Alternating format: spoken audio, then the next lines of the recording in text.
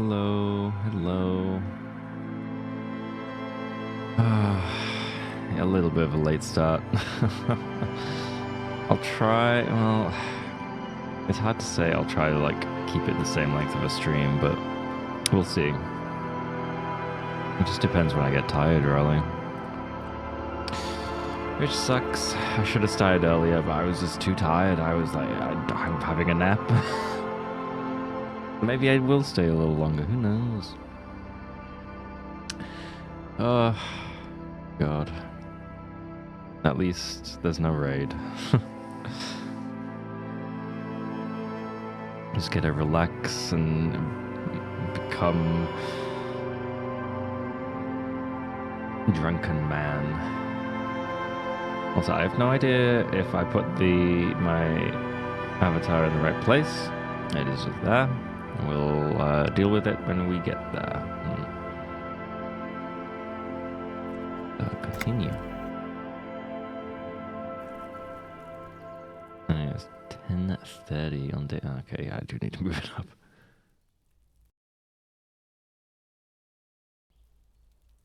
A bit more, maybe. Yeah, that'll do. Yeah. Oh yeah, I don't want to wear this fucking thing.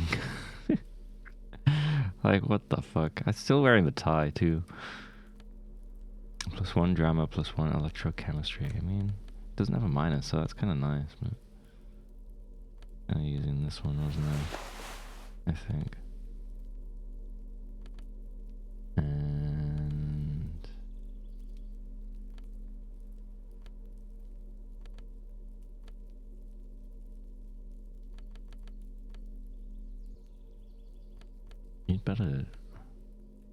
Need better pants. Legs.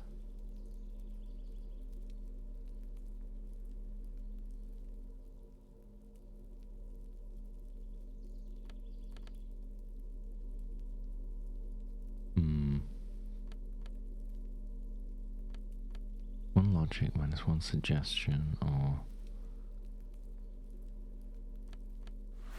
the orange bum hat. Okay, what was I even doing? So I talked to the guy that was in there, and I think I'm pretty much done for the day. Don't think there's really much else for me to do.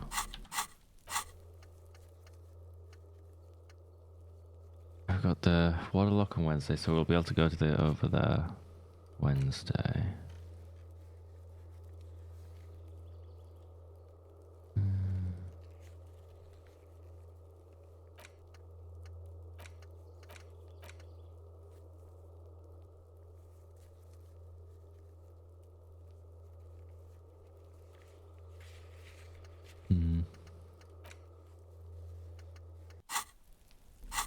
Should I try drinking booze? I don't think I have any. I do not. What else? Emerald, the cryptozoologist out across quite a lot. Could put the clothes in the trash. I never asked Kuno, but do I really want to ask Kuno? Like, he's just gonna fucking run me around in circles again anyway. Ugh.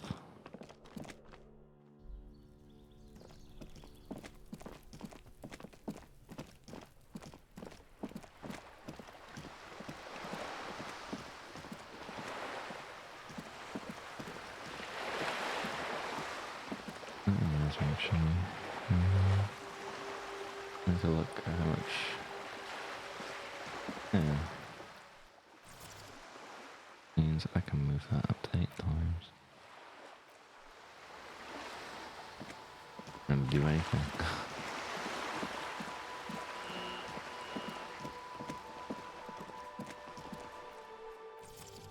This is.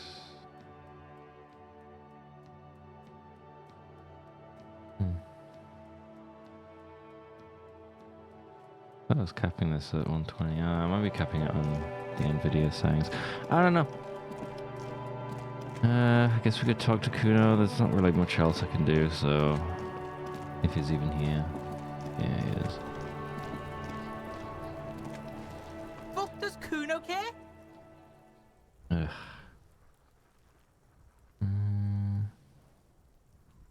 Wait, what?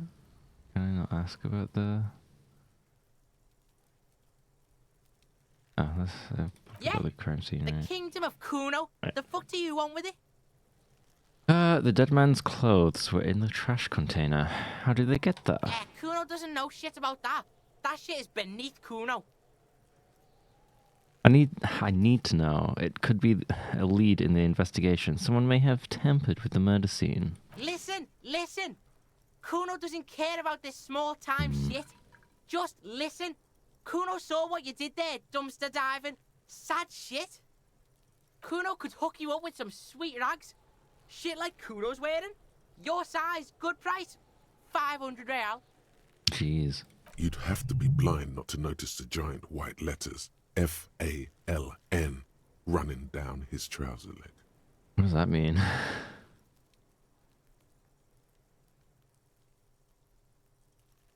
Alright, entertain me. What's so great about these Pig, pens? these are found modulars. Liquid fit, performance crotch, urban survival shit. Made in Mirova by scientists. Pants scientists. Believe it, you need this shit. He unzips his jacket to give you a quick peek at the plastic-wrapped pants. They are graphite black and look brand new. These could drastically improve your chances of survival in the urban wilderness. God damn it. They will also make you into an idiot. Wait, I asked you what happened to his clothes. You must have seen them lying around. Look, Kuno ain't seen shit lying around, except for that up there. Now you want performance gear or not, Grandpa? The lieutenant remains silent, but his expression couldn't say, "I told you so," any louder. I might be interested in the pants. Let's talk about this later. I don't know anything about the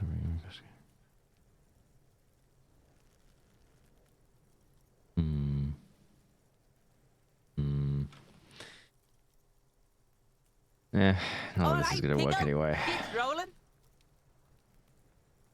Don't do business with the pig, Kuno. He's gonna steal all your money, Kuno. As you can see, Kuno and C don't trust you. Can't do business without trust. How is that a new task? I cannot afford those fucking pants. There's more to his distrust than being a pig. He feels threatened by something obscure in you. What that is, however, remains a puzzle for now. Damn it. There was also a mug in the trash. The fuck? A mug in the trash? Is this about the fucking clothes again? Da, da, da.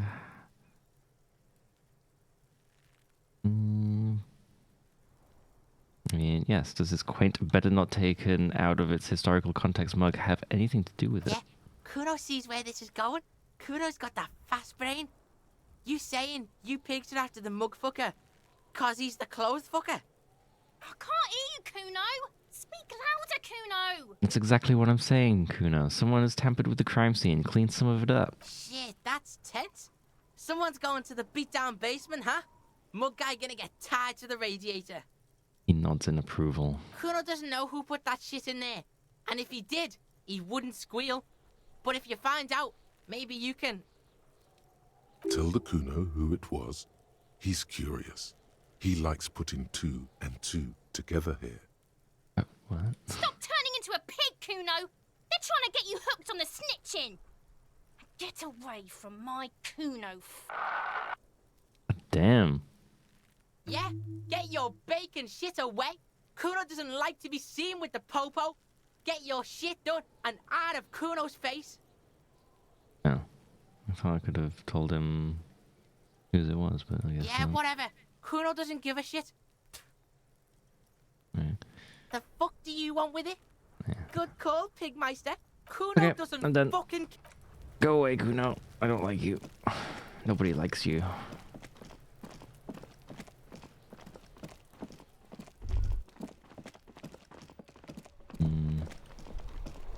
Yeah, I'm a bit lost as to what else I can do for today. Don't think I really have anything to do.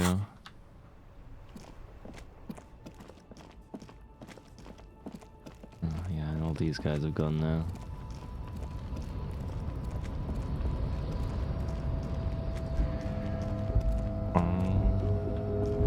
Yeah, maybe the end of day 2.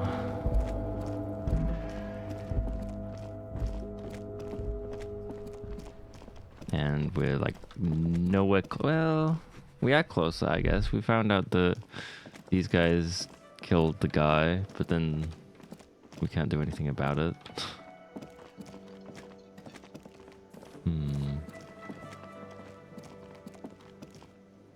Nothing. Huh.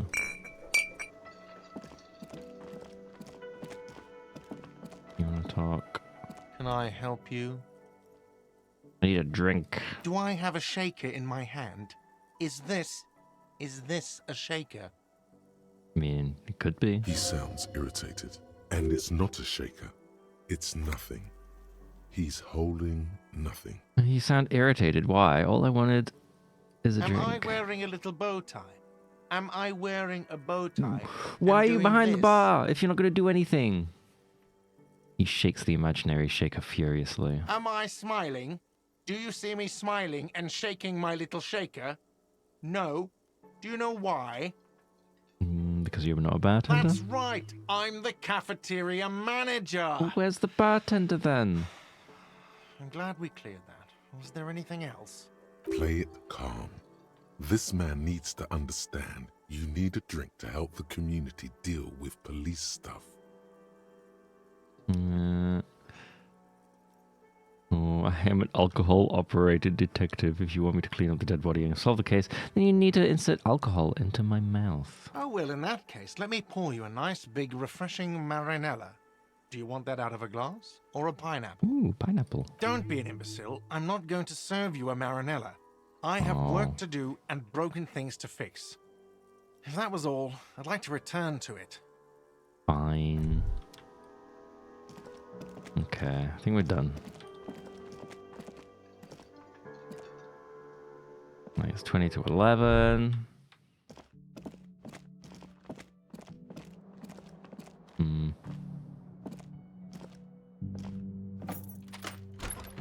What?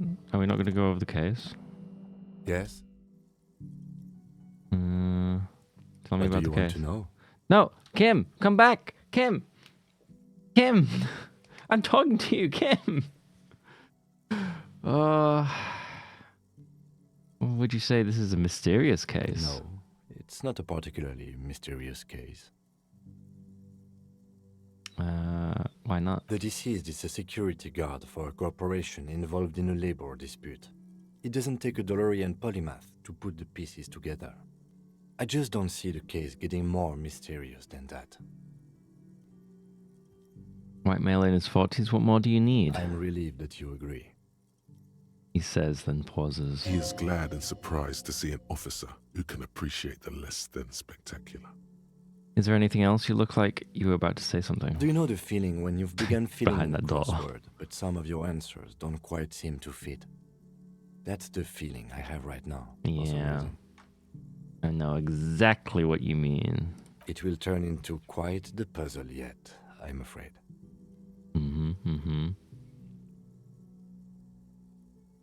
If we're from different precincts, why are we on the same case? I'm afraid you and I are pawns in a pissing competition. No. His disdain is clear. This man would not use such an expression otherwise. What do you mean? You don't know? I assumed you were in on it.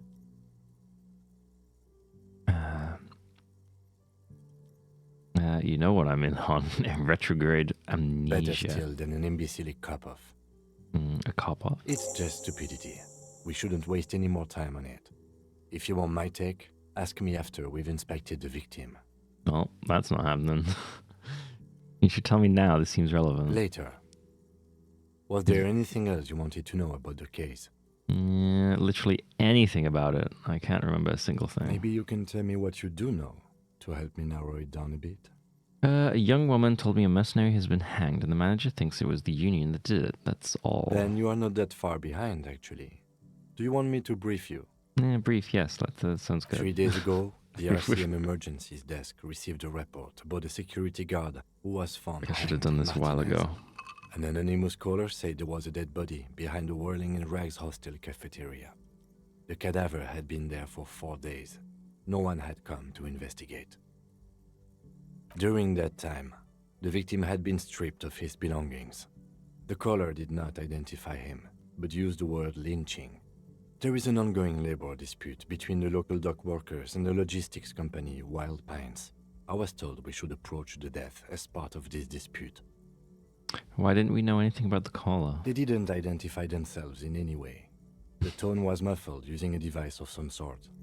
The desk could identify neither the caller's age nor sex. Why hide themselves? There's a strong prejudice against involving the RCM in what's seen as union matters. The dock workers' union is the de facto police in Martinez. Now it appears they've started executing too. We cannot allow that. Of course, yes, I understand everything now. Let me... Just to be clear, we are police officers. It's our job to find the killer. That's the case. Uncover and arrest the killer. That was a secret task? What the fuck? Actually, I have all I need for now. Good.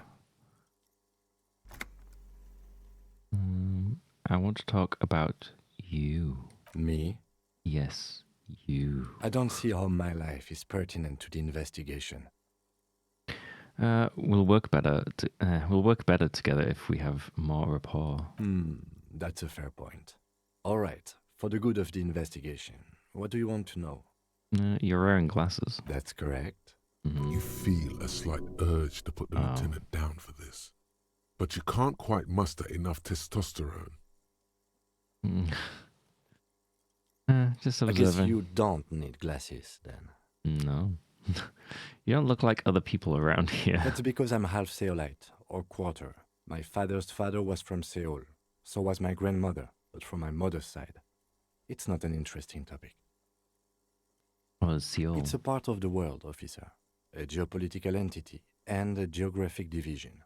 I told you it wouldn't be interesting. Seoul is a protectionist, isolationist, pan-Isolari state west of the Insulindian Isola. Actually, it's quite interesting. Some would even say mysterious. You're only making it sound uninteresting. I still want to know more about Seoul. You're barking up the wrong tree. I don't speak a word of Seolite. I've never met either one of my grandparents, and I've never been to Seoul. I'm a regular Revacholière. A point of pride to him. Tell me a secret about yourself. No. Oh.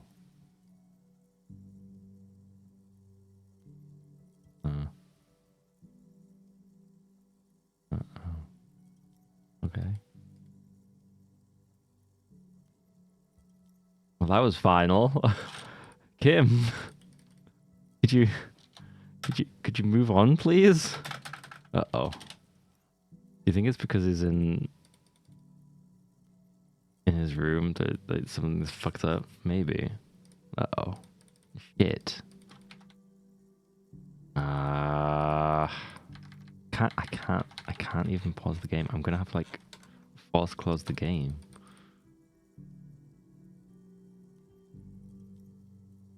God damn it. Oh. I don't know what that does. Like a refresh.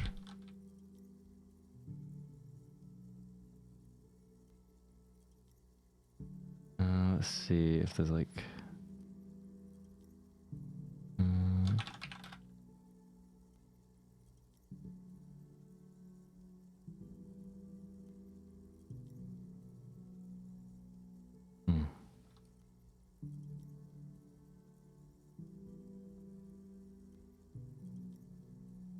No, I don't want to fully...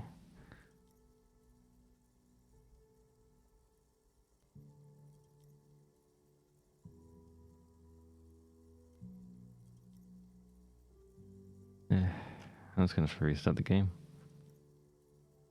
Like, bug the game out. Fuck. Alright. Jesus Christ.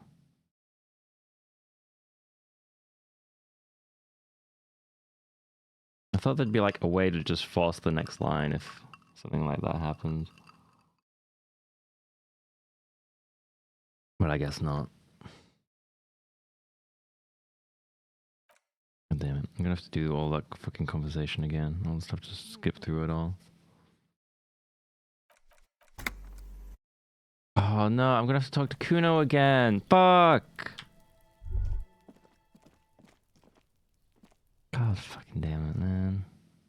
I wish this would autosave. I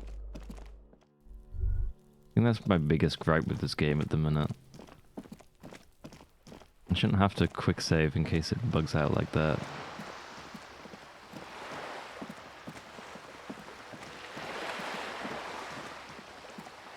Or at least autosave more often. I need to change my clothes again. Fuck.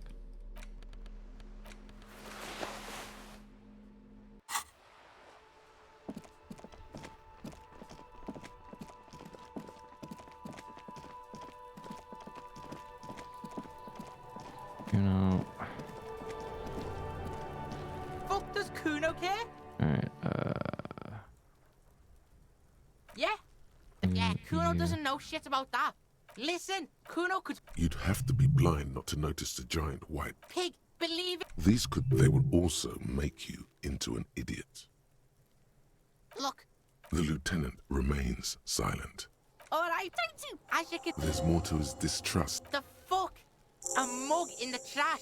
Is this about the fucking clothes again? Yeah. I can't hear you, Kuno. Shit, that's tense. Kuno doesn't know who put that shit in there.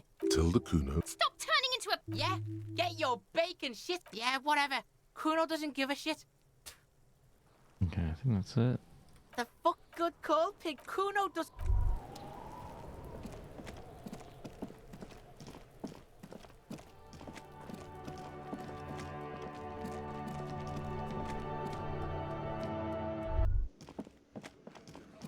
What else did I do? Oh yeah, I picked up this. And then... talk to you. Can I help you? Do I have... he sounds, and it's not a shaker. Am I smiling? Do you see? That's right. Play it calm. This man needs to understand you need a drink to help. Even more reason for me not to serve you, sir. Yeah. What do I have? He sounds irritated, and it's not a shaker. Am I smiling? That's right. Play it calm. Oh, well, in that case, don't be an imbecile. I'm not going to... Okay. Let's just quick save and just talk to Kim here. Yes? What do you want to know? Maybe you can... Then you are not that far behind. During that... They didn't... There's a strong prejudice against involving the RCM in what's seen. Just to be clear, we are police officers. It's our job to find a kid. No, it's not a particularly... The deceased is a security... I'm really... He is glad. Do you know the feeling when you've begun filling in a cross? It will turn into quite the puzzle yet. I'm afraid... Is this... You don't know? I assumed you were in on it. Better still than... It's just stupidity. We shouldn't waste any more time on it. Later. Was there any... Good. And then what do I do? I think you should... I want to talk about Me? you. I don't yes, see all my you. life. That's Wearing good. glasses. You feel a slight urge to put the lieutenant down for this. But you can't quite muster enough testosterone. Are they? They are mostly just cumbersome. You don't look like That's most because I'm people. happy to part- Assume- Sale is a protectionist, You're barking. a point of pride to him. No. Oh yeah, there. See, he needs to do it like a little lean in. I guess he couldn't do that. Ask Your again. brain sends the signal to your lips, but they refuse the order. Something is paralyzing them. You're pretty sure it has something to do with the lieutenant's eyebrow. It's like you're locked down. What's happening to me? Something the matter, detective? What's going on? It's like you're a puppet in his hands. Damn it. Give up. There's nothing you can do.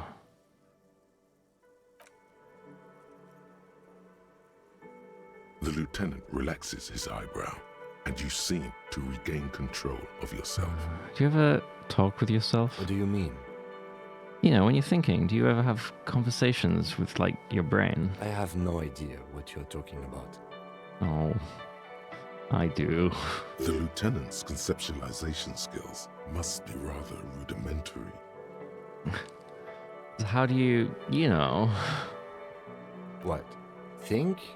I do most of my work inside my notebook. The lieutenant produces his small blue notebook and idly thumbs through a few pages. That's where his conversations with himself take place. Damn. We all have our different mediums. His is written. Yeah.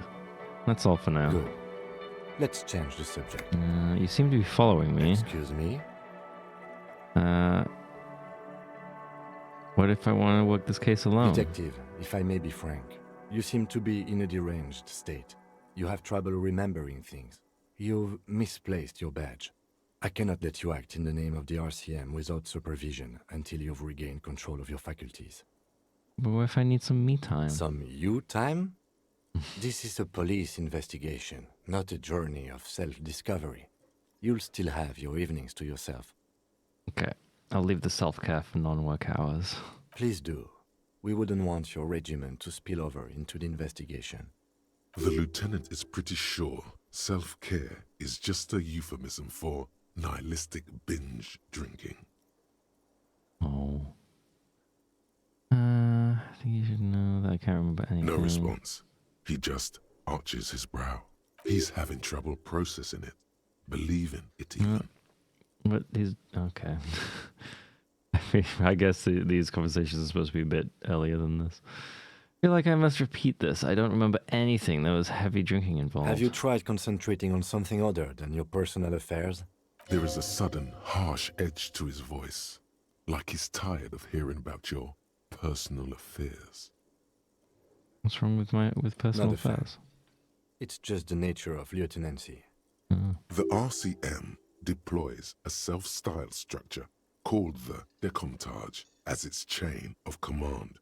Every lieutenant is responsible for 2 sergeants and 8 officers. That Damn. means the average lieutenant has to deal with quite a few personal affairs. Even you know this. I'm afraid this is a medical situation. Really?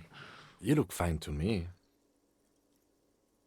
I'm talking serious, unbelievable damage here. I saw myself in the mirror and had no idea who I was. This psychodrama is unbecoming of an officer. God damn it. Clearly, he prefers to think you're malingering. He cannot fathom that anyone could drink so much as to retroactively erase their entire life. It's not psychological. Some sort of major brain damage has occurred on an unprecedented scale. Then you should consider seeking medical attention. Oh. You can use the radio in my kinema to call your station's Lazareth. Was there anything else you wanted? Yeah. Let's do that. If I can. They've probably gone home though. Surely they're still working at 11 o'clock at night. Surely. Inside, you see a set of steering levers, a radio microphone, a pull-out toolbox. This is Precinct 57. How may I assist you? Please connect me to Station 41's Lazarus. It will take just a moment, officer. Yeah. Her voices fade out into the familiar radio static. Ah! Oh, okay. Maybe they've gone home. Oh, no. Gottlieb, what do you want? Damn, you work late, huh? He's carelessly chewing on a piece of hard candy. I was told to call the Lazarus. People are worried about me. Oh, it's you. What? You know who I am? Yes, there's no end to the misfortunes fate has seen fit to rain upon me. Oh. Okay. I'm sorry I've been such a bother to you. Ah, fuck. Oh, spare me the sad, drunken blubbering and get on with it. What's your complaint? I've lost my memory, all of it. With all the damage you've been dealing yourself with drugs and alcohol, I'm not surprised. You're not surprised? Okay. Anything else? What else? I'm not a brain doctor, Look on the bright side. You've got a whole new life now. Use God damn it it. wisely. Help me! It's hard to say if he doesn't believe you or doesn't care. Look, someone broke my heart. Look, pal, getting pumped and dumped is not a disease. Damn. People live through it all the time. You should be happy for her. Ooh, do you know who this person was? Have I told You you? must have me confused for a close personal friend. I am not. I am a medical professional Yeah, with a I told you. constant idiot emergency on my hands. You hear someone whine in the background. My eye, Doc, my eye. Is there anything you can do for me? What? You want me to do blood work for you again? Tell you just how bad things really are across the board? You want another rundown of everything collapsing inside your body? Yes, I want the truth. You want the real, honest-to-God truth? Stop drinking, eat magnesium and vitamin D. Our station is not a retirement home. We don't have the funds to deal with rock stars past their prime. And no, I don't want to hear a political commentary on the topic. In fact, I got work to do. Some idiot has glued his eyelids shut with cyanoacrylate. It looks like Mactorson. It's not fucking cryoacrylate. It's super glue, Doc. Cyanoacrylate is superglue. Damn. Guess that's it. Oh, well. That was a decent amount of Anything else I XP. can help you with, officer? I'm done with the radio. 57, over and out.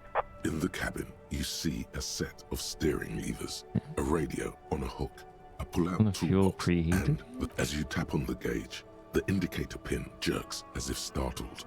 It's in the small blue sector, indicating the engine is cold. Next to the gauge is a red switch labeled heat. Now, that's enough fun with the foldable headlights. I know they are mesmerizing. They are also fragile. I'm not going to turn it on for you again. Okay, we're done. We're done.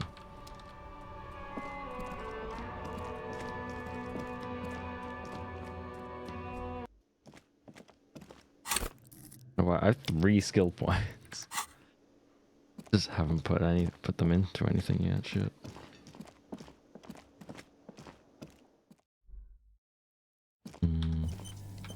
Let's quick save. See if anything happens if I go out onto the balcony with him. Like, I'm surprised it doesn't do another end of day, like, summary. A gust of briny wind washes over you. I guess it's only for the first day, huh?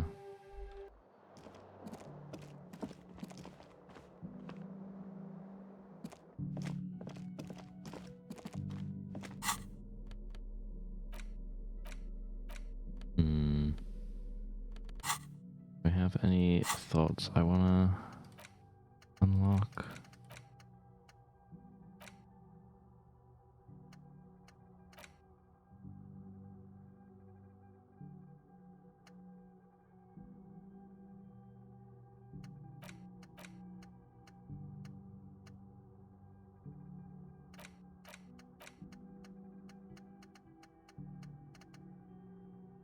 Homosexual underground. What the fuck?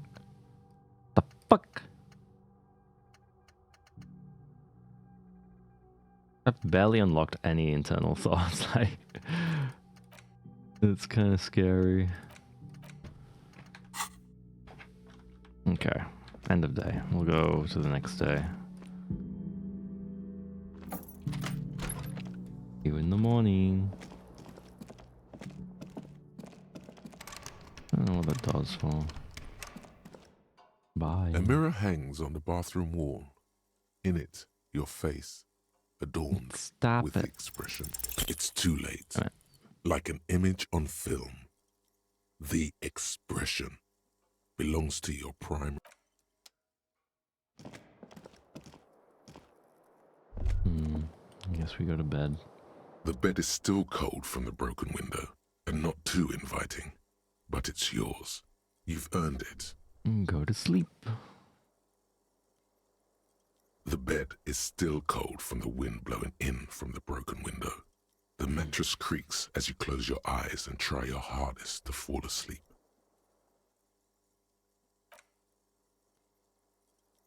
That was Here easy. we are again, my broken bud. The waves are coming, carrying you away. But you can't go. No, you have to stay.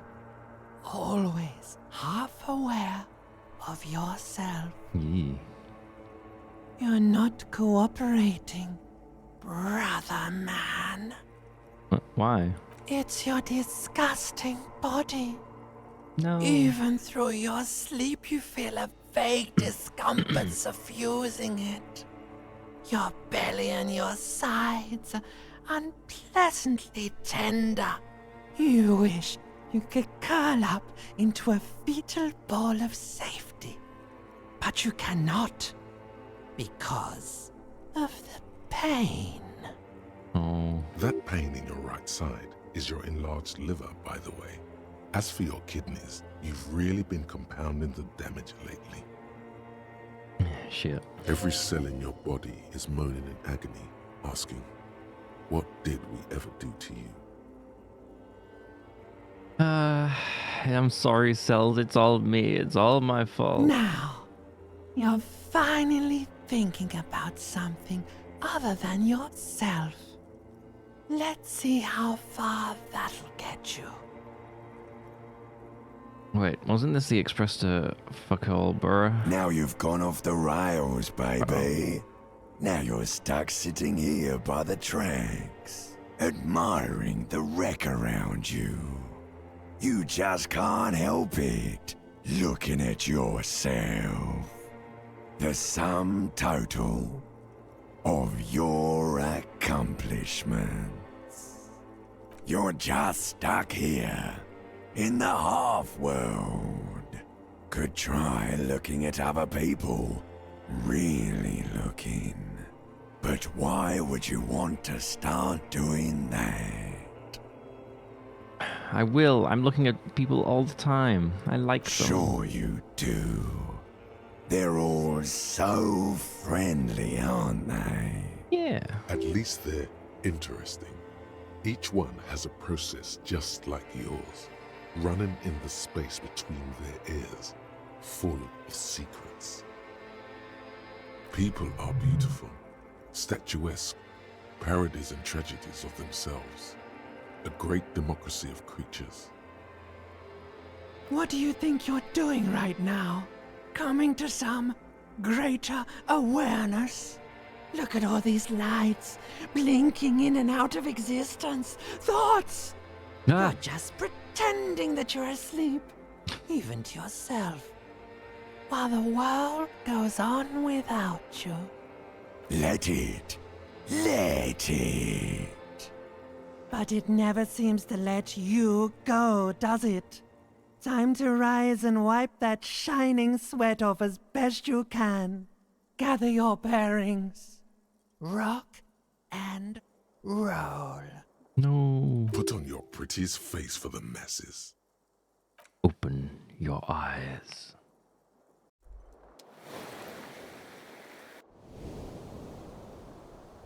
Ugh.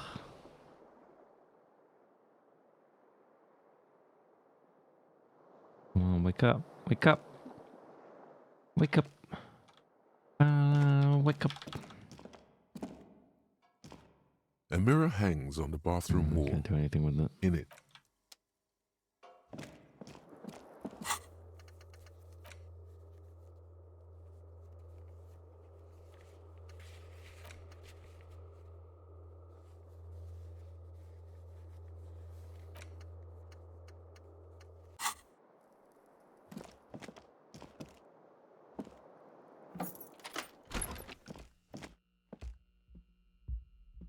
Seal City not available.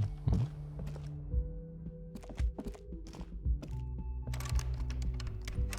Oh. Maybe he's downstairs. the door is closed.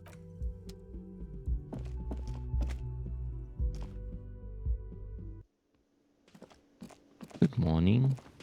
Why is he always here? Wait, police people? You look like shit. Your ruffled face reflects in the man's sunglasses. And I don't mean that as a metaphor. The last couple of days have been rough.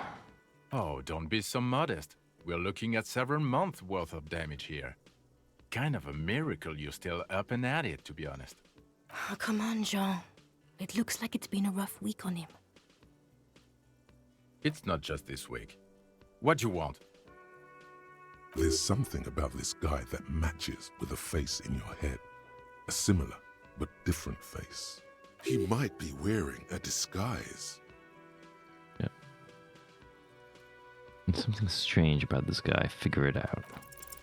There's something that Fucking binds damn you it. to him. Some kind of an outfit, maybe. A uniform. I understand the uniform is metaphorical. I'm actually seeing the working class, right? I want to say, yes, I think. Level with me for a second here. Are you working class? Fucking politics again. You know what I'm more interested in? Me solving the case of the hanged man? You solving the case you're on. I'm passionate about that. So maybe get to it. Kim, who is this guy? I'm not getting involved in this. Cool shades. You wearing a Yes, disguise? it's a hobby of mine. As if waiting for some kind of reaction or response. Something to click. It's not happening though. Who is this guy? Got some questions for you. I'm a cop. About what? You don't look like a cop. You know what you look like? Like... a sack of shit. Exactly. Oh. Now will you answer some questions for me? Fine. The man in sunglasses nods. Okay, then see you Watch around. out for yourself, loser. That voice, so very familiar. Did you hear it when calling to your station and reporting your badge missing? Wait, your voice. I recognize it. Oh, really? I wonder where. I lost my badge recently. When I called in to report it missing, you were there. That's the where you remember me from? Yes, I haven't seen you before. I have a bit of memory trouble. You don't say. Goodbye then. The voice thing was a coincidence. Run along, asshole. Damn it. The woman in an RCM patrol officer's uniform winces as she notices you. I would really prefer not to talk to you right now. Hold on. You're a cop with the RCM? Yes, I am. I'm a cop too. I know. Here's the real deal. It's hard to tell whether he's sarcastic or sincere. But if you had to guess, you would say the lieutenant is being sarcastic. I'm on a murder investigation. Are you the I'm cavalry? definitely not the cavalry. Is everything alright? Why don't you want to talk to me? I don't know. I mean, why would I want to talk to you? Have I wronged you? I've done that to a lot of people. No, you haven't wronged me. It's okay. She shakes her head and breathes out. Okay, fine. Let's talk. What did you want? What does one talk about with a fellow officer? So what precinct are you from? What precinct? Oh, she just sighs. Fucking deranged lunatic. The sunglasses wearing man pushes through his teeth. You're getting an intellectually unsatisfying vibe from this conversation. Maybe you're doing something wrong. You're the police, right? Cool, so am I. I don't know what to say. Don't say anything, Judith. Wait, is he police? Me? No. I'm just a man with sunglasses. I like wearing sunglasses inside. Sunglasses and a fucking wig. Okay. What are you the police doing here? I'm just looking out for... You? Me? No one. Little old I'm me? just a man with sunglasses. And you are? A horse-faced woman. You're a fucking asshole. Are we done here? Fine. Are you working class? Raising 2 children and half a husband on a patrol officer's wage? Yes, I guess I am working class. Cool. I am too. Okay. Okay, goodbye. Ugh. Oh wait, no, I need to pay my rent. Before Can I I forget help you? about my bill for Got tonight. the 20 real? I I have this giant novelty check. You must be kidding, right? Yeah, good one, officer. Real What? funny. No, this is real. But this establishment only takes cash. Now, do you have that cash, Mr. Novelty Check Man? Frit, near the gates. They'll exchange it.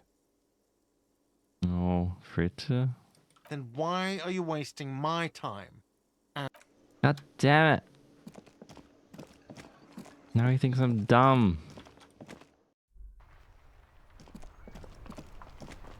What the hell can I exchange this with?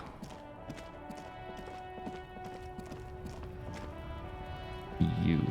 Can Looking I... for something odd? Come to Okay. tell me to fuck off again? I don't think I can put any more points in Half-Light. I think I've maxed it out, which is kind of annoying. I don't get any other chances. I guess, I guess that's an interesting way to do it, of like, the higher your main stat is, then the more chances you get at something you fail.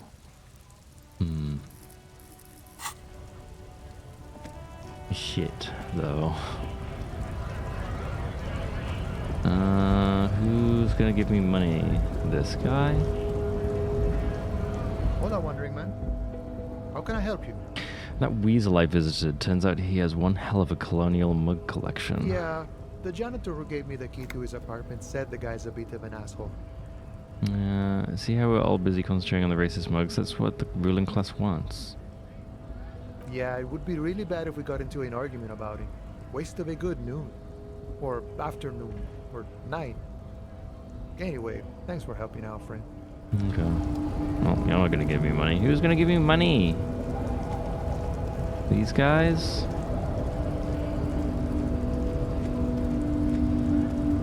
The unpromising raised pupil returns. Know anything about this mug? He does not so much as glance at the object.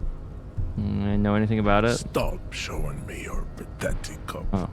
I have no interest in it. He had nothing to do with it.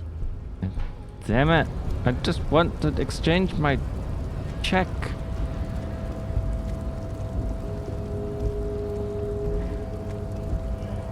Like the lorry drivers aren't gonna exchange it. I don't think. Right, 2, Yeah. 1. Huh. What do I do with my big novelty check? Oh, the local fritter store. Right, the fritter store. Right.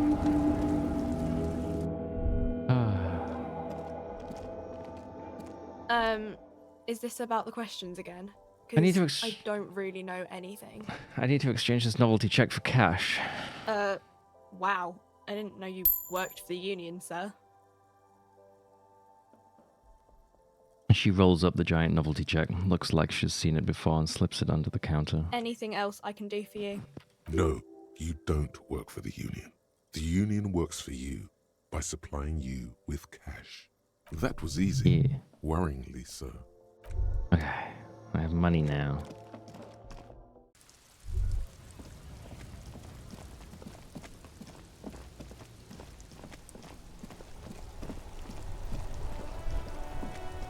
I guess we go over here. We've got nothing else. A sewer grate, a gateway to the river of filth. Wait, what? Oh, there.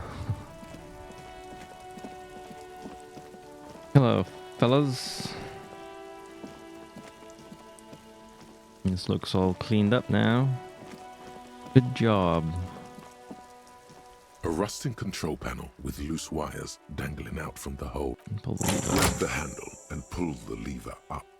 As soon as the metal connects against the contact pins, you hear a loud clunk. Then, the water lock starts moving. Nice.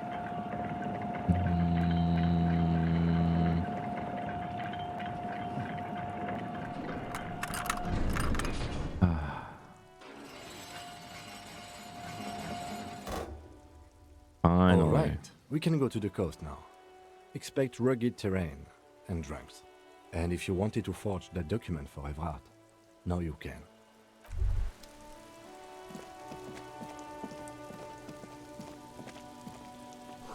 The radio relay hums with electricity.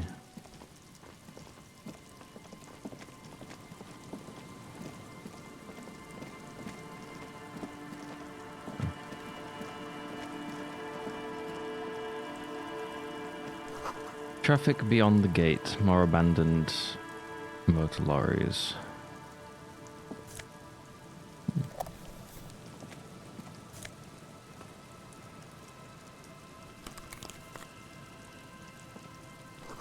Now the sign says no entry. Someone scribbled an inverted star on it. Now it auto saves for some stupid reason.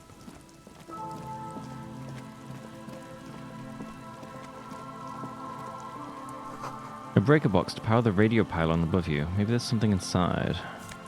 Ah, money. Wait, there's money over there. Go, go, go, go, go.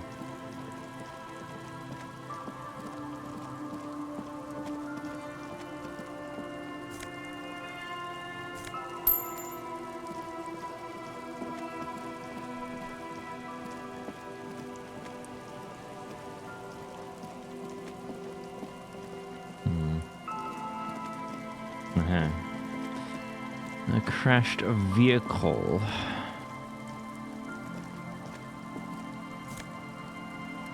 Banged up fuel canister.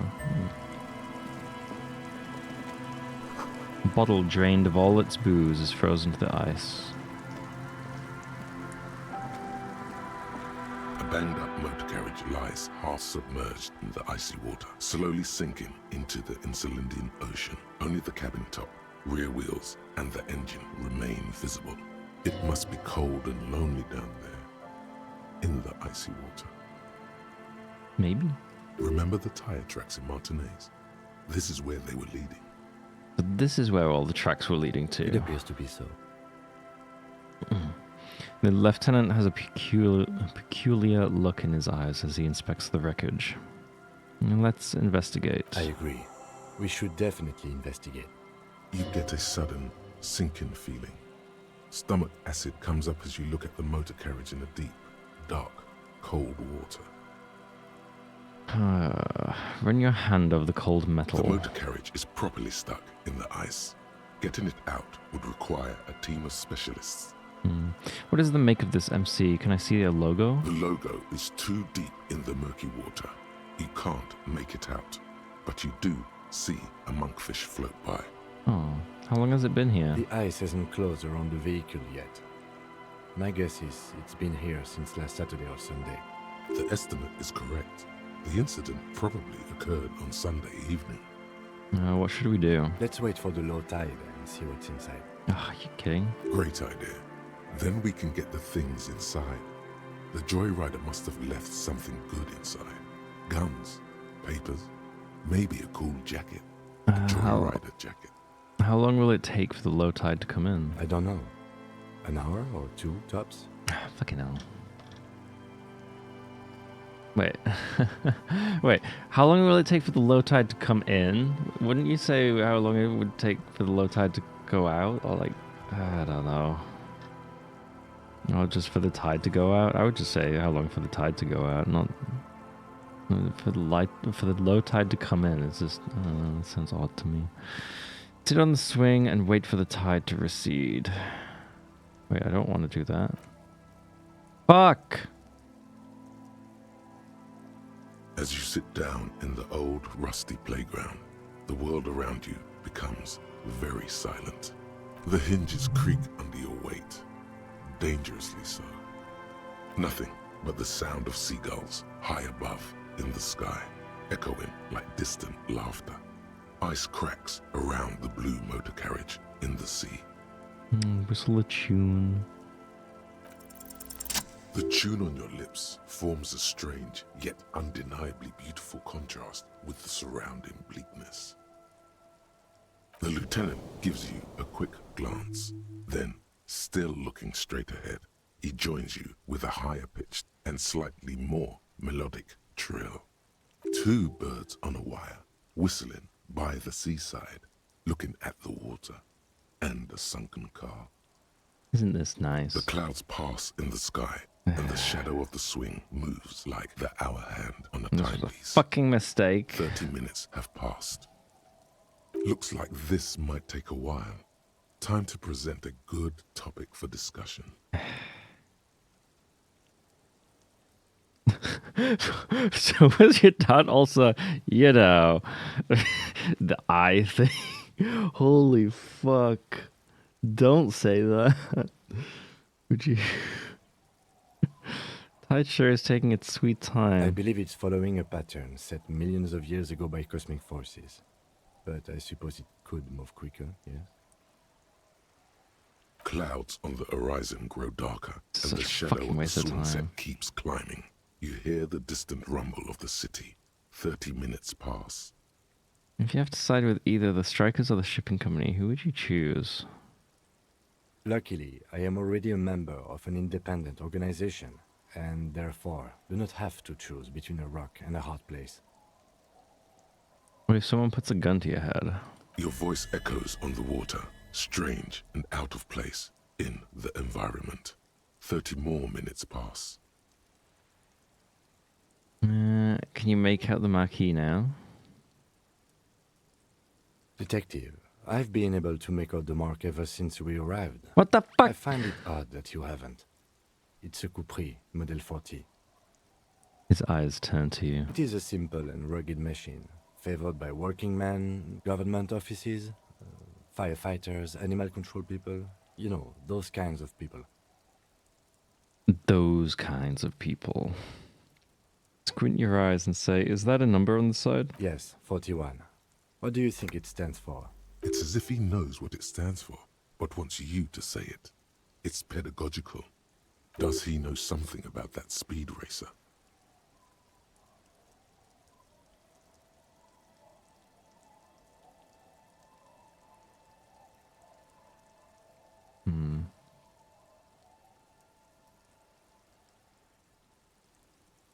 Oh god, no. I'm sorry, Harry. I'm so sorry. Wait. 41. Precinct 41. A massive pit opens up in your stomach, and the most terrible feeling comes over you. It's my car. Shit. Someone stole it. It wasn't me who drove it here, surely. No. Just nope. Say no to this, Harry. No, Yes, no, your car is in the no. city. Face it, so we can start dealing with this. I mean, seriously, it's just a The coincidence. lieutenant just shakes his head. Oh my god, it's mine. I drove my car into the sea. I'm afraid so, yes. Oh, fuck. It looks like you started in front of the whirling, jumped over the canal, and then drove your vehicle in the sea right here. Fucking hell. How did I get back? Maybe I was in pursuit of someone. Of whom? I don't think so. If anything, you were probably drunk. How do we get it out? Detective, we don't. A rescue operation really isn't viable at this point. So is this going to be there like that? I'm afraid it will have to be there like that for many years. Look at it. Parts of it might be salvageable, but overall, this machine is a write-off. I can still fix it. That is very unlikely. All the electrics are toast. That goes for the electromagnetic steering and brake systems as well. You'd be lucky to find one undamaged component in there. In a few months, there will be nothing but rust left of this vehicle. It'll be cheaper to buy a new one. Oh. Well, not cheaper. This motor carriage costs 40,000 real. But in the long run, it still makes more sense to buy a new machine than try to refurbish this. People are going to be angry at me, aren't they, in Precinct 41? Let's face it, this is a substantial loss to your district's Wait, budget. seriously? I mean, my station only has 4 other vehicles in addition to my kinema. Shit. This was 20% of the station's Fuck. vehicular budget. They're not going to take me back after this, are they? People are more valuable than machines. Training a police officer is even more costly. The badge, the gun, and now this? The lieutenant adjusts his glasses and doesn't say anything. There is also a fourth thing you've lost. Wait, a fourth thing? More precious than the gun. The badge. and the motor Oh, carriage myself. combined, lost forever into the deepest of seas. Things were going so well. We were just whistling We merrily. can still whistle. Besides, the night is always darkest before the dawn. Well, at least I can see what's in there for now. Yes, let's go take a look. Fuck's sake. Of course it was me. The bow collector. Oh, right. It's early in the morning. The world is dark blue. The sparks light her face, a delicate composition of triangles. The streets seem to grow longer, like in a dolly zoom. And there's something in the air as you stand there and wave back at the shapes growing smaller and smaller. Something that has always been there. A great see-through world, the tenderness you feel, the ghost of Revachol between you, carrying your signals, the holy messenger. Okay. But plus 3 shivers. That's quite a lot, actually. Wait.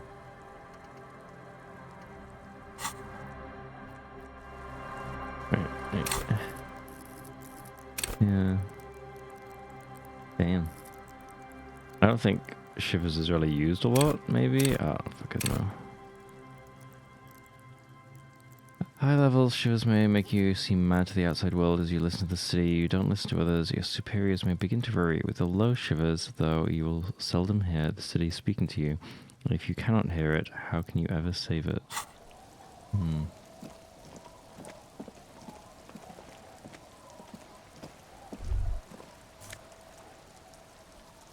My badge! The ice just off the coast crackles, shifting. My badge!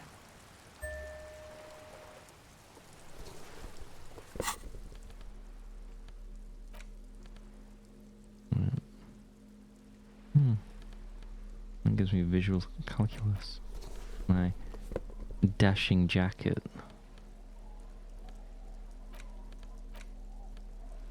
A thick blue piece of acrylic covering a thin leaf of paper with the officer's name and rank on it. Next to the writing, you see a man stare back at you. A younger version of you. Holy shit, that's me? Already disintegrating inside, but still presentable on the outside. A police badge on which you see the photo of a man. You. Some seaweed is stuck to the back. I found my badge! At least something good came out of all this.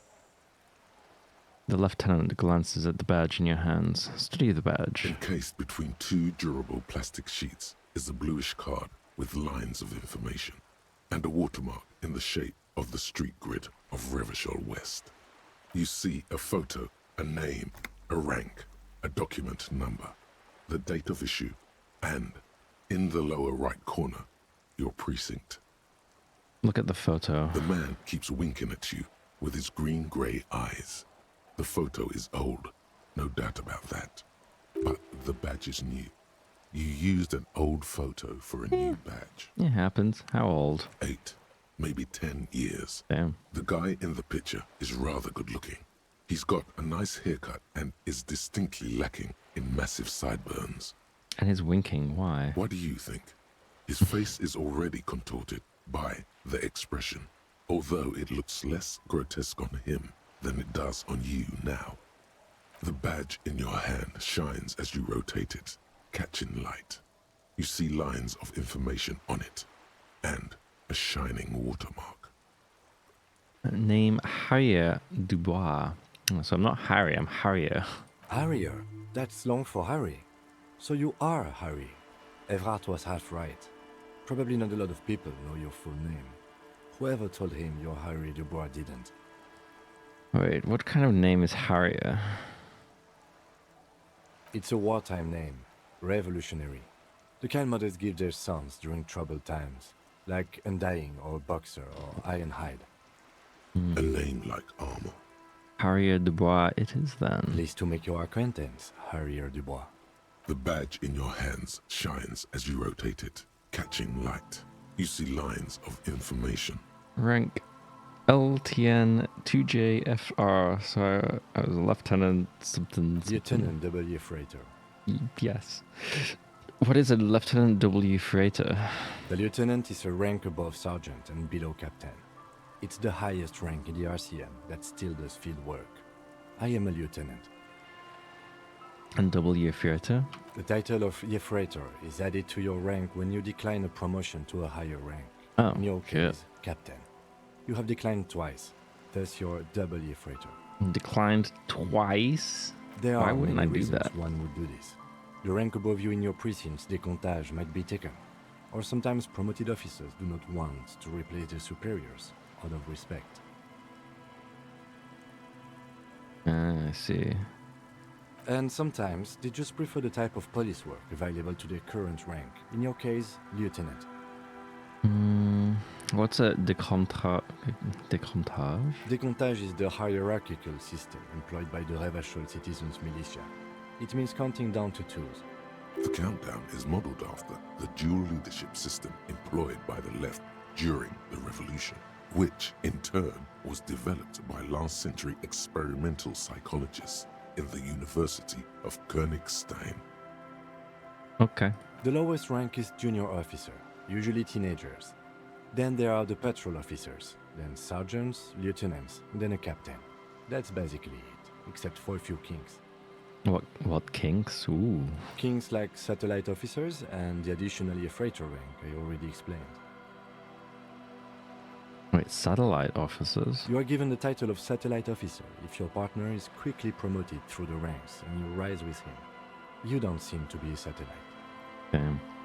So you've been putting up with all my bullshit because I'm your superior? Wait, we're technically the same. No, I've been putting up with you because despite an unconventional approach, you are doing good police work. Wait, what? Am I? I don't think I am. It matters more than driving your motor carriage into the sea. And now we've even found your badge. He trusts you for now. Try not to spoil it. Turn back to the document. Such a small yet precious thing. Expensive paper caught between thick plastic, like a fly in amber. It reads... serial REV 126205 JAM 41. That's just the serial number. Revachol, Jamrock, Precinct 41, with some numbers thrown in there for good measure. The numbers are not there for good measure. They have an administrative purpose. One that's unfortunately been erased from your memory. Damn it. Date of issue, 7th of November 50. 4 months ago. I'm guessing that's when you were promoted to the rank of Lieutenant W. Freighter. Wait, really? But everyone seems to hate me, so like... Why would they have tried to promote me 4 months ago, unless like I wasn't as hated back then? I don't know. Hello, Ivysaur. A new badge usually comes with a new rank. You seem to have been doing well then. Hope you're doing okay. You're pretty sure you weren't doing well, but better? Probably yes. A lot can happen in 4 months, especially in winter. Yeah, I guess. The winters are never easy on you. Of that you are sure. Apparently it was not good for me. I just fucking went off the rails, huh? Precinct 41. Yes, it's the designation of your precinct. 41. Like mine says 57. The 57th is mostly industrial harbor. A lot of asphalt. The 41st is... He stops. What? It's a tough station to work in. Oh. You have all of Jamrock to cover. That district should have 3 precincts, but money is what it is. God damn it. But then again, it's a legendary district, and a hell of a station too. It must be an honor and a curse to work with people like Price, McCoy, Berdiaeva. I don't know who any of those people are. Roberts, Feuerbach, Dimitri. Yeah. Suddenly, names from your decomptage flash in your forebrain. He knew all those people, although they're not from his station. They must be big. Yeah, he doesn't know about me. What? The badge in your hand shines as you rotate it, catching light. You see lines of information on it, and a shining watermark. Yeah, okay, let's put it away. That's it for now with that. At least I got my badge. That's something. That is something. Ooh, money. This is it. The scene of the party. The fire pit. Cigarettes and empty bottles all evidence it. Sure does look like a lot of folks partied here. It was just me, wasn't it? Looks like they were here a while. Judging from all the bottles, the sunken motor carriage provided them a focal point, like a goose ice sculpture or a chocolate fountain. Hey Kim, looks like we've had a couple of partygoers here. Looks like it. Looks like they had a great time laughing here. Hey, let's keep moving, detective. The lieutenant adjusts his glasses. Somehow, he doesn't want to dwell on it. Knows it was just me. Money. I'm surprised you can't, like, investigate these footprints. Like, it's obvious they're probably mine, right? But a creaking ahead, a broken axle grinding. Oh, that's the car. Footprints in the snow. They lead away from the accident.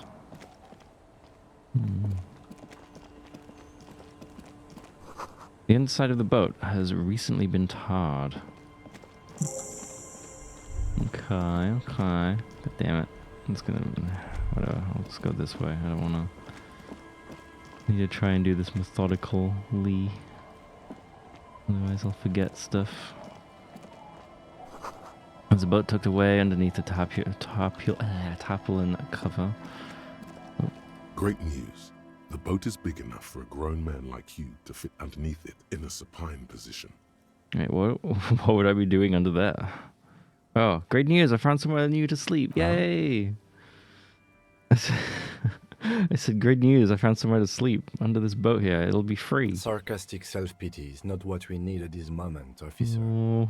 I understand the situation looks grim, but we must continue with our investigation. Okay. You have a home somewhere. All cops do. When this is done, you can return. I don't know if I can return.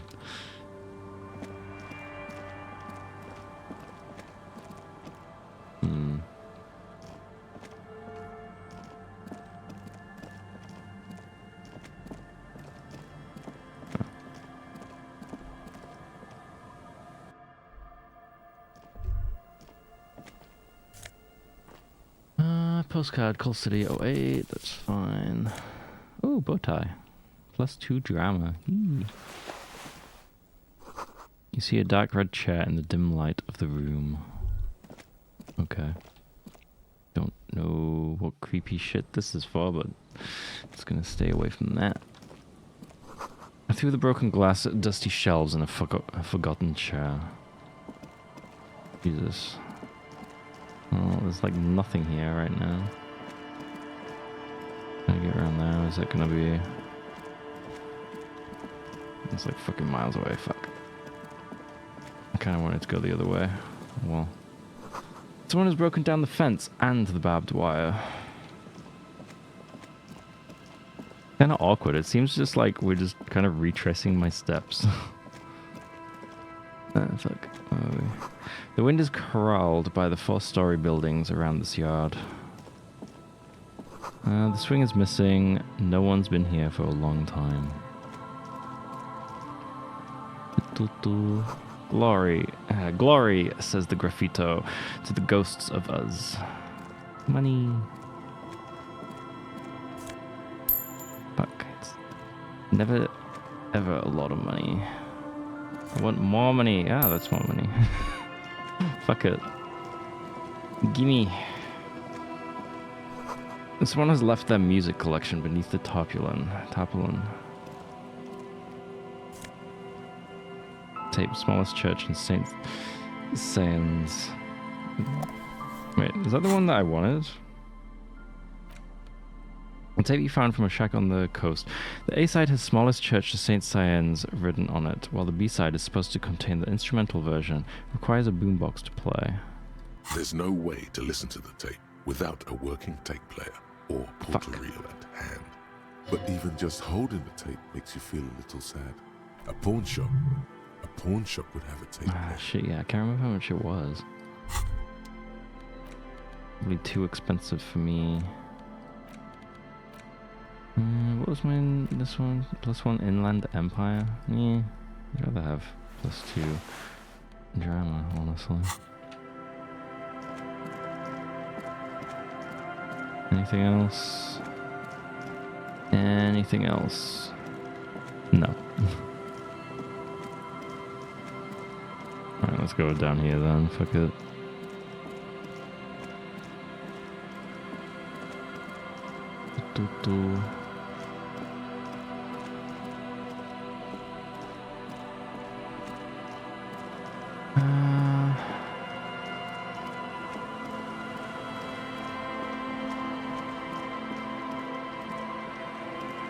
No. It's the bums. Cinder blocks, charred, and makeshift fire pit with magazines for lighting. The bushes are too thick and thorny to pass through. God damn it. That's just life, friend. Okay. Like... I don't know if I should turn the game down a little bit. It seems a little loud, but I'm not sure. Let's just turn the music down a bit. Let's turn it down one notch for now. See how that goes. Oh, pants! +1 to Kingdom of Conscience. What?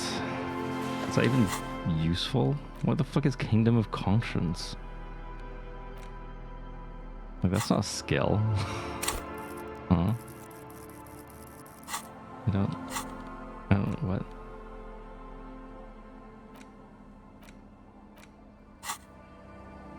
Weird.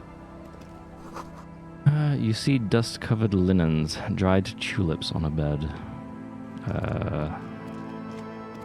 Why are all the fucking buildings in this place weird?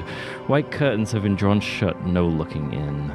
Apart from that one window over there. A wetting stone, well worn and covered in rust. Can I actually get in here? I guess not. Let me in. Allez Vaucin. I don't know what the fuck that means. I mean, allez is to go, right, or something? Vaucin, I don't know. Money! Construction material. Whoever planned to build this house left in a hurry. Okay. Weird old woman. Money! Oh, shit, I'm gonna be rich. You can't see into the house from this angle. Yeah, no shit.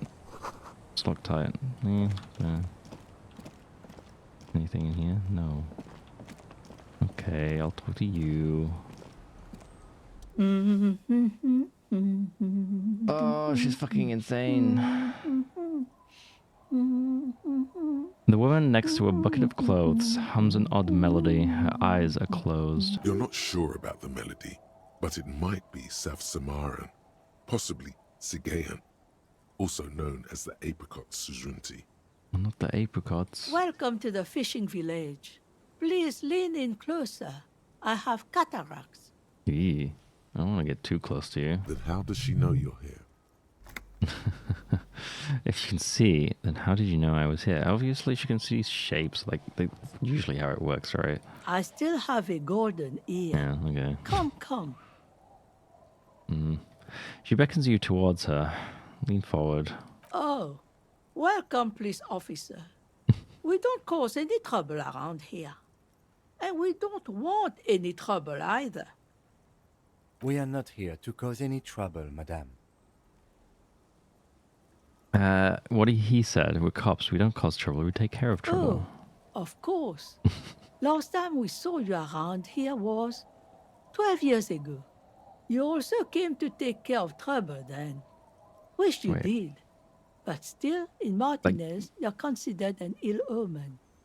Me specifically, or the police? Wait, I've been here before. Not you personally. Okay, thank God. I That's meant gonna be the fucking weird. Some of the men got into a fight. One of them killed another, locked himself in that woodshed over there. She points to the building behind her. I mean, if she could have remembered, like, me specifically from 12 years ago, that'd be fucking impressive. I would not remember what a police officer looks like if I'd met them briefly 12 years ago. He was brooding, needed some help opening the door. You got it open for him and took him to think about what he'd done in a more secluded place, somewhere more quiet. Oh, that sounds grim. She says it as if he was on some kind of spiritual retreat. What kind of ill omen are we talking about? Oh, the usual. Dark tidings. Black hound.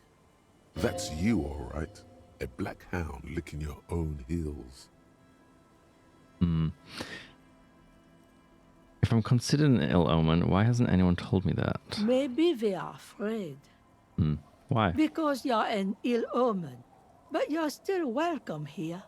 As long as men with guns aren't chasing you. And maybe even then. Because that's the kind of fishing village we've built. Oh, that's nice. I'm sorry there's not a lot of room to park the motor carriage. And not a lot of houses. Or a lot of people. My kids are long gone. Searching for treasure. So are others. I mean, I found a place to park my motor carriage. I don't know what you're talking about. Ah, look at me ramble on. What brings you to us? Where could someone stay around here? Stay? Most people here are trying to leave. That said, if lodgings is what you're looking for, I've got a free room in the shack. Don't know if I can afford another place to stay. I won't charge you for it. Take it as a gesture of goodwill from the village to the RCM. I don't like. Is that gonna be risky? Am I gonna get like mugged if I stay here? I feel. Or is that like prejudice for me to think that? Wait, hold on. You're just giving it to me. No one is using it, and God knows it's not much anyway. You can stay there.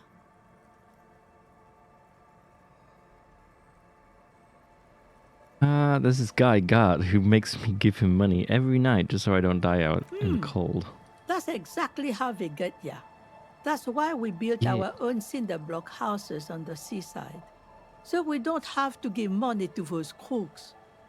They might not look like much, but they are ours. Damn.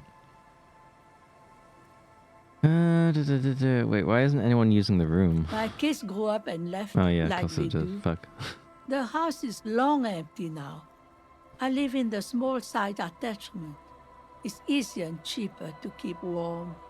You got yourself a tenant. Get keys to your new home. Wait, she Don't gives me the make an old keys? woman regret opening her house to the police. A key appears from under her apron. She hands it to you. Well, if you are not in the hostel in the morning, I'll know where to find you. Here, He looks in the around. shack. He's a little relieved you're no longer in that room. What is in this fishing village? Just us. It's barely a village anymore.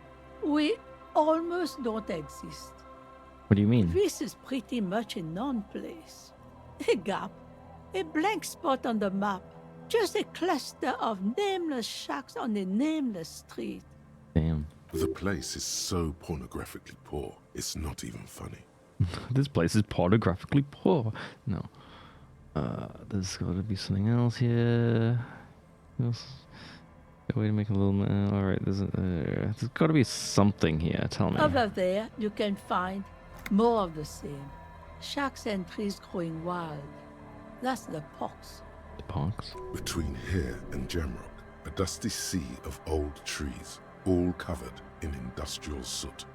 Small houses under them, an overgrown park. The pox? What's that? An old military hospital and its surroundings.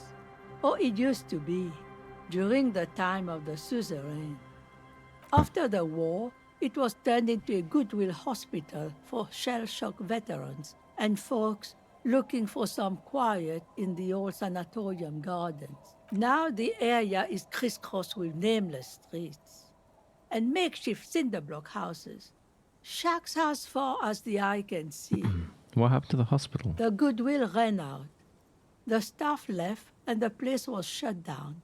It's long gone by now. Who else lives in this Well, village? there's Lillian and her kids. A few new folks live in the house to the east, but they are away right now. And then there's the drunks. Not a pretty sight, but there's little we can do about it. Home is home, even for them. What drunks? Sooner or later, you'll see for yourself. Oh.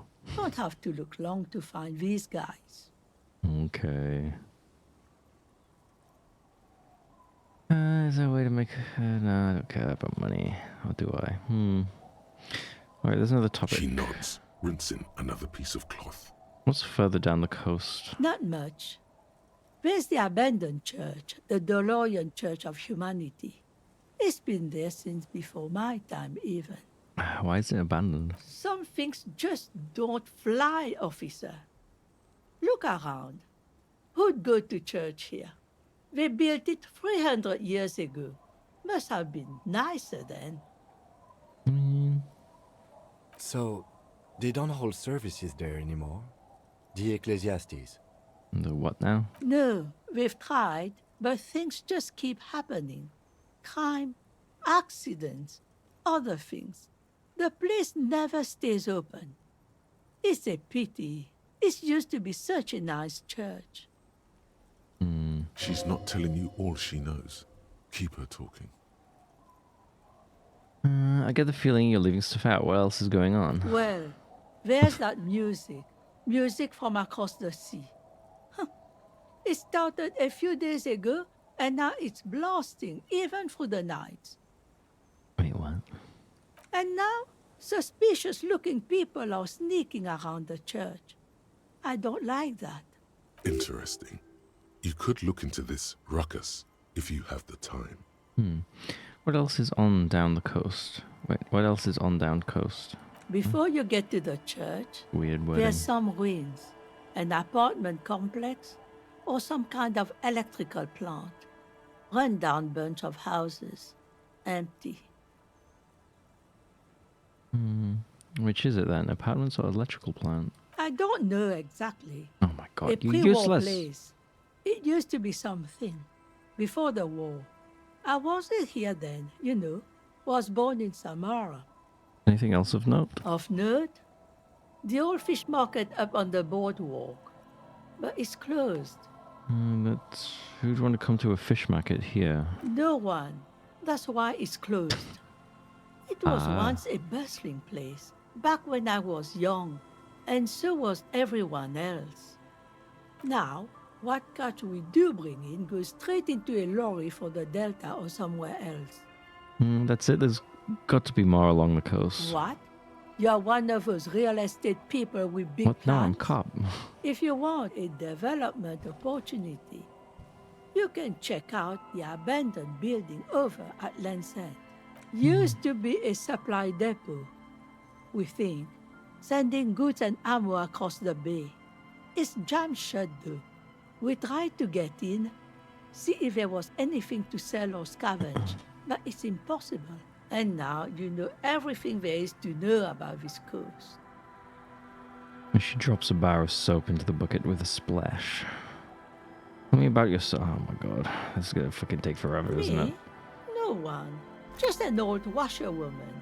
Mother called me Isabel, if that's what you're asking. And my married name is Sadie. Now it's your turn, Mr. Lieutenant W. Freighter Harriet Dubois. Quite a handle you got there. So many titles. One of them double. No, I don't want to... Man, I feel kind of bad. I don't want to have to deal with the fucking signature shit. Goodbye, I'm off. I didn't realize that was one of the signatures I needed. The street sign is illegible below the graffito. Hard to see the details. The colors all warm and welcoming. Cozy though. A flower trough where nothing really grows, maybe in spring. Oh no, there's a child. Is this my house? Industrial coal pellets burn with an orange glow.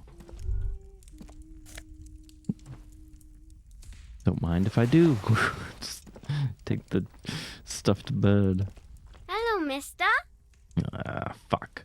A young girl, barely 4 or 5 years old, sits on the sofa. She is looking at you with frank curiosity. She clutches a small stuffed animal. Occasionally, she twirls it around. Where are your parents, My mum's little girl? outside, and I don't really know about my dad. She gives you a bright smile like it's a good thing. What's this? Show her the stuffed bird you took from the ceiling. It's a grouse. She yelps, smiling broadly. You might be able to get on Gart's good side if you make up for the skewer you broke. That's a good point. Thanks, suggestion. Yes, but what it's for? I don't know. Can I have it? I know someone who really likes stuffed birds. Sure. I mean, you already took it. I don't like it anyway. It looks angry. Oh. What's that thing you're holding? It's Lammy. He's my friend. Sort of. Like... She holds the fuzzy beast up to demonstrate. Lambie is a stuffed lamb that, admittedly, has seen better days. One of the eye buttons is missing, and the fur is tattered in several parts. Lammy looks soft. Okay, well, pleased to meet you, Lammy. Lammy usually doesn't like strangers. But you're also fuzzy, like Lammy. Goodbye. Bye! The girl's large, curious eyes remain fixed on you. Okay, goodbye. Never to talk to that girl ever again. Oh, my God, more children. Go away. Let me round. I need to talk to them. The scruffy-haired little boy kicks a stone. He can't be more than 5 years old. The other one looks indistinguishable from him. He watches his brother kick the stone with his tongue lolling out of his mouth. Hey, where's your mum? The kids don't reply, absorbed in their little game. Is little Lily your sister? Yes. Oh, yes. Yes. That's it. You're being laconic about it. Wait, what does that mean? It doesn't look like he knows laconic, what that Sonic? means. I mean, I don't know what that fucking means. Let's define laconic. Laconic. Of a person, speech or style of writing, using very few words. Ah, well, yeah, I guess. You guys look identical. The stone-kicking one becomes frantic all of a sudden, as if that's something to be scared of. The obvious fact that you just stated. He looks just like me. The other one says, yeah, I said that. The boy doesn't answer. His brother throws another rock. Both of their hair is covered in some kind of dirt. The rock kicker was just being shy, but now he's enthusiastic again. You're bad with kids. Yeah. What are you, Kidmaster General? Maybe I am. Now, how about some actual police work? We are not getting anything here. Fine. Bye, kids. Wait.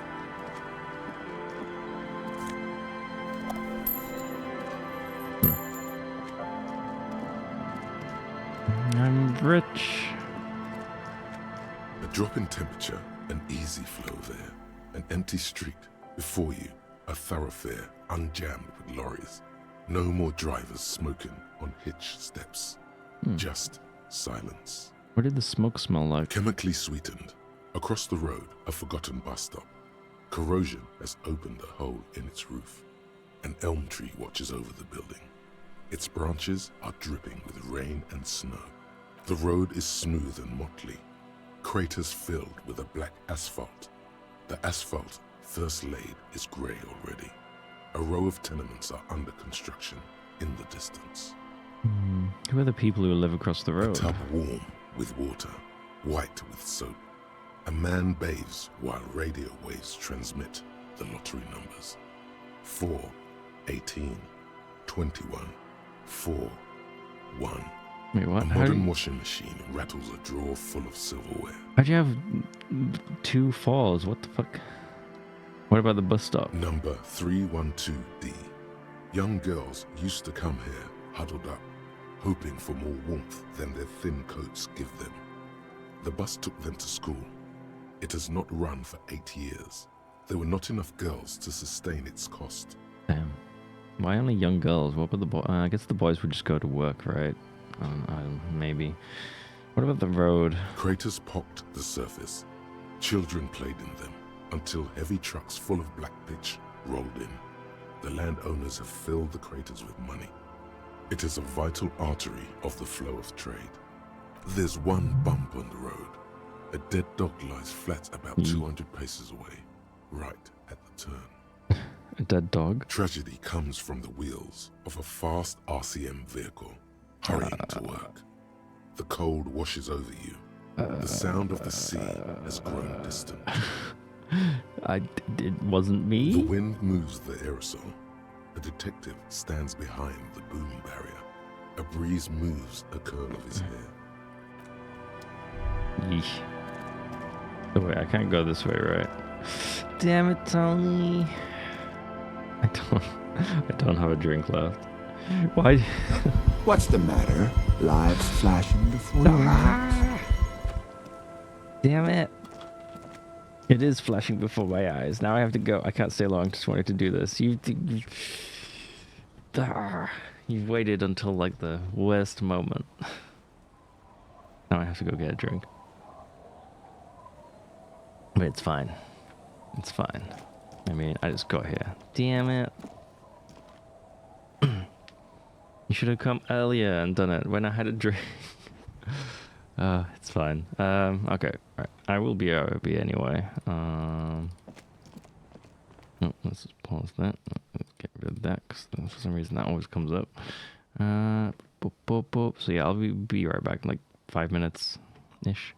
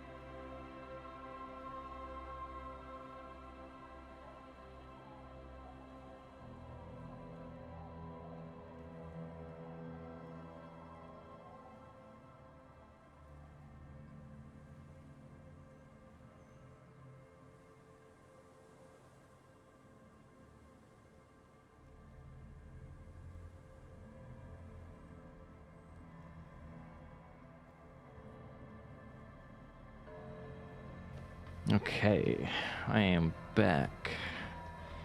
This always happens. Every time, like, I finish my drink and then, like, 5 minutes later, someone tells me to hydrate. And it's like, shit. Yeah, okay.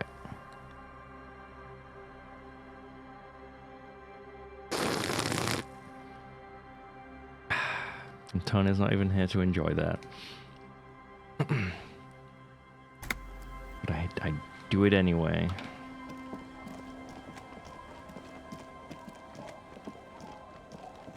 Ooh, money. Why would these hobos leave money near them? Like... Oh, fucking hell. Grumbles an unshaven man with a ruddy nose. He narrows his eyes at you as if in recognition, then turns his head away. The noxious odor emanating from the drunken man is strong and familiar. Don't you call her? Yeah! Don't call Abigail! Is this what I look like? Who is Abigail? Abigail. Don't you fucking call Abigail. Fucking hell. You're not going to get anything out of this guy. He's too drunk.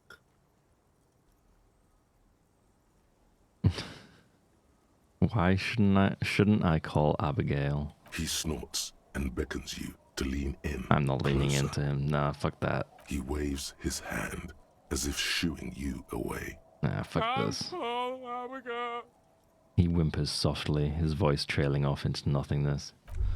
Probably gonna like spit at me or something. I'm not fucking doing that. Hey, tequila! Oh, fucking hell. A 30-something man clad in a two-piece lycra tracksuit puts down his pilsner and extends his hand in greeting. Good to see you. How's business? How's the whole reality situation treating you? Shake his hand. So what's happening? Wait, tequila? Yeah, Tequila Sunset. How are the, high-concept, reality-based adventures proceeding? Oh, shit. I know these people. Fuck. He says it like it's obviously your name. Like you call someone Billy Brunel or leader of the 4th Street Gang. I have re-entered reality to conquer it, to bend it to my will. I am the law. That's the spirit. I used to shape reality into my image a long time ago. Those days are over now. He looks at his shit-stained lycra jacket with a grim expression. Sadly, things aren't going that well in Idiot Doom Spiral Land. Haven't found those keys yet, haven't won that great piece of ass back. No word from my business buddies. He takes a sip from his beer. Idiot Doom Spiral, huh? This is bound to be a good, high-concept conversation. At last. What is a tequila sunset? What do you guys do around here? We are saving the world. Okay. He looks at his comrades. Please. Please don't call. Don't call. Begs the man in the pipe. Okay, we're drinking. We're drinking alcohol. That's what we're doing. I tried to save the world once, a long time ago, with enterprise, creativity, and willpower. But that didn't work out. So now, it's a pirate's life for me. What is a tequila sunset? You keep saying It's it. you. Your Tequila Sunset. How do you know this? We've met before. Yeah. Don't you remember? No, you sure don't. Maybe? Maybe. You look like you want to know how Tequila Sunset came to be. You look like you want to hear the tale. This is gonna take like an hour off me, isn't it, or something? Go ahead. Let me take a sip to moisten up my chords. Tequila Sunset rolled into Martinez last Friday. And by Tequila Sunset, I mean you. The man, the myth. Just get to the point. Wait, did we meet on Friday? Hey, let's not jump ahead of ourselves. This is your story. Stop interrupting. He takes another sip, then continues. I You hate got drunk here people. on Friday to solve a case, hoping to be the early bird who gets the worm. And by the worm, I mean the buzz. Because as far as I know, all you did was get piss drunk. Well, these drunk people, when like I'm sober, like it's just I can't do it. Word on the street is you went around the local hostel telling people that you're a police officer, and that it would be really fucked up if you shot yourself in the head right in front of them. What the fuck? That's pretty high concept, if you ask me. It is. The lieutenant's brow is furrowed. He's listening as casually as he can. Yeah, sure, I did that thing. What of it? Hey, man, I'm not judging. This life's a valley of woes. Some of the highest concept people in history have killed themselves. And been drunks. Yeah. Either way, it was a late Saturday night when we, the Union of Moribund Alcoholics, got our drink on. You're in a union? Nothing remarkable about this. We get our drink on 24/7. Damn Makes socialists. everything warm and glowy. I trust you know the feeling. One moment we hear the sound of a motor carriage revving up somewhere on the plaza, followed by a series of dings and bangs. Do you remember the sound of wood cracking? The billboard? No. Naturally, loud noises pique the interest of anybody owning a pair of ears. That's just the reality we're in. Naturally.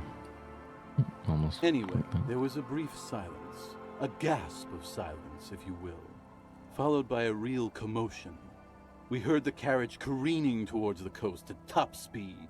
Sounded like someone jumped the canal. We grabbed our brewskis and rushed to the jetty. Never underestimate the speed of an alcoholic. What we saw was a sight to behold. A beat-up police carriage containing you. Right there on the beach, you revved the engine and screamed at the top of your lungs. The time hath come!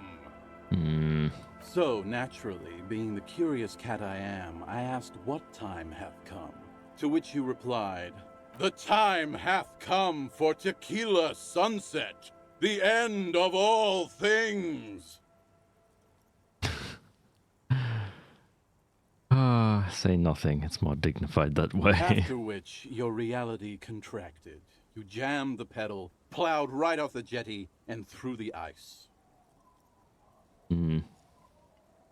We ran towards the ice, whilst you crawled your way out, miraculously unhurt, covered in seaweed and shit, like some kind of sea monster.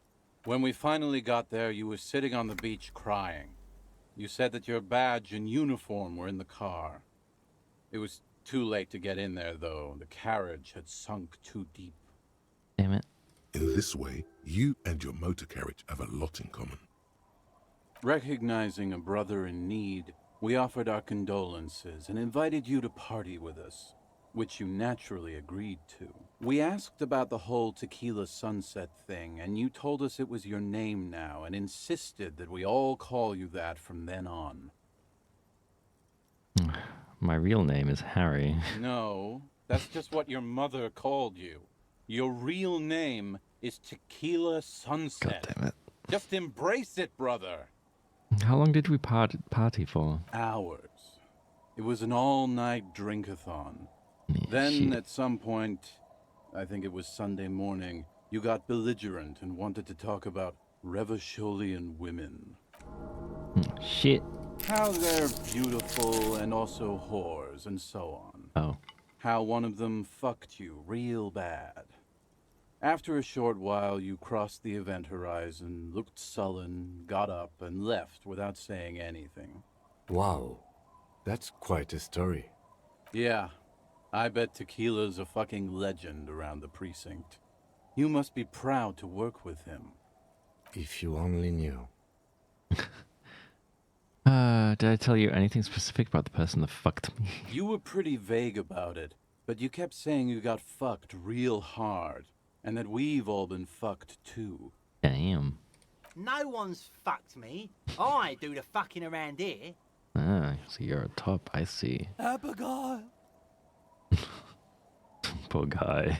It seemed pretty painful, to be honest with you. If I had to guess, I'd say you're still working through some shit. Did I mention losing anything else? Beside Like your my gun and your badge? Yeah. You said something about your hope or heart or something. To be honest, the details are a little hazy. In retrospect, I guess you lost your motor carriage too? That's a big one. Did I say anything about my colleagues? You told us that they were a bunch of fucking losers whose main interest was cramping your style. It's more like you were cramping theirs. No specifics, though. It was more about you that night. You were the star of the show. Did I say anything about the case? Yeah, you said it was no biggie and that you'd solve it in no time. And that you didn't need anyone to do it. You're doing it solo now. A lot of cops go solo and hermit once they reach that level of alcoholism. I don't know what you mean. It's not meant as a joke. He's sorry for the hermit cop. Did we talk about politics? Yeah, you kept talking about how the coal mine owners were fucking us all over, just like that woman fucked you. I didn't agree with you, by the way. The spectral hand of the market makes sure everyone gets exactly what they deserve. He takes a long sip of beer. Did you get a read on what kind of cop I was? You kept apologizing for being such a bad cop, and for the damage you've inflicted on everyone around you. You also kept pausing to knock the heel of your hand against your temples, saying, "Stupid, stupid, stupid." Oh, I'm that kind of drunk. I don't need to hear anymore. It's a hard thing for a man to confront his past. That's why I avoid mine at all costs. You seem like you're characterized by your storytelling ability. Want to tell me another one sometime? Whoop-de-doo. So now I'm a fucking storyteller. Oh, fuck. Right. Why not? Better No. than a beach bum. Actually, I've had It's enough. what you almost say. Fuck. But the words choke in your throat. Do you really want to miss out on all this good stuff? Perhaps it's significant. It's not significant. Why not? What's in it for me anyway? There might be interesting details, fresh experiences, exciting rewards. You'd really ignore it all? Oh no, I wouldn't want that. Not at all. Exactly. So you know what to say. Fuck. Yeah, you look like someone with a lot of cool stories. Want to tell me how you even became Idiot Doom Spiral? This is gonna fucking take an hour off, It isn't it? depends, really. Are you willing to help me out? What? You might get scammed here. I have a feeling this is going to cost me a lot. No, the reality of the situation requires a rather modest contribution. A little motivational package. What do you need? Booze. Did you already forget our party? The thing I relayed to you earlier. So, have you got anything for good old Idiot Doom Spiral? A bottle for a story. Seems fair to me. I don't have any on me right now. Then I will see you again once you've procured. Fuck. Par exemple, my good friend Rosemary here sells all kinds of stuff. All kinds, sir. Beer and wine. Be seeing you. You too, Tequila Sunset. I bet it's super expensive. I'm not fucking buying from him. Good to see you, friend. Do I have deals set up for you, buddy boy? Good to see you too, friend. So what do you want? I got smokes. They're cheap. Very cheap. I got Pilsner. Great deal. You won't get a fuck better is deal on that? that piss. Spirits I can let go for 300 real. I also have speed. And by speed, I mean amphetamine. That's actually not too bad, but... In the civilized world, it's a custom to tip the shopkeep, friend. But come back anyway. He waves you off. Yeah, fuck you. Okay. Damn bums. Let's see. Yeah, what is it? Book. A primer for small kids.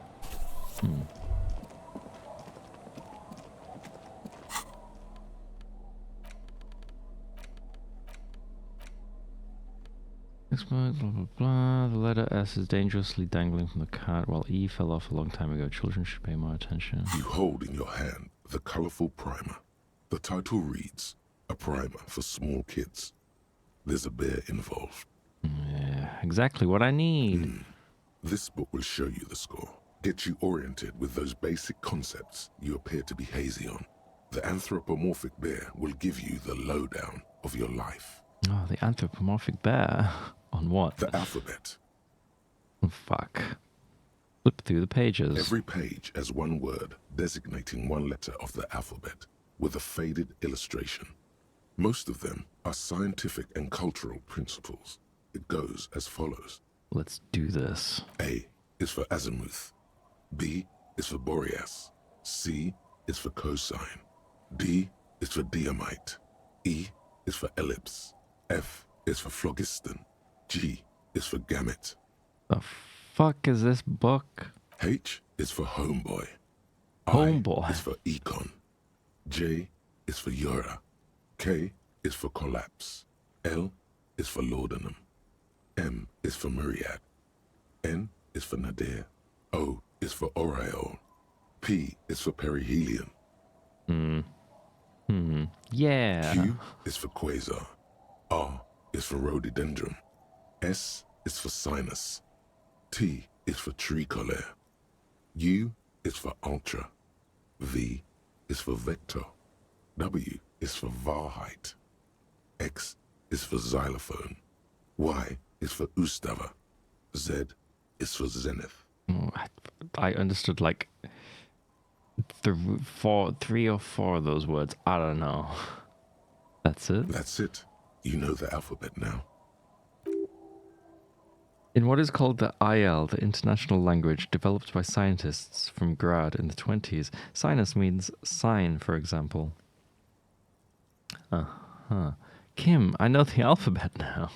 Good. I also know the alphabet. That's good. Well, fuck, that was a waste of time.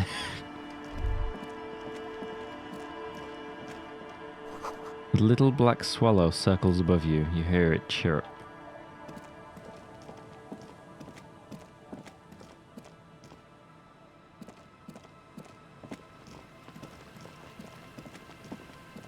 Can I get up here?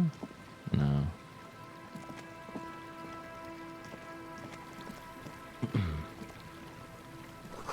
The beams are splintered. The bridge didn't collapse on its own. Artillery broke it. Yeah, okay, that was a while ago then. The water runs from the west. The source is upstream. A broken pipe? Ooh.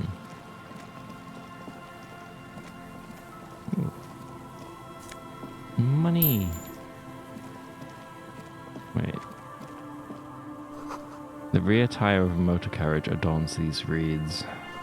That's a Noland Vinksink, an unsuccessful model. Okay.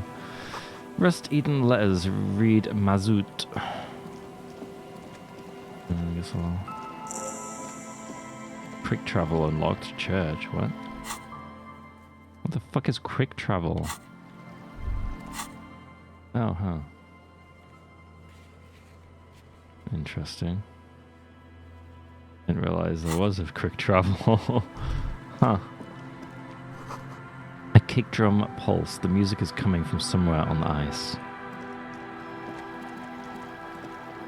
A school of fish huddle around the fence post and scatter into the dark. Is that more money? Full of holes. Could the posts hide treasure? Look inside. Before you, a drawbridge. It can only be lowered from the other side. Yeah, of course.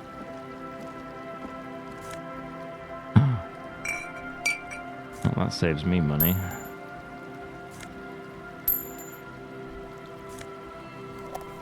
Holy shit. There's fucking shit everywhere. What the? Wow, that was actually a decent amount. Wait, what the?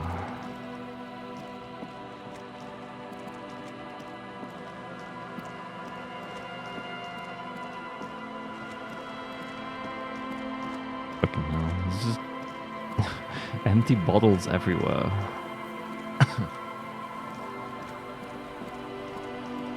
I guess I can't go this way.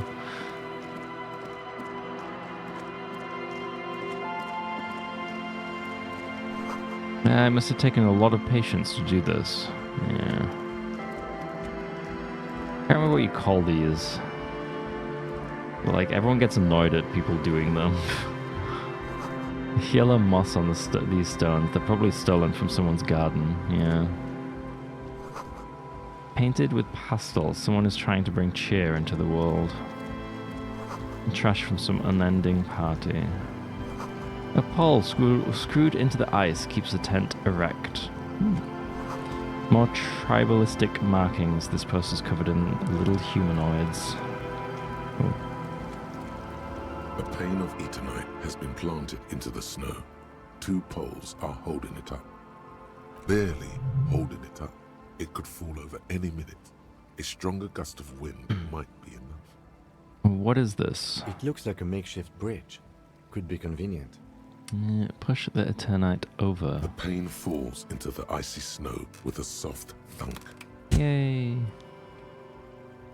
We should ask that girl on the ice what's going on here. The lieutenant gestures toward the young woman next to the tent.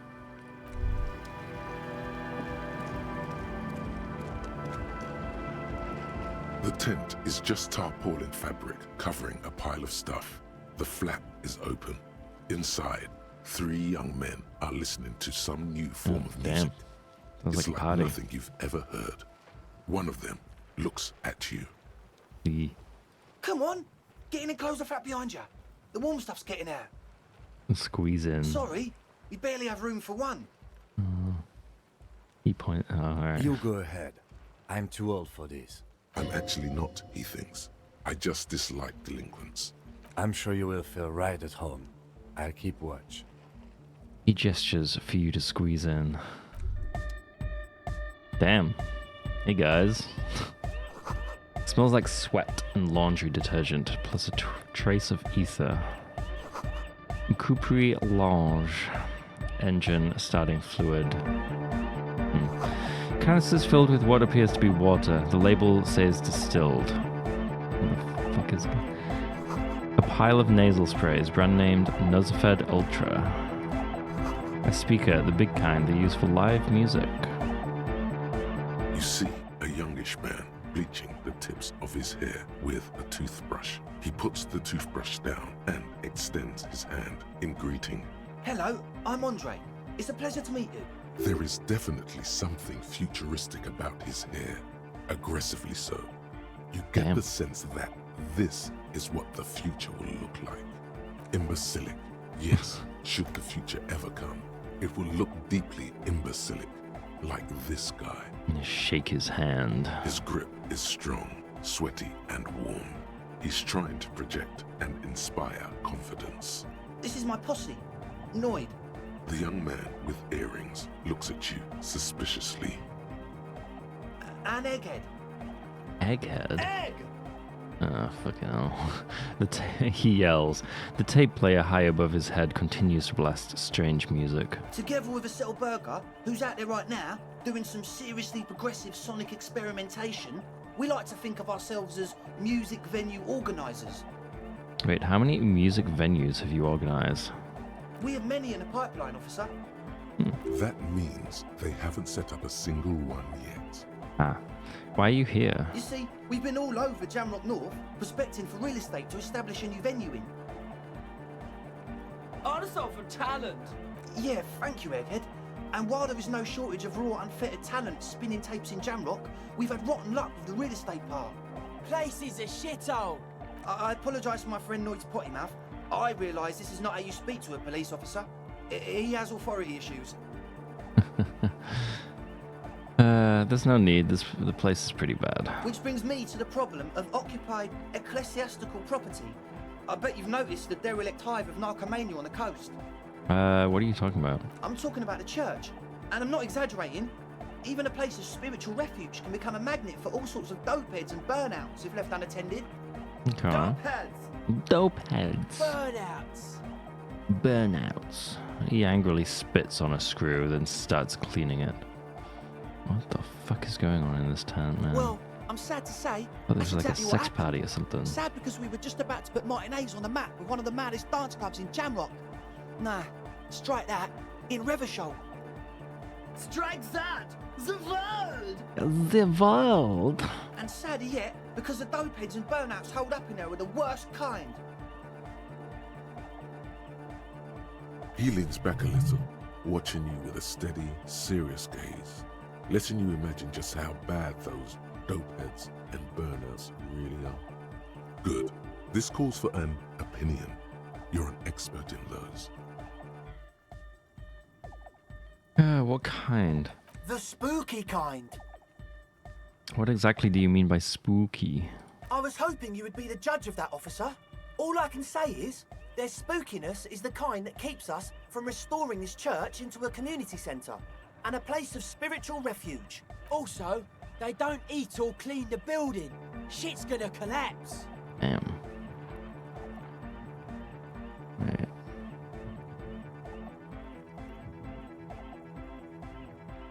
People just want to spin tapes without them spooking it up. Place has bad signs. No one can dance like that. Thank you, Egghead. So you're gonna look into it, right? It should be a police matter. Getting them out. Whatever spooky stuff they're doing, I'm sure it's not what the Ecclesiastes meant their property for. I'll look into it. Tell me more. All right, man. He claps his hands enthusiastically. Andre's obviously very happy you took him seriously. The whole tent is. The boys exchanged giddy looks. What's the status of the church? I haven't gotten inside the building yet. I asked Noid to install a measure against more drifters wandering in. A padlock. It's a temporary fix. Just something to contain the situation. I had to do it in an hurry. Not my best work, but it should hold for a while. What about a key? Of course. Noid, give the officer the key. All right. Shit. Shit, be the cool cop. Catch the key as it flies towards you. It's as if time is frozen somehow. You think you can sense the key moving in the air. Yeah, this is going to be way cool. It's not gonna be cool. Don't ruin the cool by overdoing it. Raise your hand in front of your face with minimum effort. Blam! Straight in the eye. Straight in the old eye orb. In the looking ball. A stabbing pain. Tears stream uncontrollably from my right eye. My eye. Ouch, goddamn asshole. What is wrong with you? Can't you see I'm in pain now? Hey, I'm super sorry. That was totally my bad. I got overexcited. Threw him too hard. I'm sorry. He looks like he's genuinely sorry. He didn't throw them better. I'm sorry. Bend your face in mockery of his useless contrition. You almost eye murdered me. A cop. That's use of lethal force. I really am sorry, man. Just take this, okay? Ooh. He pulls out some black paper from his belt pack. Wow. Looks like there's quite a lot there. That's the least you could do. I hope that settles it. Or wait. 25 real? Fuck, okay, I'll take it. The key? I guess that makes up for that. He cautiously hands you the yellow keyring. He is shifting in his spot, uncomfortably, still feeling sorry for the mishap. Oh, I'm sorry, Noid. We were talking about the padlock, I think. How long have those people been locked in there?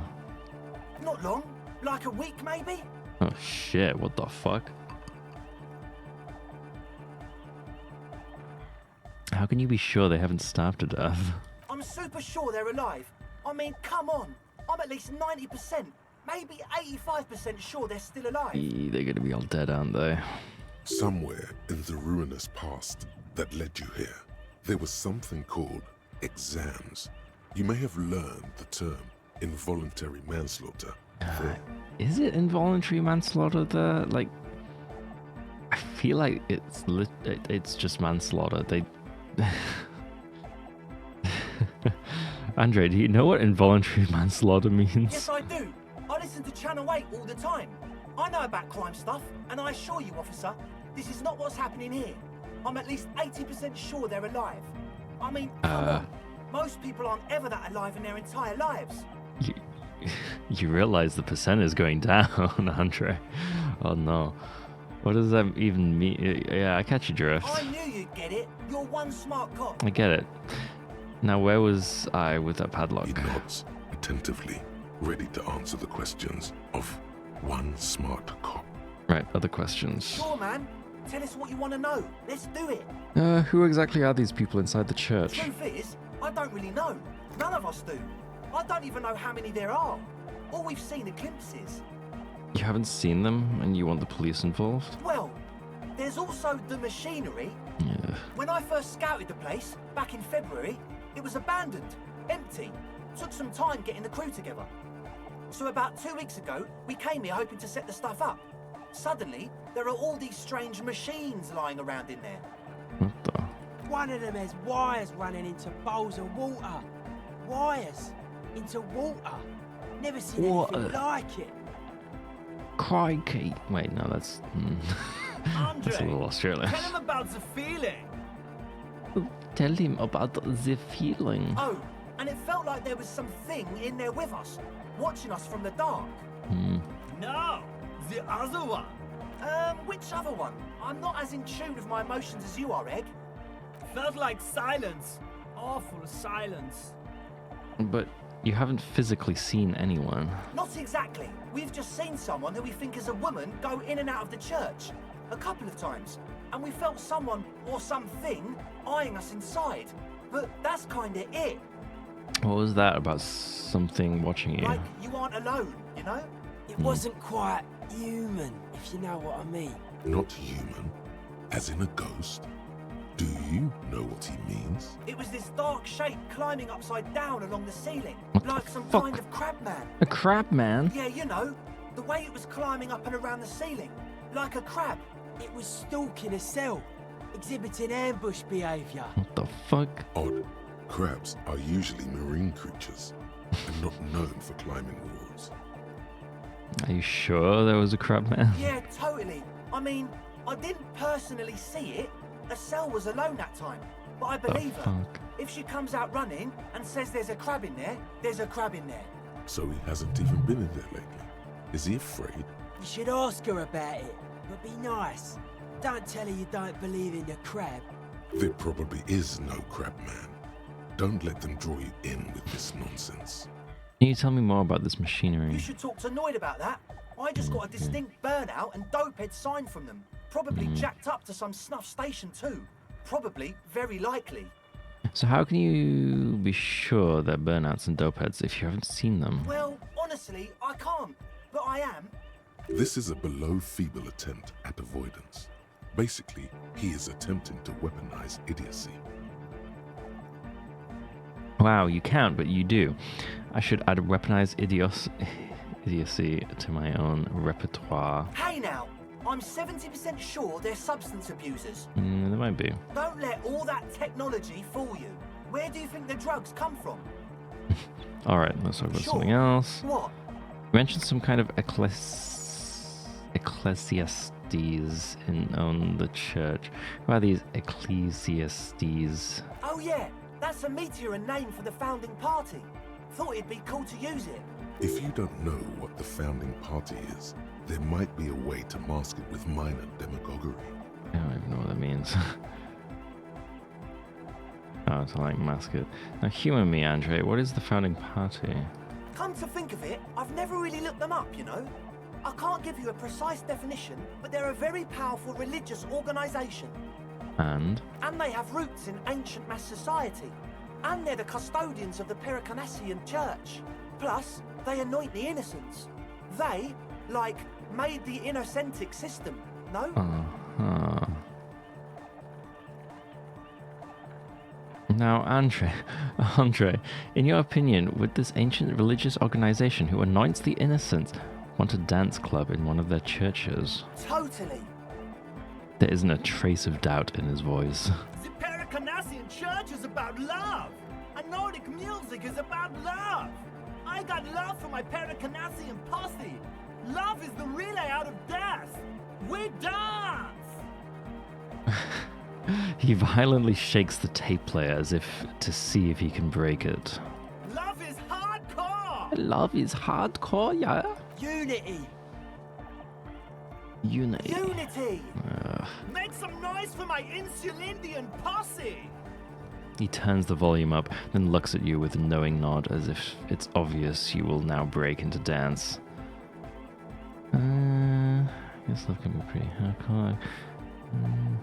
I guess love can be pretty hardcore. Yeah, it can. He's coming around. You're getting it. I now understand it was lame of me to suggest otherwise. Nordic music is about love, and so is the Pericanisian church. Yeah!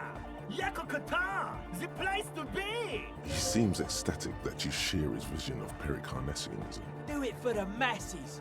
Do it for the crew. His friend forms a fist with a screwdriver still in his hand, approvingly so. I didn't want to say it, but it was pretty lame of you to imply otherwise. Anyway, you got more questions? The one with the large head is still looking at you, nodding his head, waiting for your body to start moving. You feel like you could go for a little disco when, or if they get this club going. You've got it in you. I wanted to ask you about this tent full of equipment. Yes. What? I see you brought your own water. Yeah. Good to have, bitch to carry. When I first scouted the place, I did some reconnaissance. I'm not sure the church even has running water. And it's distilled too. Oh, He doesn't know what to say. it's the one they sell at the fuel station. Fucking hell. It's like he's lying to you, my liege. But he's slippery enough that there's nothing for you to grab hold of. I hate to tell you, but it reeks of sweat in here. It does, doesn't it? Told you we have a smell problem. He picks up a piece of telephone cord and inspects it. Wait, I also smell ether. Why? Ether? I don't smell ether. Do you, Noid? No. It's mixed with a peculiar chemical scent like laundry detergent. He sniffs the air, then shrugs. It doesn't take a forensic scientist to guess it's drug-related. They look and act like the kind of guys who've done their fair share. Damn. However, their breathing is regular, their jaws stay put, and their pupils aren't dilated. So, not under the influence right now. At least, not under the influence of stimulants. That doesn't rule out hallucinogens, benzos, some depressants. How do you know all this? Don't ask. What's with all the Nosafed? The what now? He leans in to hear you better, pointing at the bottles of nasal spray in the corner. The Nosafed Ultra, you have a lot of it lying around. Oh, the old Ultra. He's like an actor, looking to the souffleur for his line. I have a major sinus infection. Stuffy nose. We all do. Shit's all blasted up. Winter. Can't even breathe. You sound fine to me. Yes, that's all Nosafed's doing. Without the Noser, I'd be drowning in shit right now. Damn, he's quick. Nosafed is the shit. Okay, he's less quick. Can I have some too? I have some nose problems too. Sure. Oh, Here nice. you go, officer. The Noser. Blast away. I get the Nosafed, but what about the engine starting fluid? The engine starting fluid? It's for starting engines. Whoa, what engines do you start with it? What's with the goddamn Romangarod earrings? It's cold. The fluid's for the generator. He points towards the machine. Keep on it, sire. Okay. How's that extra high ether content working out for you? Does it do the trick? I guess it does. You're not completely satisfied yet. You know, maybe that slight scent of ether I felt before is somehow connected to ethyl ether. No idea, man. God damn it. Alright, enough of He this. nods enthusiastically, no doubt a little relieved. You're -2. Convince you're a smart cop? When did I convince myself I'm a smart cop? When? Maybe everything isn't quite as you've been told. Take a moment to analyze. Please. A number of things don't add up. Let's take a look. How about gather around, kids? Okay, kids, now gather around. The young speed freak puts down a busted capacitor and looks at you. The one with the large head seems very enthusiastic about whatever you have planned. Their would-be leader is less amused. Sometime in the past, I'm not sure when and where, but betrayal was involved. I fell sick and became the shadow you see now. But before that, I have reason to believe I was a police detective. But you still are. Thank you for your kind words, but everyone in here sees I'm a disgrace to the uniform. What happened?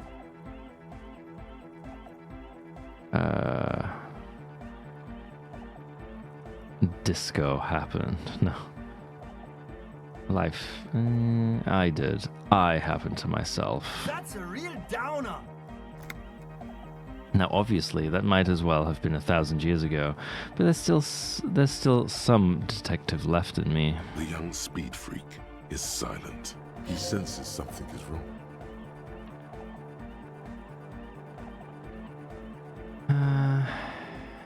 This isn't the makings of a club. It's a tent full of laboratory equipment for manufacturing drugs.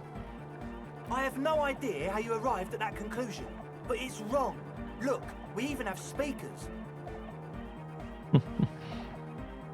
He points at the speaker. One speaker. They have one speaker.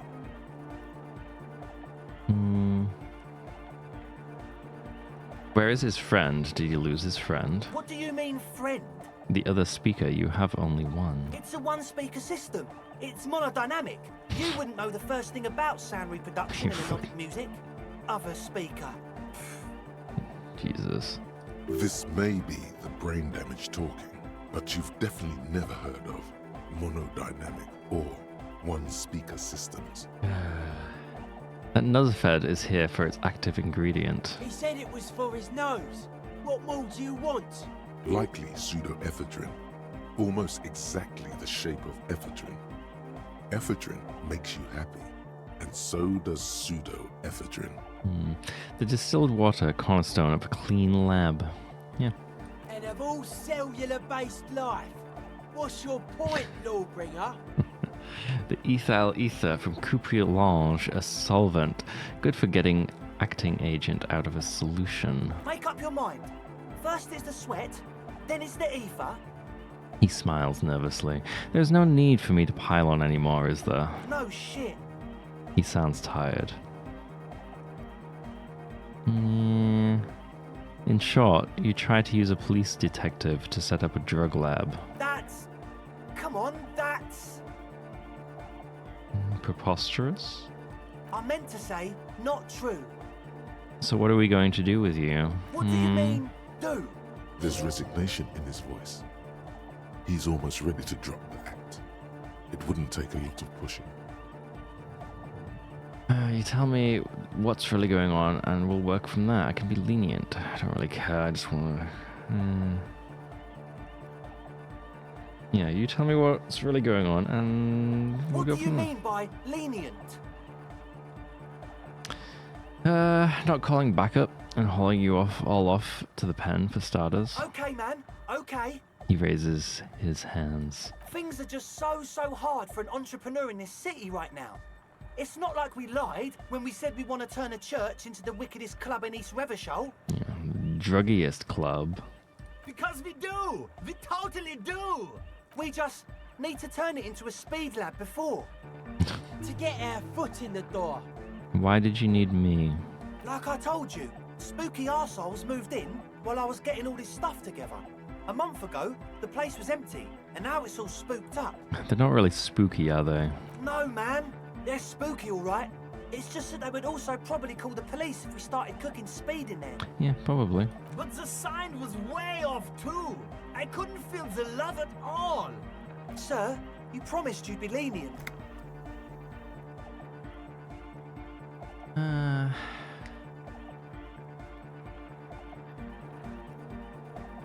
God damn it. Can I get that cash? Give me your cash. Come on, man. Really? The young man doesn't move. His earrings rattle. I only care about money. With his jaw clenched, he says, No fucking way. Excuse me? Yes, fucking way. The would-be leader points at his friend. His finger shakes in the air. Without a word, the other Nice. speed freak pulls a red wallet out of the toolbox and hands it to you. The disdain is palpable, His eyes pierce you like lightning as he lets go of the wallet. Let's do this clean. No speed lab, just a club for anodic music. That's fine. Yeah! The young man's smile widens to inhuman proportions. His teeth beam in the floodlight. I knew it. The would-be leader drops his spiked head between his knees. It's impossible now. No, Andre, it's harder now.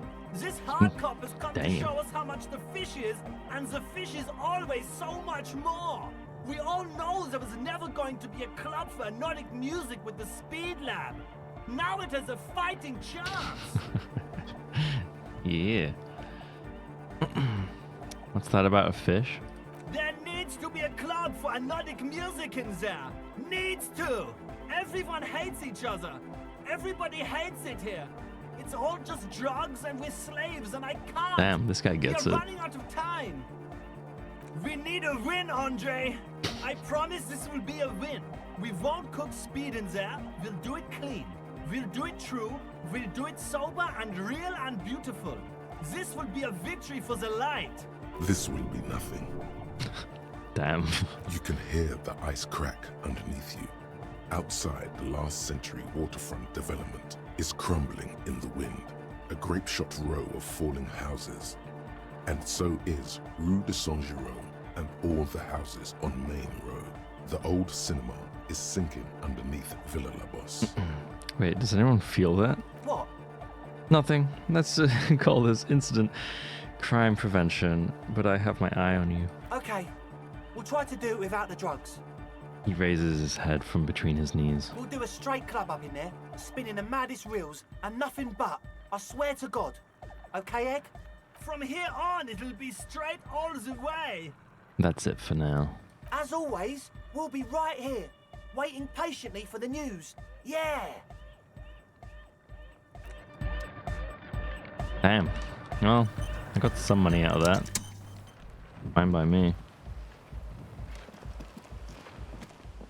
A shaggy-looking girl in her late teens or early 20s kneels on the ice with an electronic contraption in her hand. Hearing you approach, she looks up. Hello. Oh. Hello there. She must be Estelle, the last of the speed freaks, Hossie. Maybe.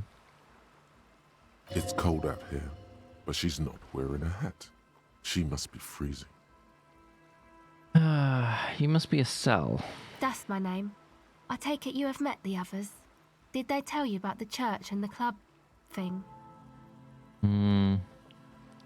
They did. Will you help us? What happens in the tent stays in the tent. That's cool by me. She nods knowingly. She looks prettier all of a sudden. The muscles of her face have relaxed. She must be quite pleased. Dear child, it's freezing. Where's your hat? Huh? Maybe she didn't hear you. A little louder. I said you should have your hat on. So should you. I have a hat. You... what? I should, and I do. Oh, I didn't notice that. You dumb bitch. What? No. It's nice you should wear one too. It's nice you should wear one too if you plan on staying outside in this weather. Yeah, well... Look, man, fuck the hat. Regain authority in her eyes. I'm losing this. Huh? Lots of feeling. Feel it up. My God, fuck the hat. Up. Is that what you just said to me? I can't believe you just told me to fuck the hat. You're saying it really loud. Yeah, but it's I'm gonna not have to coming heal. out right. Maybe add more indignation. So I should just take this hat I'm wearing and fuck it, right? Point at your head where the hat is located. Engage in sexual intercourse with the hat right here in front of you because you told me so on the sea ice. More. Right here on the sea ice. More. Give you a little ice cop hat, fuck show. I didn't mean to. I'm sorry. The girl is visibly shaken. Oh, I'm the sorry. lieutenant is watching the scene unfold before his eyes. Is that how Unsure you see how me? to react. The girl looks down, slowly curling into a ball. Oh, fuck. That's it. You've earned it. Start crying. Life's hard. The young woman has kept her eyes trained on her wires, waiting for the sorry spectacle to end. But it's gone awful quiet up there. Then, the sound of sobbing. Looking up, she sees a grown man on the wrong side of 40, his face bloated from alcohol and God knows what else. Not so quietly, crying. Yep, there it is. This isn't really about the hat, is it? It is. No. You know, you're not the only one with issues. I self-medicate. Shit. Life's a horror, you know? Crying helps, though. Get it out your system. And then maybe we can talk, okay? I'll be here. Oh no, Kim, what do you want? Having looked away during the final phase of your little episode, the lieutenant now addresses you. Do you want to talk about what just happened? It's probably a good idea. Normally, I'm opposed to discussing one's feelings, especially on duty. But I think this is an exceptional case. Apparently I broke down hard enough that Kim actually takes notice. So, what do you think happened? 'Tis possible thou couldst persuade the lieutenant 'twas all a part of thy unorthodox method. But can thou persuade thyself? I mean, a crygasm. I mean, the drama's pretty easy. Like, what the fuck? Convince yourself that you didn't melt down just now. Believeth in thyself, my liege. 'Twas all a clever ruse. Don't worry, Kim. It was all a ruse. Yes, a clever ruse. I see. You don't, but you will. Even so, in the future, could you please refrain from emoting? Out of the way, tin can! The legal status of the RCM means we need to project strength twice as consistently as any other police force in the world. Kim isn't a tin can. Weakness is strength. Yeah. Not when projecting strength. Then it's just weakness. It sounds like... Okay, then it isn't strength, you're right. Thank you. Glad to hear it was minor. Can you go on? I can... The end is near anyway, I might as well see. These superstars always get back up and try again. Yes, it is my duty after all. Then, let's go. I like convince Kim I'm a good cop. Love God. So, like, seriously, what's eating you, man? There is a hint of pity in her eyes. See, I was just playing her. Her hair is dyed blonde, with dark roots showing. And she wears thick black eyeliner. Most men wouldn't call her pretty. There is a manliness to her. A coarseness. Your associates tried to use me to set up a drug lab. I'm guessing you knew of the plan. I did, and I'm sorry. For what it's worth, which isn't much. This is why I didn't go into the tent. Typical delinquency. You don't get to choose your posse, they choose you. Mine are idiots, but they're mine. I tried to talk Andre out of it. Should have tried harder. Misleading no. Okay, I'm loco. I just wanted you to know that I know about the plan. Okay, but I still regret it. I should have been able to control them. And I will in the future. I promise. Yeah, it's fine. May I ask? What did you tell them? Do what you will with your dance club plans. Just no drug labs, please. Thank you. I'll get them under wraps, I promise. Yeah, she seems fine, weirdly. The others told me you went inside the church. What did you see there? Oh, that. You're not going to believe me. There's no point in me telling you. She's less prone to blurt it out, crab man, than the others. We'll see. Go ahead and tell me. Okay. I went in and I saw a woman next to one of those machines there. Noid calls it a mainframe. What? She was dressed like someone who's been raised by their grandmother, you know, strange old clothes. Had this absent expression, didn't say anything, just stood still. Go on. And then, you know, right behind her, a man crawled down the wall. Upside down like a crab. down the church wall. I think the woman didn't even know he was there. He was completely silent.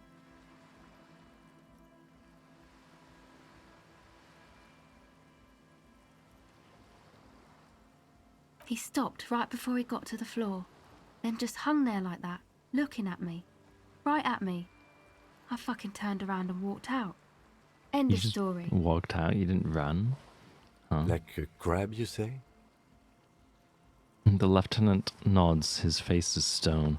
What did this crab man look like? It was too dark. I couldn't tell exactly. Come on. She obviously could. She already went into detail.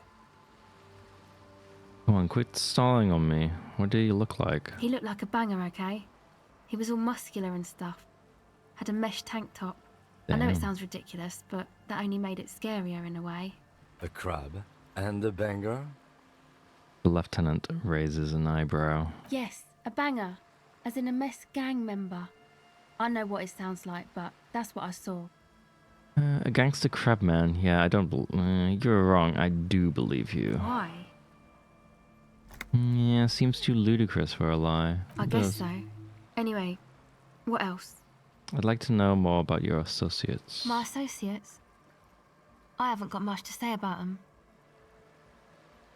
What do you mean? You must know something about them. Of course I do. I just don't tell people about my friends and who they are and so on. I don't provide Oh my god, information but on I'm a them. cop, for the love To the of God. cops. Yeah. Okay, maybe I'll, what about you? Tell me something about yourself. Me? I'm a silver bird.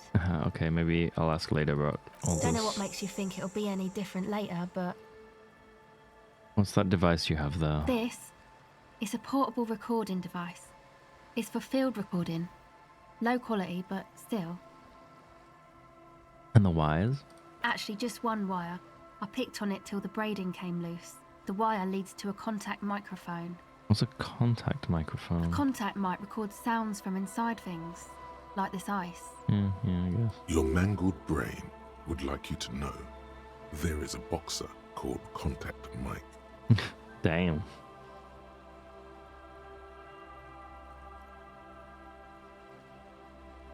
That's weird.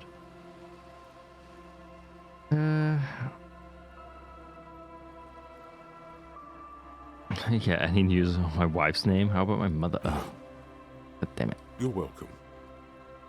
Does this have anything to do with Contact Mike? Yeah, I record stuff with it. No, I mean the boxer Contact Mike. No. This is a contact microphone. It's for recording inside solid objects. Contact mic just beats people up. Oh, surely you got his name for that or something. You know, Contact Mike doesn't just beat people up. Contact Mike is a roll-up model. An entire litany spews forth. Yes, you heard that right. You should try to be more like Contact Mike, a successful athlete and an inspirational figure who has overcome social, physical, and mental obstacles. Man, you are one weird cop. This isn't about me, this is about your lack of respect for one of boxing's greats and for yourself. What is it with you and this Mike guy? She pauses. The question is rhetorical. Okay, if it floats your boat, I'll be more like Contact Mike and less like me. Yes, that does indeed float my boat. Uh-huh. Good on you. And she turns to check her tape recorder. How does that thing work? The mic? I don't exactly know. Oh, for fuck's sake. Somehow it doesn't pick up vibrations from the air. The book said it only picks up structure-borne sound, if you like technobabble. Where did she get the mic from? Same place I got the recorder from, the Palaceum. Wait, what's the Palaceum? Oh man, you haven't been to the Palaceum? It's the coolest place in this whole drug-addled shithole. It's a music club and a synthesizer workshop on Boogie Street in Jamrock. Musicians live there, like real musicians. I once saw Arno van Eyck. Who? Thinking about it really cheers her up. It's a long way from here, though. Sounds interesting. Sounds like a place for congregating homosexuals. What the fuck? Okay. Sounds interesting. Who is this Arno guy? Oh yeah, guess you wouldn't know Van Eyck. or really be a Palaceum going kind of person. I get down. I don't know what that means. I grind. I don't know what that means either. Jesus Christ. Means I'm hip beyond my years. That's cool. She breathes on her fingers, looks like she doesn't know what to say. Ah, you're right. Time has deserted me. Oh, fuck's sake. Sucks, man. I really need to stop, Was there something else? being About the self-deprecating, huh? perhaps? Actually, I had some non-mic questions for you. Okay. What are you doing out here in the cold? Recording, I guess. What is it you're recording exactly? I think I'm recording cracks in the ice. But there's no way to tell. Not without headphones. I think I just recorded your footsteps too. Not sure how that will sound. She scratches her forehead. Wait, what happened to the headphones? My boyfriend sold them. Yeah, what for? I don't know, man. Things. Just stuff you need for life. A lie. They were probably pawned off for something suspicious. Yeah. And what are these recordings for? The cracks, the footsteps? The musicians in the Palaceum used them for making music. They looped the stuff, cutting the tapes together. They make music out of cracks in the ice and keys jangling. Crazy sounds like that. It's hard to explain. Anyway, I thought I'd make some too. It's supposed to be, like, a music place anyway. She rubs her shoulders and looks around. I don't really know what I'm doing. They use synthesizers too. I don't have a synthesizer. She looks at the recording device, the thing she thought would fill her hours with joy and escape. It's turning out to be an empty fantasy. She feels childish, very useless all of a sudden. Damn. Take this, you're called. Lieutenant begins to take off his jacket. No, man, fuck that, I'm cool. I'm sorry I said that. I'm sorry about the fuck. I'm sorry about the fuck. It's okay. The lieutenant backs up. He throws you a glance. Give her your hat. Here, you need this more than I do. Thanks. Fuck. I didn't think she'd take it. She puts it on. It's a bit large for her. I had some other questions. Go ahead. The tape recorder lies on the ice like a discarded toy. Pick it up. The device is cold to the touch. An angular Omicron logo adorns the yellow plastic cover. Underneath, you see a reel of tape rolling. You put the device back on the ice. Yeah, can we talk for a minute? I was wondering when you would come around. What's up? I guess there's something that's been making my life hell. What is it?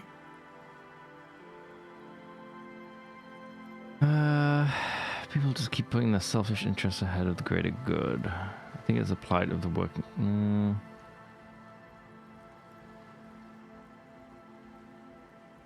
Everyone's just mooching off the entrepreneurial class, shackling the doers. Oh, really? Yeah, people just can't get off their asses. Zero hireable talent in the city. Zero. No wonder everyone's poor as potatoes. So the thing that's got you crying in front of strangers is rich people not having enough money? No, that's probably not it, is it? No. It sounds like you just got chick issues. Yeah. Now you mention it, I found these letters I'd thrown in the trash. They might have something to do with it. Okay. Why'd you think that? They were written in a woman's hand, and oh boy, did reading them make me not feel good. There you have it then. Chick trouble. Not political after all. Who was she? I don't remember. Really? You seem to be pretty upset about this chica. Are you sure you don't remember anything about her? I remember her scent, and that's all. Wow, man. That's some pretty strange shit. Are you sure the letters were for you?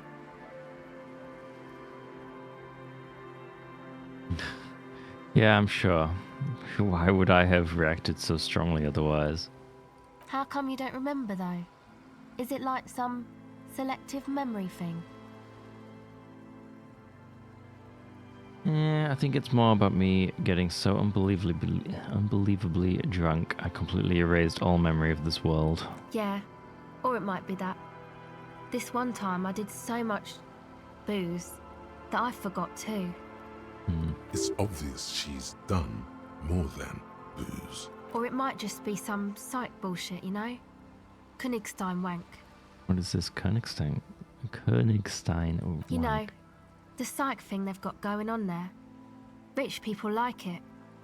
People in Königstein are mostly rich. You know, I'm not sure this made thing. Thanks for the bullshit psych thing, then. You're welcome. Might be for the best to keep that shit forgotten, though.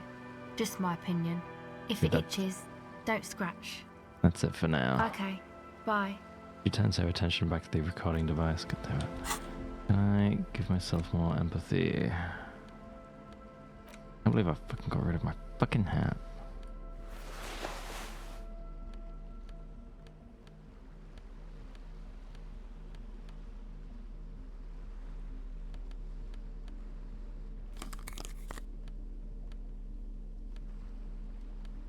Well, like, give me an extra... Hello again. Let me... No. God damn it. Fine, I will put a point in empathy. Are we there? Hello again. 83%. The device is still warm from her touch and heavy as a brick from the batteries inside. The company logo, Omicron, adorns its yellow plastic cover. Inside, the tape is rolling. The girl looks at the device in your hands. I'm sorry you have to sit here on the ice feeling miserable at your age or at any age in this weather waiting for it to get dark. She looks you in the eye, her pupils wide, surrounded by a ridiculous amount of makeup. The people who built this world intended it to be better for you, but they failed. It is easier to live in their failure with this by your side. Tap on the tape recorder. The wind howls. She remains silent. It's real. Tell her. It's not a childish fantasy. It can be a real weapon against what's coming for you now. What is? I'm once again reminded of how Contact Mike rose from the slums. Fucking hell. The dark. I know. I'll stick to it. So, thanks, I guess, for the psych session. I guess that means we're even? And she smiles a little. I only got 5 fucking XP for that. That was fucking waste.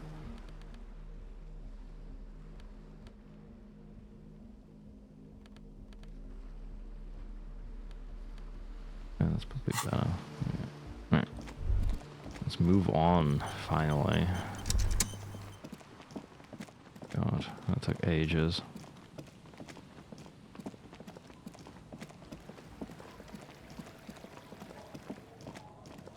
That's the church. What's over here then? Okay, that's the... Ah, I can go over this way. Fuck, this area's too big.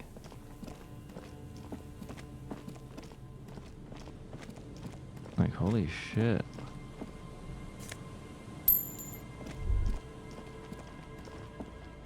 No boat in the boathouse today. This section of the coast hasn't been used in decades.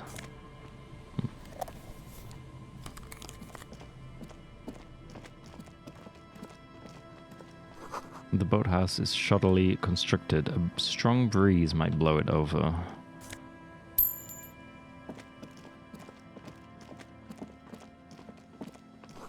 Ancient paint is peeling off the roof of this shaded bench, covered in rust.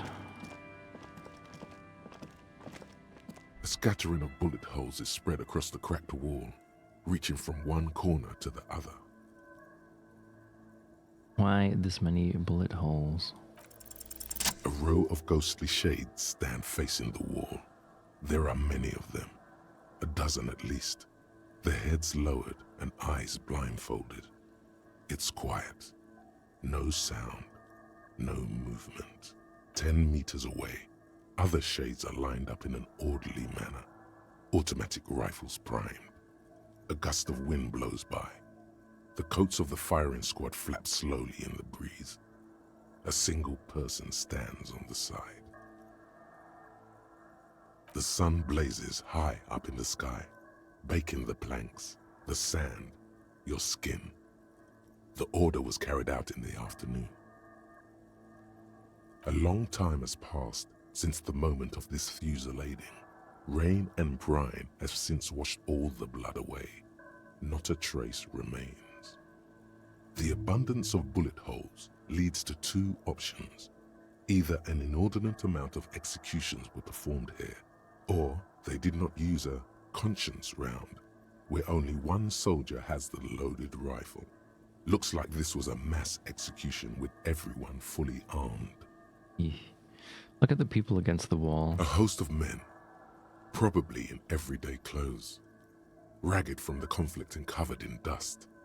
They were not sitting, a common practice for executions in some nations, as demonstrated by the height level of the bullet holes.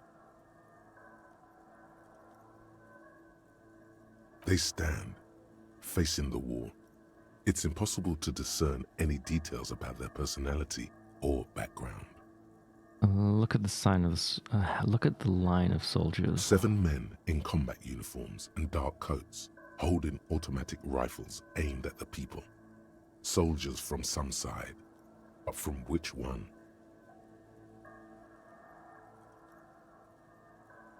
Look at the person standing on the side. The commandant, the one who gives the order. Machine gun fire crackling through the air. The lights of the muzzle flashes dancing on his face. Kim, who was who in this execution? I don't know. I don't know who died here, lined up beside that horrible wall. It could have been any of the parties involved in the revolution. Mm-hmm.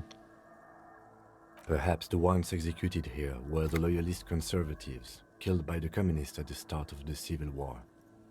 Or it could have been the communists, put to death during the last stretch of the conflict by the coalition forces.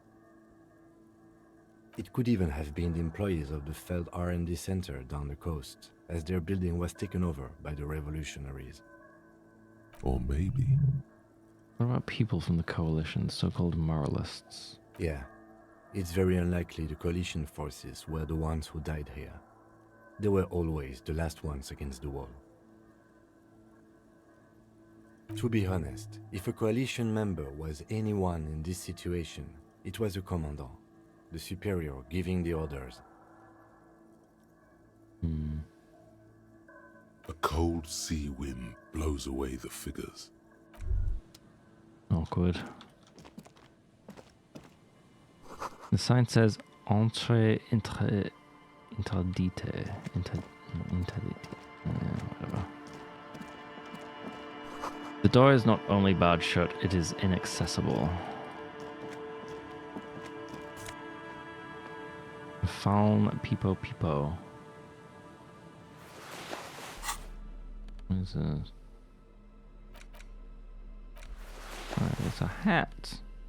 +2 logic, -1 perception. I don't know if I like that.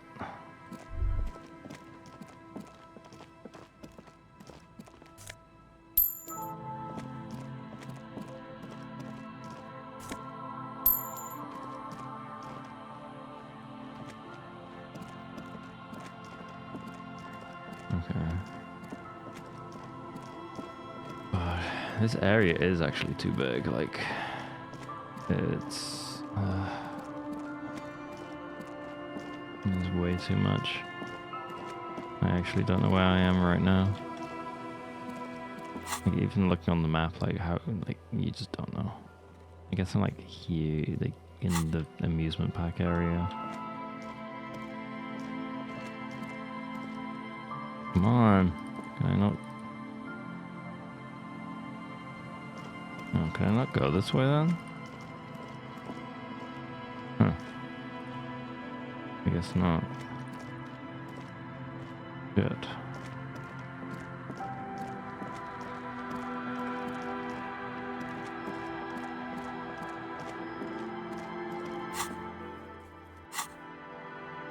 I fucking cancelled it. Of course.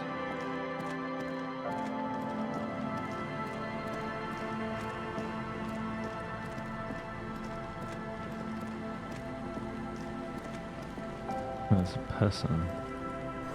Tiny cages carefully constructed. These soggy logs smell of ignition fluid, still they won't light up. The boy bobs in the water. The number on it says 11.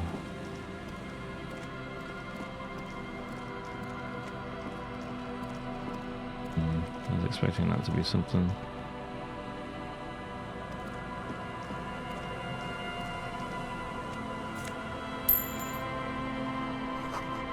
These heavy military blockades are riddled with bullet holes crumbling.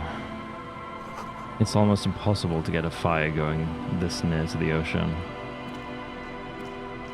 People are starting to think, waking up. Oh, those are trees.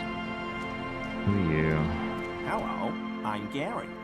How do you do, officer? How do you do, officer? Yellow man. I mean, officer. Holy shit. You can't say that. The lieutenant raises his eyebrows slightly and takes out his notebook. Yellow man. Interesting. This is something to ask him about, after a little probing first. I'm just waiting for my friend Morel to finish up with his insect traps so we can return to civilization. It's these guys, yeah. The cryptozoologists. This guy's a crypto-fascist. He quickly changes the subjects. Not a lover of the great outdoors. I like nature, just not this bloody coast. It's mostly drunks and degenerates that come here. Degenerates? This man respects authority too much. To see the truth inscribed upon thine own visage. Pretend thou art a paragon of virtue.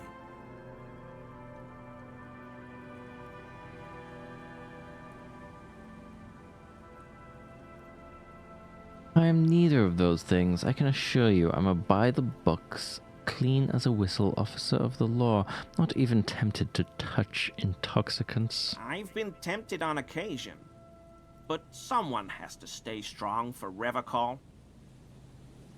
His gaze shifts to the pile of soggy logs at his feet. He pronounces Revacol with a hard K, unlike other people. You said Revacol? I like to pronounce it the hard way, the old way, the Vespertine way. He nods solemnly. The stupid way? You think this guy is the one that has the mugs? Like, this is the guy... It's a secret rite. A very French maybe. nationalist handshake, probably. Is this your mug? Do you know anything about the man Look at... Is this your mug? My mug? Why would you think that? I can see you recognize it. It's in your eyes. I may have had a similar looking mug in the past. That's all. Still seems suspicious. Did I mention the mug was found at the scene of a lynching? Okay. I admit it. I threw the mug away in the trash container behind the hostel. I know I shouldn't have, and I am very sorry, officer. He pauses. You're not going to find me, are you? Ooh. You think I can get 100 real out of him? Fuck. He doesn't seem that rich, but I am. Okay, I deserve that. And I won't do it again. You have my word. I don't know what got into me. Holy shit. Stuffing my garbage in another man's property. I've been having trouble at work lately. The Koikos are price dumping us out of competition. What did you do, Gary? Oh shit, that's his voice? Nothing. Just answering some questions. Helping out the law. How did you get into the trash container? I know a guy who works with the trash collection services. CS Municipal. He gave me a master key for the trash containers of Martinez. What? Why would you need to get into everyone's trash? So I can use the Whirling's trash compactor to store my own stuff. Garbage disposal is expensive as hell. The damn Hemians run it like a mob. I'm sorry, okay? I thought I could cut costs. I shouldn't have. I shouldn't have disgraced myself. Disgraced? No need for the histrionic, sir. It was, after all, just a trash container. We just find him 100 real. I mean... He studies his reaction. Gary doesn't answer. Gary, did you put the clothes of a murder victim, the man who was hanged behind the railing in rags, into that trash container? Officer, please. Let me explain. It's not like that. Do. I was only cleaning up. I live right across the yard from where he was hanged, and I saw him stripped naked. All the clothes lying around in the yard, smelling. People are animals, you know? Yes, yes. What happened? Then I came out to clean up the rags because no one else would. I put them into the Whirling's trash, along with a broken mug, admittedly. He changes his mind mid-sentence. Okay. I was coming to throw the mug away, and, well, I threw the mug there and the clothes too. Right. It was just civic duty. The lieutenant remarks drolly. Exactly. That's exactly what it was. Civic duty. You wouldn't know anything about the victim's missing armor, would you? Armor? No. I mean, yes. Of course. I know he was wearing armor, but I don't know anything about it. An infant could see he's not telling the truth, but he's too scared to admit more wrongdoing. I don't get the point of, like, having points in drama if it's not gonna, like, let me push. There's something going on here. You should observe him more closely after this topic is concluded. Let's move on for now.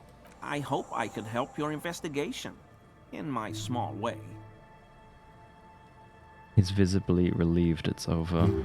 Does this mean you were in his apartment, admiring his colonial mug collection? Perhaps it would be interesting to tell him. God damn it.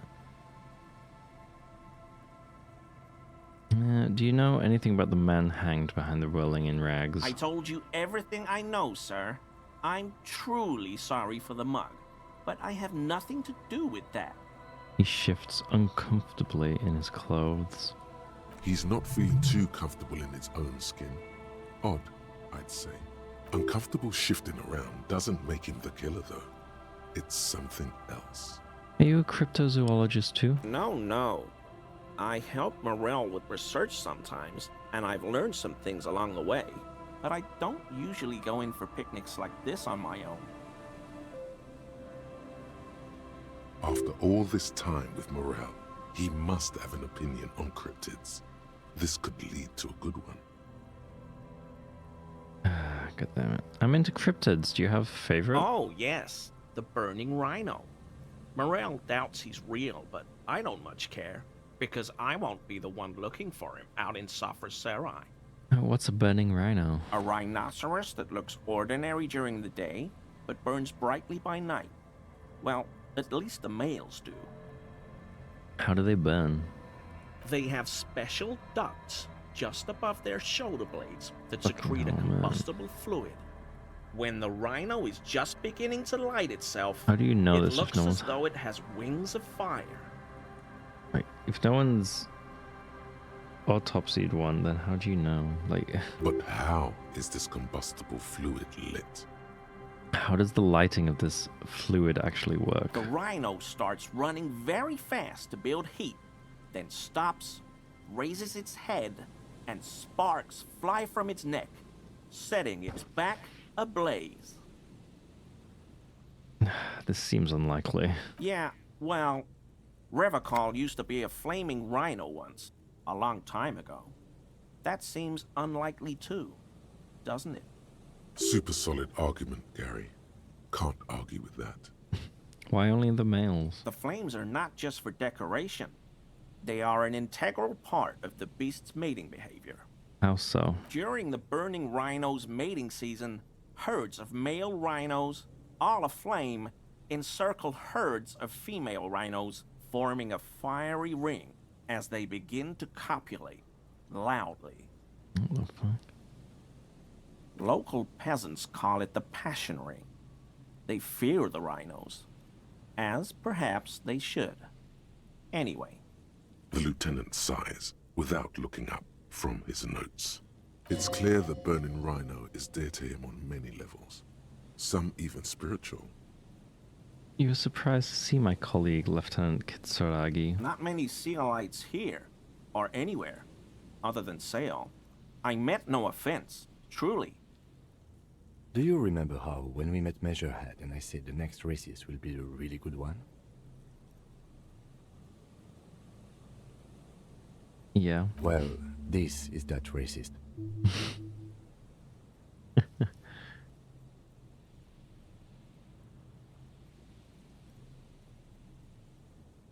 Yes, a lucky racist. Hey, man, all I meant was there are not many Sealites around here. I'm just stating a fact. The lieutenant is a native of Revachol. Oh, yes. Of course he is. I was just speaking about his connections. Let's change the subject, okay? Sounds like some conspiracy topic. You might be able to discuss it with him when the lieutenant isn't here, if you can remember it. God damn it. Why is he shifting around like that? Analyze Gary's composure. That's not going to succeed, is That it? shirt looks very uncomfortable on him. Look at the buttons, barely keeping that thing together, as if something is ready to rip out from underneath. His massive musculature? Something worn underneath it? It sounds like he's wearing some kind of armor under his clothes. You can't tell it's there just from looking at him. Probably stolen from the corpse in the yard near where he lives. I see you're a connoisseur of high-quality combat gear. I knew you'd figure it out, officer. I'm sorry I didn't tell you at once. He unbuttons the shirt. I was ashamed of what I did. And I didn't want you to know. You see gleaming white ceramic shine underneath. A thin layer of interlocking plates covers his gaunt torso. We're not detecting falsehood, sire. He's gearing up to admit the truth. This shame is surprisingly sincere. Gary, what's going on? Later, Morale. I've got apologizing to do. No, you've got explaining to do. The lieutenant's tone is icy. Why did you lie to me, Gary? Because I was weak. I should have told you the moment I saw you. But... The hell, Gary? You in trouble? I'll explain later. He doesn't muster up the strength to yell. Why did you really put those clothes in the trash? Everyone was picking those pieces off him, and I was watching them do it. And they'd scattered his clothes all over the yard. Everything was smelling. He looks at his feet. So I went there to take out the trash and started cleaning up. All those rags on the ground, him swinging up there, and I had a lapse of honor, sir. I thought, he's a foreigner. They all say he wasn't from here. Only the cuirass was left, so I stripped it off him. It was early in the morning. No one saw me. I took it with me. It was a mistake. Had I known it'd give you guys trouble, I wouldn't have... Fuck. We're detecting sincere contrition here, sire. He's not trying to flatter anyone. It's okay. It was a loose end, and you are tying it up now. I'm so fucking sorry I called you Yellow Man. Sealite officers commanded the suzerain's navy. Most of them sided with the king when... He shakes his head. They were thoroughly conservative men, he realizes suddenly. Give me that armor now. He sighs again, hangs his head, and unbuttons his shirt fully. A cuirass that matches the dead man's boots comes into view. Soon it is in your hands, smelling of his sweat. Do you know who killed the hanged man? I always thought it was the Union. Some Union hardasses lynched him because of the strike. But almost everyone in town knows that. I wish I could tell you more. He shakes his head. This is all he knows. Are we done here, Gary? Yes, absolutely. I will never do anything like this again. So, Gary, you live nearby in an apartment in Martinez? Sure do, officer. His eyes narrow slightly. He's wondering where this is going. Mr. Clare must be very angry with you. Mr. Everard? The color drains from his face. Yes, he insisted that I open the door to your apartment. I wasn't going to tell him, but... So you work for Everard Clare? Officer, please tell him we're good. No, tell him I'll make it up to him. What have I done? He'll send the muscle after me. The muscle? The man looks around, whispering. He makes sure no one hears you talk. As he lowers his tone, he hunches his back.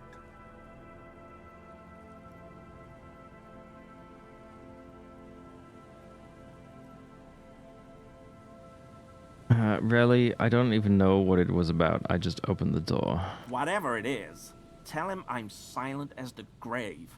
I was probably talking too loud in the whirling the other night about some theories. I won't do it again.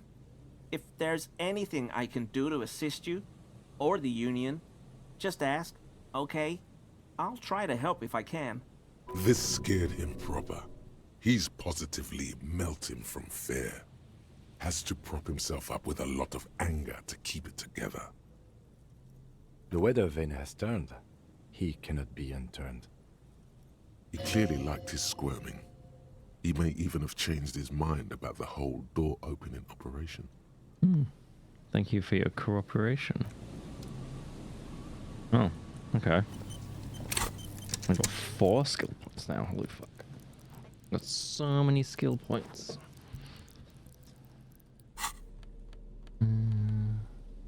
Oh, the T5.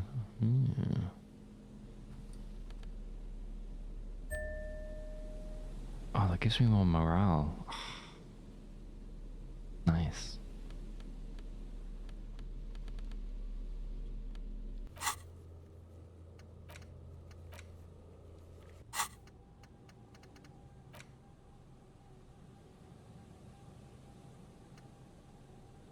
15 minutes. I feel like that's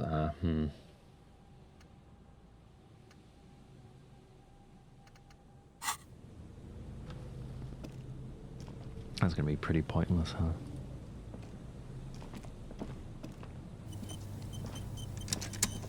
Here we go. Nice and easy. No way out, little guys. Not out of this gem. There's a cylinder on the ground in which the man is arranging some netting. It looks like some kind of trap. He notices you. Who's there? Oh, the police. Hello, officers. His self-conscious enthusiasm renders his movements ungainly. He looks like your understanding of a scientist. You must be Morel, the cryptozoologist. To what do I owe the pleasure? That's sarcasm. He takes no pleasure from your appearance. Lena sent me. She's been really worried about you and is waiting for you to get back. Of course. Thank you for passing along the message. That was a lot of fucking That damn XP. water lock is broken, and we can't go all the way around the A81. The waterlock's been fixed. It was fine when I crossed it. Hold the whole story. And there's no need, right? Oh, good. We should really be getting back. Gary could use a hot shower and a warm bed. Did he say we can go back now? Yes, Gary. We can go soon. If you see Lena, tell her I won't be long. Sir, your wife is waiting for you. I don't remember which one Lena is. Is she the... Oh, she's the wheelchair person, right? I think. Just have to do one more round. See if the phasmid has taken the bait. Then we go in. He refastens a bit of netting that has come loose in the wind. Tell me more about this phasmid you're looking for. Well, first of all, it's damn difficult to find, which is why we've been knee-deep in the reeds laying traps for it. What makes it so difficult to find? Good question. Being a phasmid of the order Phantasmodea, a ghost insect, it disguises itself as plant matter. Oh yeah, the reeds. In this case, the reeds. Awful lot of reeds around, aren't there? And I suspect it may have also developed other specialised techniques to protect itself from predators, or scientists, in our present case. What sorts of specialised techniques is the phasmid using to hide itself? It's my hypothesis that it has evolved certain electrochemical defences that allow it to interfere with animal perception, impeding pattern recognition, confusing the visual cortex.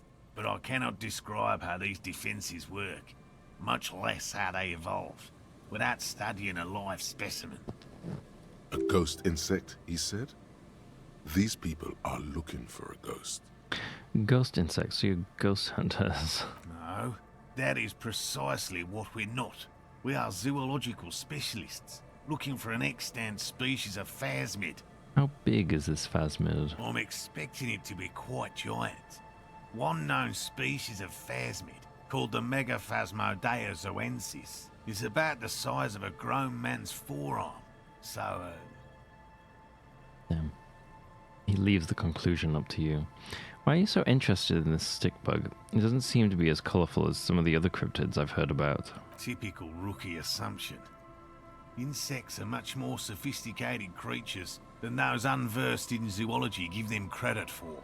Even simply catching a glimpse of the Insulindian phasmid would be the apex of my, of any, cryptozoology's career. But to study it and its defences, find out how it stayed hidden so long. He shakes his head. What have you discovered about it so far? Very little, I'm sorry to say.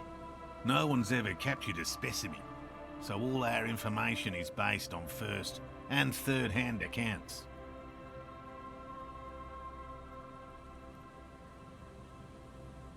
Hmm.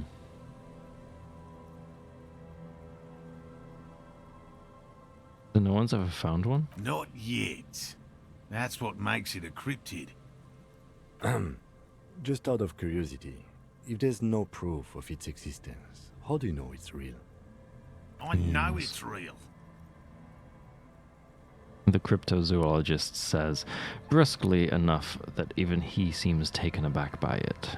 It's clear that his obsession with the phasmid is driven by something more than the pure pursuit of scientific advancement.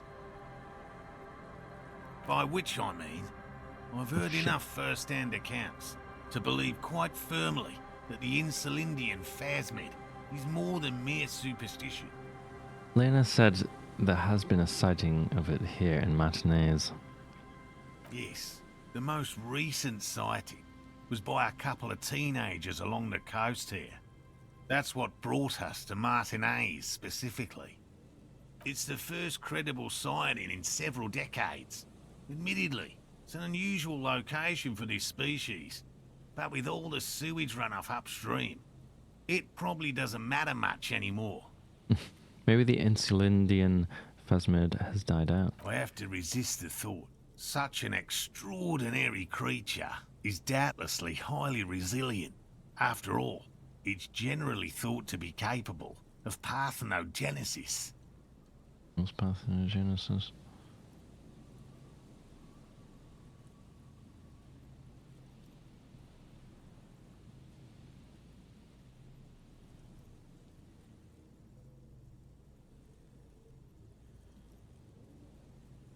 Parthenogenesis is a form of asexual reproduction where an embryo develops from an unfertilized egg. Essentially a virgin birth. That's a little concerning. What organisms can do that? Parthenogenesis occurs naturally in some invertebrate animal species, including nematodes, some tardigrades, water fleas, some scorpions, aphids, some mites, some bees, some Phasmatodea, parasitic wasps, a few vertebrates such as some fish, amphibians, reptiles and birds, and some plants and algae. It has been induced artificially in several animal species that naturally reproduce through sex, including fish, amphibians, and mice. Interesting.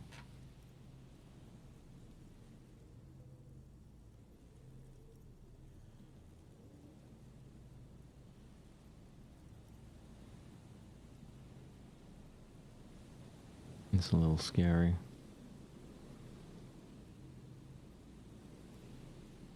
He means asexual reproduction. Oh, God damn it. The females of the species don't need to mate to produce viable eggs. This makes it easier for a species with a small population to survive.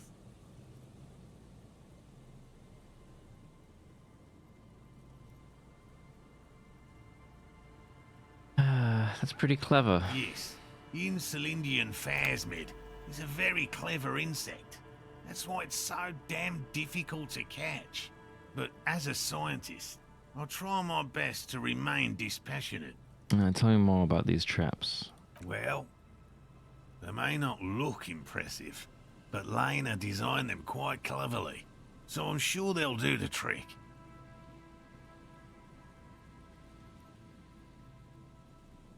Lena designed these traps? Yes. He says with some pride. How did the traps work? Simple. Attracted by the locusts, the phasmid crawls down the funnel and, having eaten its fill, can't get back out. At least, that's the intention. The net isn't a perfect solution, but we didn't want to use anything that might damage the specimen's delicate exoskeleton. What are you using as bait? Locusts. Nearly all known phasmids are herbivores, of course. But we've hypothesized that the Insulindian phasmid might occasionally prey on other insects. Inside the traps, a number of locusts crawl and tumble over one another in a tiny, chittering swarm.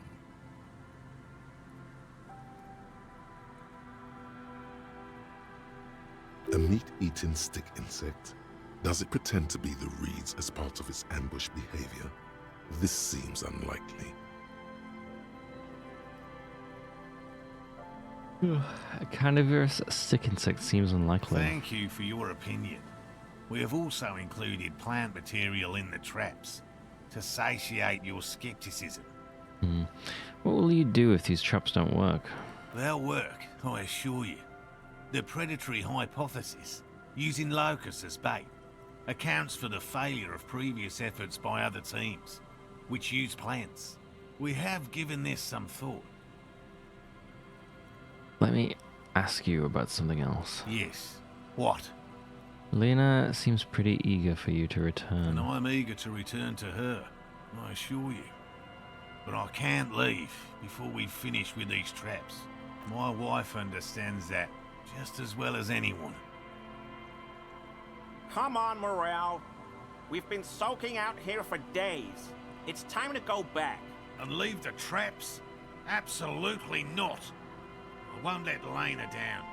Come on, she wants us back. I'm soaked up to my nuts over here. We'll both catch reed crabs if we don't dry out soon. Won't let Lena down?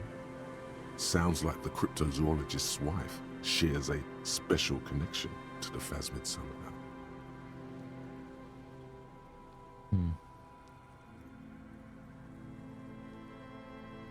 I didn't know the phasmid was so important to Lena.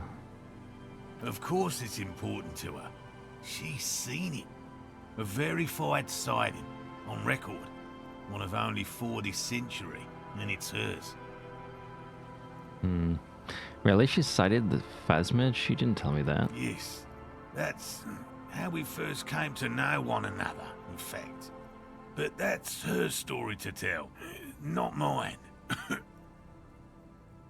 He coughs, then continues. Suffice to say, it's long been our dream to find proof of the Insulindian phasmid together. I can't abandon course now. Another cough into his fist this time. Is he sick?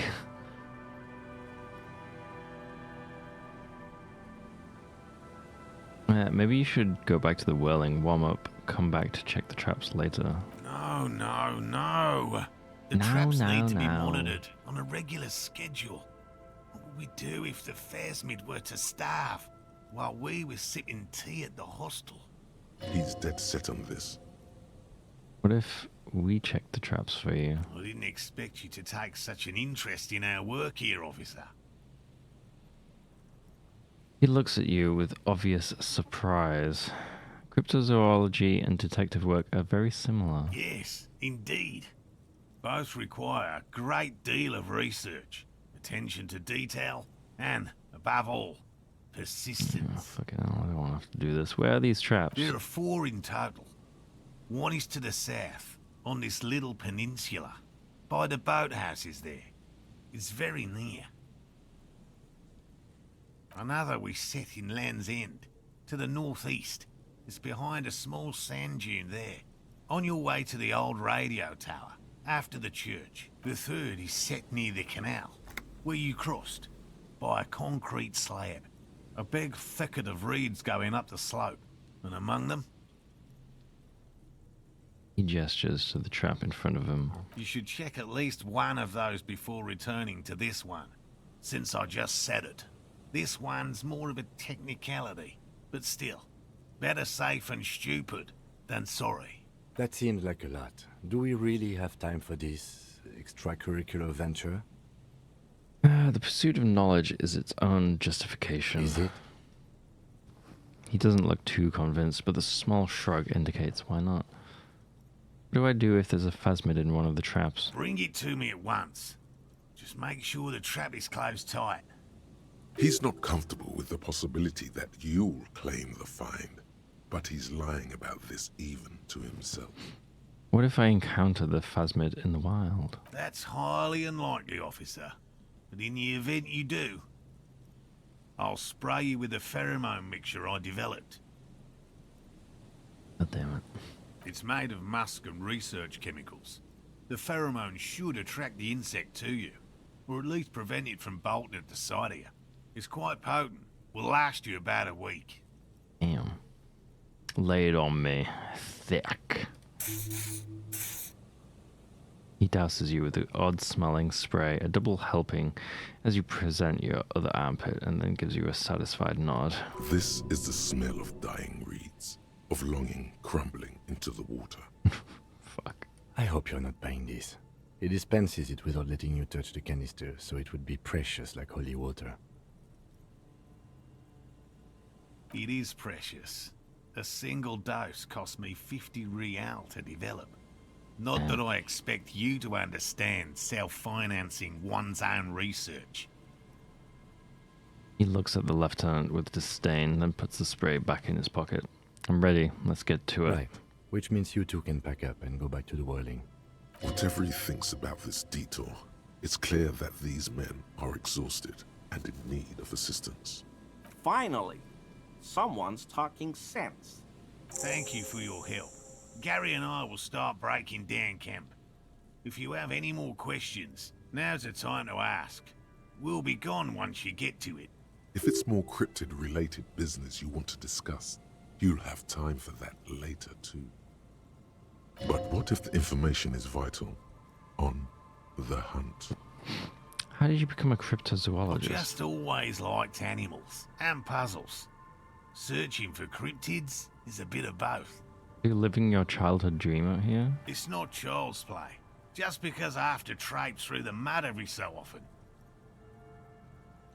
His eyes narrow. Why not just be a zoologist? Real animals are puzzling too. Real. I know you think one is a respectable profession, while the other is superstition. Everyone does.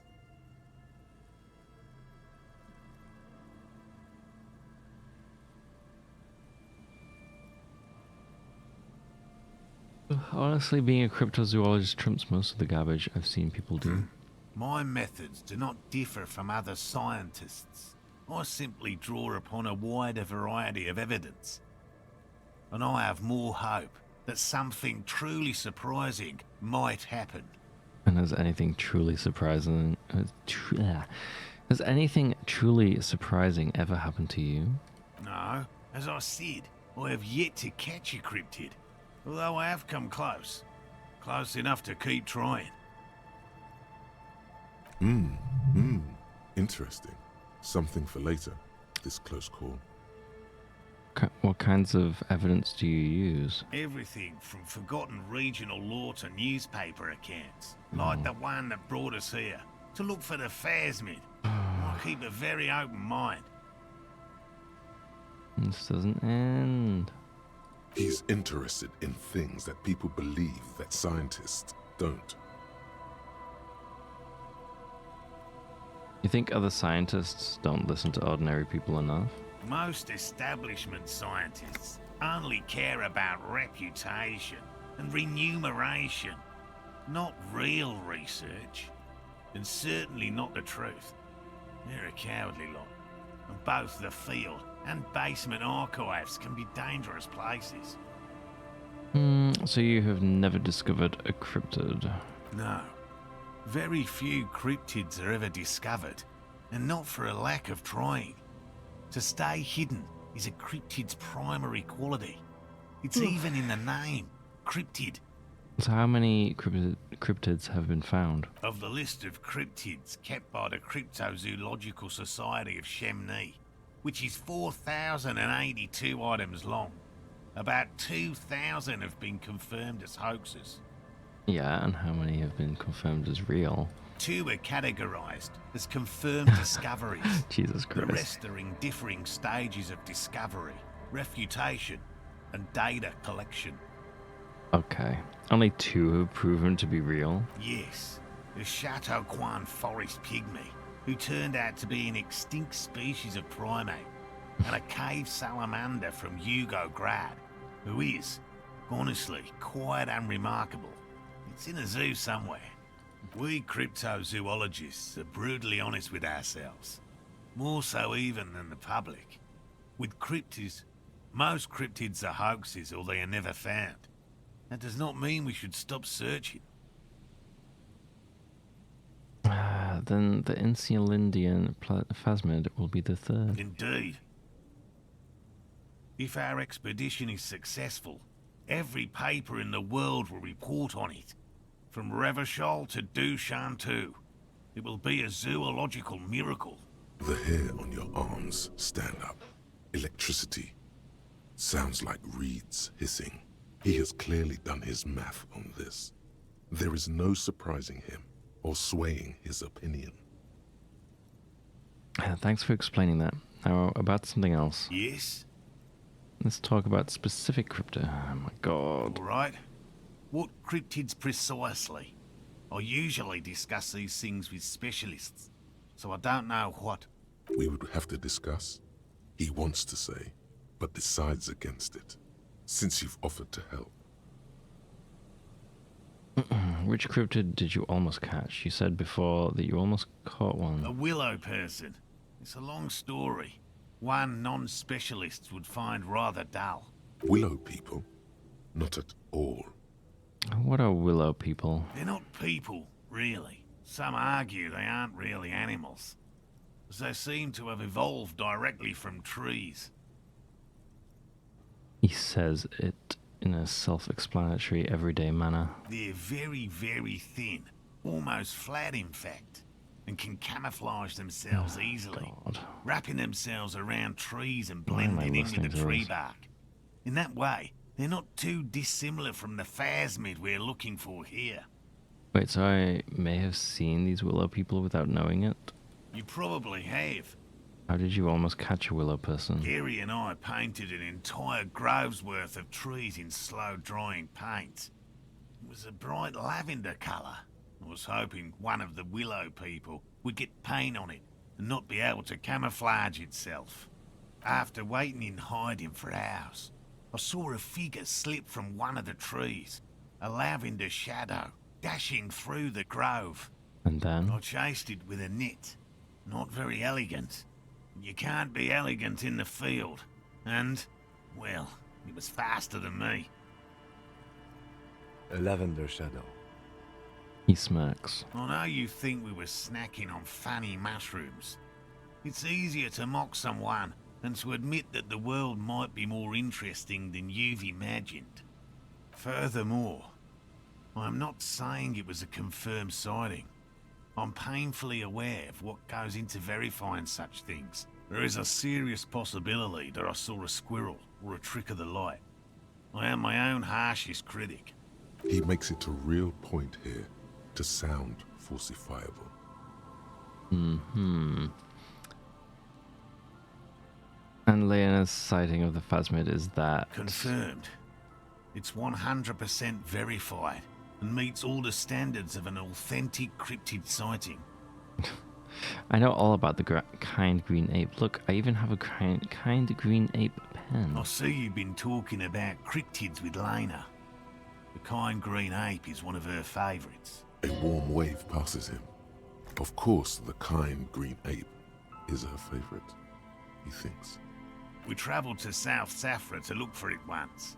Gary and I got stuck in a rainstorm, though, and had to spend most of our time there in a little village. The search was fabulously unsuccessful, but the people were very nice. I'm glad they didn't understand what Gary was saying about them. What? South Safra? They're just on a different rung of the ladder, Morale. I had no problem with them. Really? You kept complaining about how dirty everything is. We digress. They're a nascent culture. I just didn't feel comfortable. And let's change the topic, okay? Talk about your critters. Or whatever. He mumbles something. I know about the most dangerous cryptid, the gnome of Giroma. Formerly the most dangerous, yes. But do you know the most dangerous living cryptid? Living, no. The most dangerous cryptid is a carnivorous ruminant, known colloquially as the dread moose. The dread moose? Yes. The dread moose subsists entirely on flesh. It has even been known to dig up fresh graves in search of sustenance. Hold on, does it also attack people? Human remains have been found deep in the forest, torn apart, then trampled into the mulch by large hooves. Infer from that what you will. Okay, what does the dread moose look like? Just like an ordinary ardent moose. Then how can you tell if it's the ordinary or the dread kind? You can't. That's what makes it so dreadful and hard to identify. A moose that looks like any other moose. What's going on here? He's kidding, right? I am 100% behind the dread moose. I utterly believe it exists. Of course you do. The bodies found in the forest are just one piece of physical evidence. There's more. Sightings in Vasa, reaching back 4 centuries. But, of course, nothing satiates the skepticism of... A detective. Pardon me, I did not wish to seek conflict. It's simply my training to question things. Understood, Lieutenant. The man tips his hat slightly, then looks to you. I know the biggest cryptid, the giant of Coconut. That's impressive, I guess. But have you seen it with your own eyes? No. Of course you haven't. He seems satisfied. Have you seen it? I haven't had a chance to travel to Coconut. No. And I likely never will. The Samaskill desert region has been embroiled in a small civil war for the last 8 years. I fear this mindless barbarism may have wiped out the elusive creature entirely. Sightings of towering luminosities have grown rare recently, while they once used to be constant. Yes. Sightings of mirages are constant. A mirage is a constant phenomenon that people have no time to report when a war is going on. It remains unclear what this has got to do with you seeing it, as he was inquiring before. He was just being defensive. I know about Cryobacter catalensis. Oh, everyone knows about that one. Thanks to Professor Mijanu being the talk of the town for a time. He coughs in his fist. Although, probably because her life ended as a result of her work in Gutler, no one remembers her contributions to the search for the Nong-Ok. The Nong-Ok?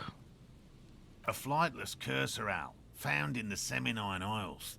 Its long legs permit the Nong-Ok to run faster than any other avian. Perhaps any other animal. Who knows? When it's not hunting its prey in this manner, the Ok hangs from tree branches, like a bat, waiting to dive on hapless prey below on the jungle floor. I was gonna say it's like an ostrich, but no. Mijanu liked extreme animals, you see. One of the few figures of the academic establishment I respect. Really a shame she disappeared. When did she disappear? Oh, decades ago. In the 30s. I didn't know her personally, of course. The chasm of academic pretension still stood before us, even though she had unusual courage for someone from the other side. Your friend Gary told me about the burning rhino. Did he? That one's a hoax. Some Seraise rice farmers set fire to rhinoceros cadavers and use them to scare tourists. Have you told Gary this? Many times. It always turns into an argument. I don't want to repeat it. The rhino holds a special place in his heart. Let it. Myths are part of my field. What if the other cryptids are hoaxes too? Many of them probably are. Statistically speaking, about 20% of all cryptids are verified hoaxes. Uncovering falsehoods deliberately fabricated to fool the public is just as much my calling as finding new species. And this guy loves, like, manipulating statistics to his advantage. If perhaps slightly less enjoyable. Like 20% of all cryptids are verified hoaxes, fine. But 99.9% of all discovered verified claims of cryptids are hoaxes. See, Kim, one of them is a hoax. Which one? He hasn't been paying attention. The burning rhinoceros.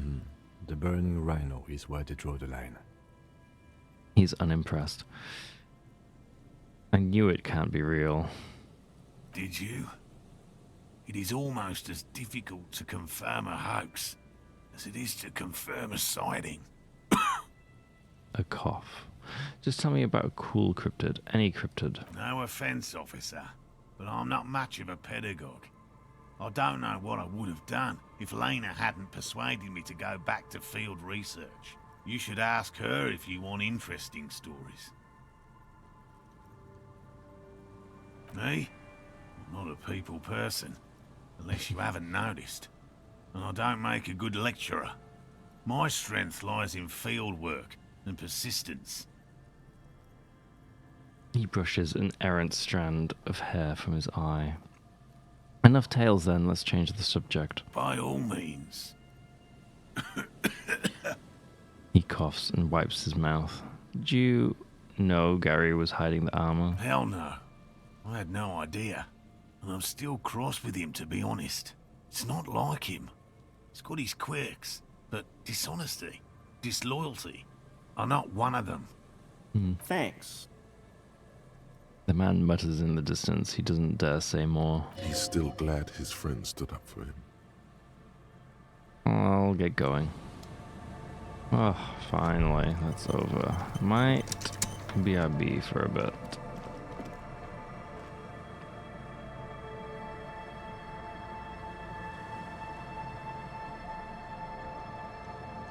Ugh.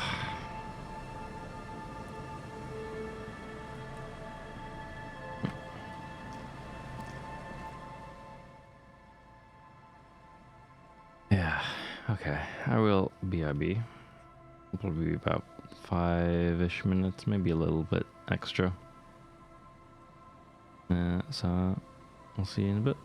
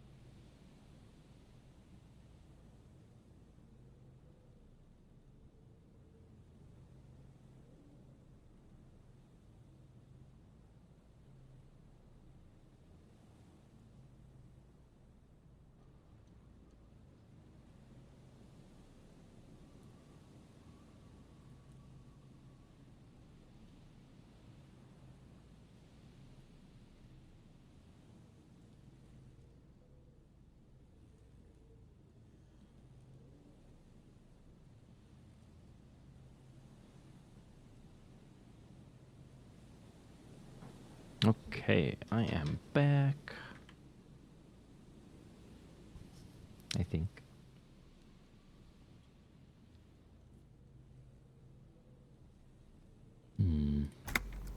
Okay.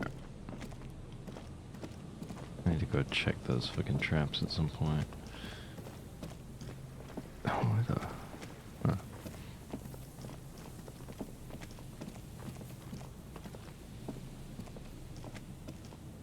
You see a once bright mural towering above you.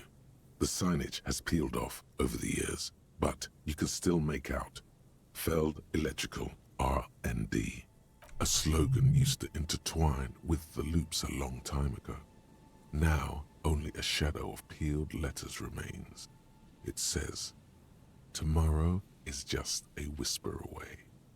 Tomorrow is just a whisper away. Looks like tomorrow never came. The lieutenant raises the collar of his bomber jacket. And Mikhail noticed the windows, especially with how there are no windows on the south side. This was to deal with.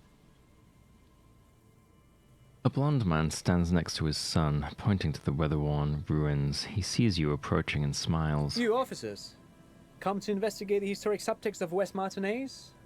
I'm Tran Heilostan. No. You must be Kim Kituragi, right? What? I was just telling my son about this building. Not a lot of people realize the historic significance here. Very rich in hypertext. How do you know Kim? What? Nice to meet you. Hold on, hypertext? Yes, hypertext. Young Carp and the collection of cultural hyperlinks. What was that about the windows before? Oh yes, so Mikhail. They had to deal with monitor glare, especially in the summer. They still had vector monitors back then. That was 49 years ago. So they didn't have windows on the south wall. Uh-huh. You and Kim know each other? No, I can't say that we've met before, but I've heard of Kim, of course. Mikhail, say hi to the officers. He rests his hand on the boy's shoulders. The child stays hidden behind the hem of his father's coat, clutching to his worm-themed coloring book. Mikhail's a little tired today. We spent all night trying to run Orbis on his radio computer. Have you heard of it? It's a programming language used in Grad. Quite tricky, but he wanted to play this Grad-made adventure program. We've been getting really into worms lately. The man speaks in the artificial cadence of a professor, or someone who's been on too many radio shows. But I assume you're not here for giant worms when there are so many real things to see. Just as I was telling Mikhail before, this is where the Coalition landed in 08. We could be standing on what is the most interesting landmark in Revachol West. He points to the building again. Wow, get a load of this guy. He really enjoys his trivia. The Orbis programming language was named after its inventor, Victor Orbis, a cybernetician from Grad. They run Vox in the Occidental countries. What's so fascinating about an empty old building? Ha! But it's not just any empty old building. He raises his hand to his eyes, a springtime sun warming his handsome face. All four of you turn to admire the mural before you. What not a lot of people know is, this used to be the R&D department of Feld Electrical. And Feld, which now sells ink cartridges mostly, was once a top dog in the turn-of-the-century cybernetics boom. Hold on. What's R&D? Look at the building looming over you. It looks old and weathered, with seagulls picking apart its stone and metal carcass. Bushy undergrowth has taken hold of the collapsed rooftop. Some kind of bird has set up a nest on a broken windowsill. Wait, what's an R&D department? Apologies, it's an acronym for research and development. They don't use it anymore. He smiles brightly, laugh lines around his eyes. You're probably more familiar with RTD, Research and Technological Development. Maya Kalpa, you are not familiar with that one either. This man is a bookhead. I don't think I've ever heard of this Feld Electrical. That's not surprising. Only a vestigial ink cartridge and ferrotape manufacturer remains. He adjusts his suit jacket. They started out as a midway electronics outfit in Königstein 2 centuries ago. After an aggressive move to Revachol, Feld became a global player in the emerging personal electronics market of the pre-revolutionary era. Still, Tricentennial was beating them in business machines. But Feld had an ace up their sleeve, or should I say they were developing an ace up their sleeve. I'm mixing my metaphors here. What was that ace? It was here in Martinez, possibly in this very building, that they developed prototypes for a tape computer. A tape computer? Mm-hmm. An elegant folding mechanism of rollers and ferrotape ribbons, portable enough to be a take-it-home solution. Revolutionizing business machines, possibly even bring them to the average consumer. Which is a feat of engineering even today's giants, Rehm, ICN and ZAM, haven't achieved yet. He grins, admiring the sentence he just produced. He assumes something like a combat stance, facing the wind. What happened? Indeed. What? The revolution! The boy wipes his nose on his sleeve. Ugh. Unfortunately, their moonshot project never made it to the market. Feld's move to Revachol backfired. The revolutionary government liquefied their assets and expropriated those very advanced prototypes. Possibly from this very building, or one of the adjacent ruins. He pauses, pointing to the other building, then continues. All of this was built by Feld, even the boardwalk. Wild Pines built Martinez proper as a resort for their middle management. Feld built this side of town for R&D. You're saying that Feld Electrical built this boardwalk? Look under your feet. Yes, they even built a pleasure wheel, but that got destroyed in the war. A pleasure wheel? The lieutenant looks wistfully at the horizon, as if picturing gondolas rising to the sky. Perhaps reminded of a childhood memory. It's clear he would prefer there were a big wheel, lighting up the coast. Yes, to lure in their star engineers. This part of Martinez was nothing but reeds before Feld arrived. They had to make the prospect of living here attractive. It was supposed to become a global center for innovation in cybernetics. But history had other plans. What happened to the engineers, the company people? Oh, I'm afraid it didn't end well for the boys. But this story is a bit too dark for little Mikhail here. Now, if you were to ask about tape computers... He means that the boys got shot by the communists. Oh my god. The boys were bourgeois. Can't... He means they all got shot in the head because they were bourgeois. Now do you know what the bourgeoisie is? I don't think I should say that. And tape computers, right? Tape computers. He nods, wind tussling his suit jacket. What did the revolutionaries do with those advanced tape computers? They used them for military communications, but also to write and send out press releases. The most notorious example being Le Décret de Mars. What was that? What's the Mars Decree? I mean the radio transmission sent out to news agencies and world governments by the newly created Commune of Revachol on the 7th of March in the year 02. A short-lived legislative foundation for a short-lived utopia. It's a beautiful piece of text, actually. A singer-songwriter I know, Charette, called it a love poem to Revachol on her political concept album, Bon Baiser dans ce Lind. You should read it. Every local library in Revachol stocks a copy of the decree. I tried to get Mikhail to memorize it. Tried to. Someone was much too interested in worms to be paying any attention. The kid takes a peek at the green and silver worm on the cover of the book, already forgetting about this part of the discussion. How did those tape computers work? Did they work like radio computers? Actually, no one knows. No one even knows what a computer made entirely of tape would look like. But word has it, they were very elegant, exquisite, alien-looking turn-of-the-century hardware. He raises his finger, remembering something. Buckle up. 10 years ago, I did a little freelancing, I guess you could say. I was a special consultant for an exhibition at the Womty Dumpty Dum Center in Vredefort. The Womty Dumpty Dum. It raised the same questions, and we had lengthy discussions with Paul Ockerman, who was head curator at the time. This was before the twins Keith and Guy Jews joined the team, trying to... Wait, did he just say Wumpty Dumpty Dum Center? Yeah, he did. What the hell is a Wumpty Dumpty Dum Center? And who the hell are Keith and Guy Juiced? Okay, the Wumpty Dumpty Dom Center, Paul Ackerman, Keith and Guy Juiced. What are you talking about? The Wumpty Dumpty Dum Center for Contemporary Art. The exhibition itself drew on Lagerman's notion of memory, and so there were some parallels. That's why the head curator, Paul Ackerman, chose to... And there is no place called the Wumpty Dumpty Dom Center of Arts. You're making this up. Kim, is he making this up? In fact, I'm not. The Wumpty Dumpty Dom Center is a place you can visit if you're ever in Vredefort and are ever in the market for an exhibition space / contemporary art research center. But perhaps I should return to the tape computers. As I was saying, the device itself was very elegant, fragile even. One could write directly on the tape using a special chemical solution.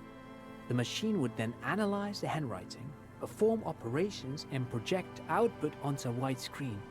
It was a beautiful, delicate thing. Made of black film and folding tape structures.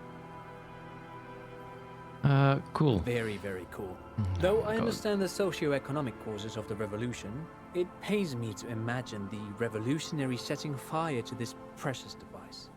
But so they did. The felt playback experiment vanished into the fires of 07. Those damn communists? I don't know who would. Wait, the failed playback experiment. Yes, the official name of the prototype. Some sources report it as the felt playback experience, but those are incorrect. Why did the revolutionaries destroy it? Who knows? Maybe it was an accident, or maybe they didn't want the technology to end up in the wrong hands. Either way, they're all gone now. All 3 versions of the prototype. Nothing but debris and ashes remain inside that building. He takes a step back. The boardwalk creaks mournfully in the wind. I wanted to ask something else. But of course. What else? It just never Sure. ends. What? But of course. You What look like else? someone who has money. Do you have money? I do have some money, yes, but that's not what's really important here. He brushes it off like it's not a thing at all. No, I mean, come on. You need the money. If it's not a thing, he can give you some. I mean, could I have some of that unimportant money then? Oh no, I don't have it on me, officer. I was talking Excuse in more me? general terms. He looks uncomfortable, his left hand squeezing his son's shoulder. I'm just spending time with my kid here, showing him around the lesser-known parts of our hometown. It wouldn't be wise to carry huge amounts of cash on such expeditions. Fine. Great. Thank you for all the interesting information. No, thanks to you for having me and little Mikael here to pick your brain. A very interesting conversation indeed. Pick your brain? If anything, this was rather one-sided. He did the talking. Whatever. Nice. That was pointless. Another power box. It charges nothing now. It's empty. The fence blocks the path. No way on from here. Wait. Ooh. Wow. Don't mind if I do.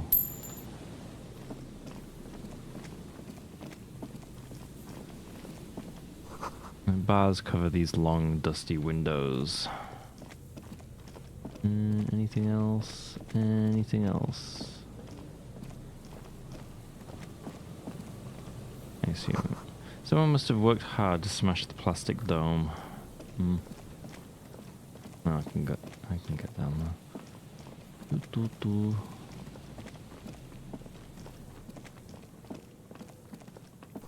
A dead phone, a smashed receiver, like someone hung up too hard. Okay, so we've been around here, right? No, we have not. Oh, this is the church.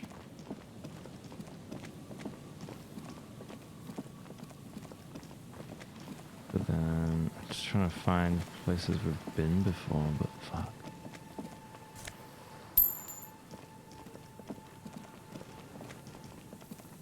This barrel has been recently discarded. It smells of fuel oil. I'll come back. Maybe. This place is too big. Wait. Oh, this is one of the cages. We can check that. There's a trap in the reeds at your feet. Looks like the same one you saw Morel set before. Same mesh, same wiring. Look around. The reeds sway in the coastal breeze. They seem to be waiting for something. The wind picks up here, near the cape's end, surrounding the narrow strip of land from 3 cardinal directions. It's cold for this time of year. Reach for the trap. Locusts are crawling around in the trap, confused but uneaten. You see no carnivorous reed phasmid gorging on them. Fine. Big surprise. Anyway, 1 down, 3 to go. Damn, I was hoping it would be in the first one. No, you weren't. He looks at the sea, then you, laying the trap back down on the ground. Whatever.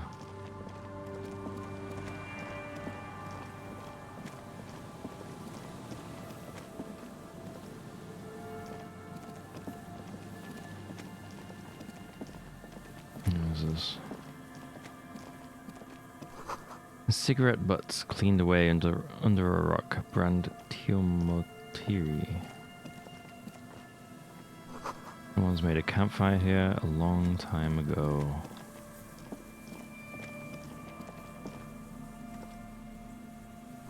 A rusted, broken control box for the radio relay tower. This ladder is too rusty to climb. The sea air has eaten away at it. Tiny inlets there, off in the far distance where the posts trail toward... Toward what? Oh, scented scarf. Oh, Jesus. That's shit. What the fuck? It's too much minus.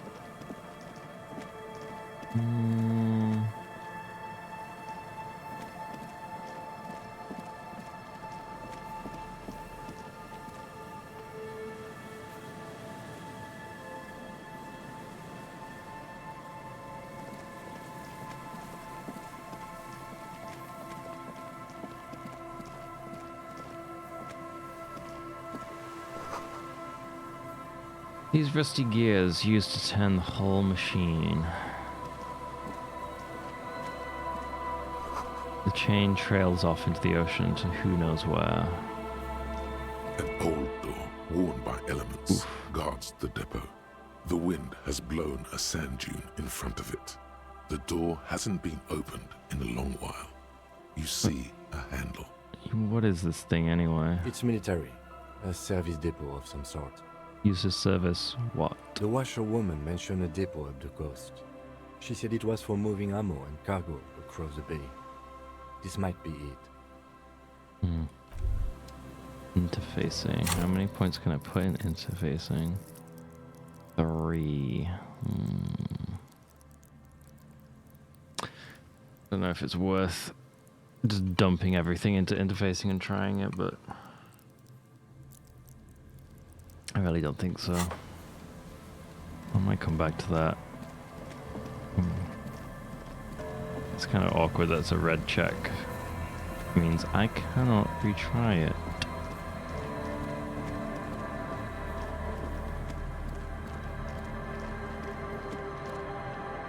The sign reads St. Brune, 1147. You feel the shadow of a very large building fall on you. Dusty pews in the shadows, many seem to be missing. An altar shrouded in dark or something like that. It's too dark to tell. More money. Holy shit. I have so much money right now. Ah, it's this place. Oh, I didn't get that. Okay, I've done a circle. I'm just kind of avoiding the church for now.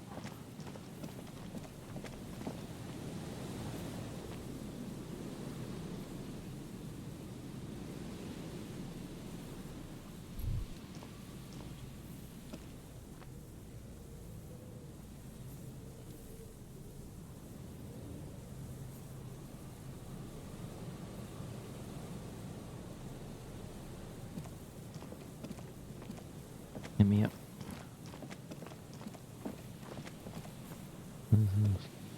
Someone has left an unidentifiable article of clothing on this railing.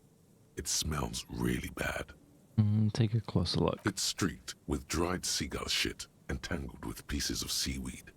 A dangling arm suggests that there might be a jacket beneath the crust of filth. It seems likely that it was left in the surf until someone laid it out on this fence to dry out. Unfortunately, that just seems to have stiffened it into a shapeless mass. Please tell me you're not taking that with you. Might be a clue. You think our suspect is a seagull who's been defecating on unsuspecting jackets? Could have been multiple seagulls. A poet could write 12 verses and still not begin to capture the profound vexation in that sigh. You should still take it.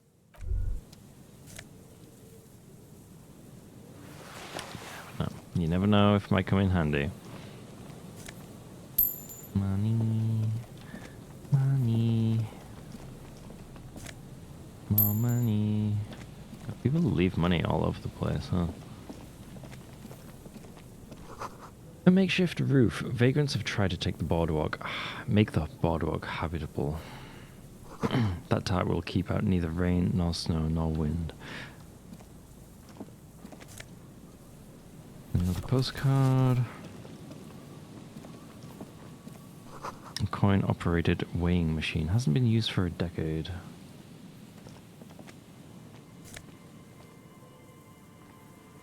+2 encyclopedia. I don't think I need those. Vagrants have recently painted the tarp red. Water drips from it.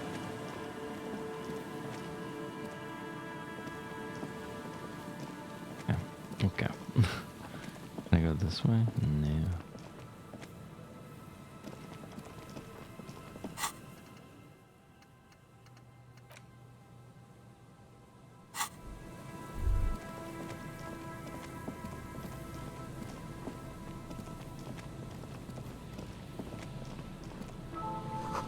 A big wine canister. It's open and empty.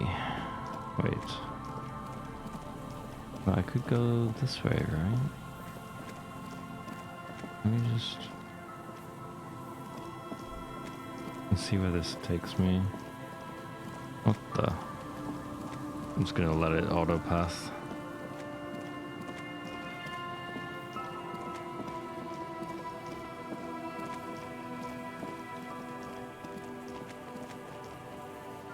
Oh. Well then.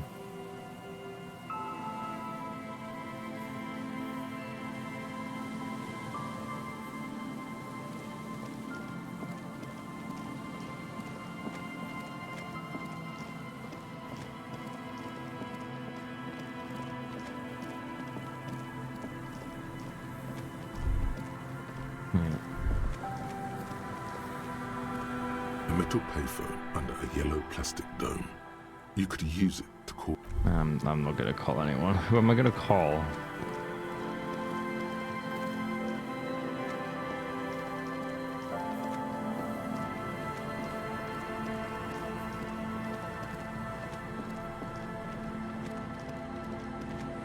A person? The smell. It's awful and familiar. What is it? Don't you recognize it? That hideous pungency, that faintly cloying sweetness. Only death smells like that.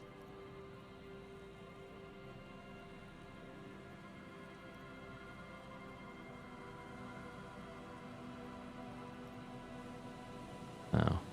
Something cold wakes in the pit of your stomach. Fear. The signs of decaying meat. It announces itself from 24 meters away. A warning. A memento mori. What's that smell? The lieutenant has already brought a handkerchief to his nose. Eyes up, detective. Something's not right here. God damn it. Oh, there was another investigation thing. There we go. Careful there. These floorboards look rotten and weak. There's some tear, an empty cigarette package, and a crumpled kebab wrapper in the trash bin. Examine the tear. 2 empty bottles of Tallulah vodka and a can of black potent porter. is all you find. No, there's more in there. Livis strawberry liquor, plus some Pilsner bottles too. Better not pick them up. They seem unhygienic. A tragedy. The lieutenant looks in the can, eyes watering from the smell. He shakes his head with genuine sadness. Examine the cigarette package. Whoever tossed it here was a heavy smoker. The brand name reads Red Astra. Red Astra is the black market version of Astra cigarettes, known for their high tar content. Examine the kebab wrapper. You see traces of mayonnaise and ketchup on it, as well as a tomato wedge. The wrapper reads Shish Kebab Revachol. It's no older than a day or two. No mold yet. It's hard to concentrate in the smell. The sea air brings some relief.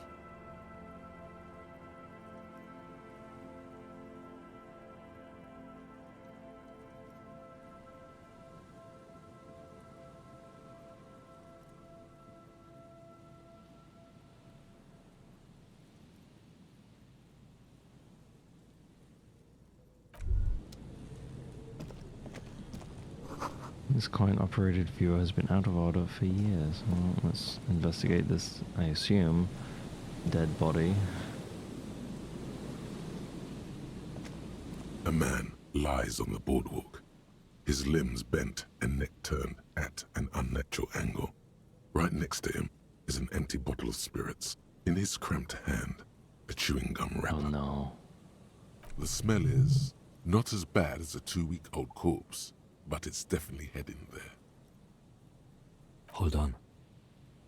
The lieutenant squats next to the corpse and examines his face. 2 bulging eyes stare back at him, void of any signs of life. Lividity is faintly pronounced. Whoever this is, he's been dead for 2 days. No longer. We need to investigate. Calm now. Carefully. Just another day. Just another dead body. Study the man's clothes. He's wearing mud-caked boots, beige trousers, and an old brown leather jacket with a bright blue lining. There are traces of kebab sauce on his chest.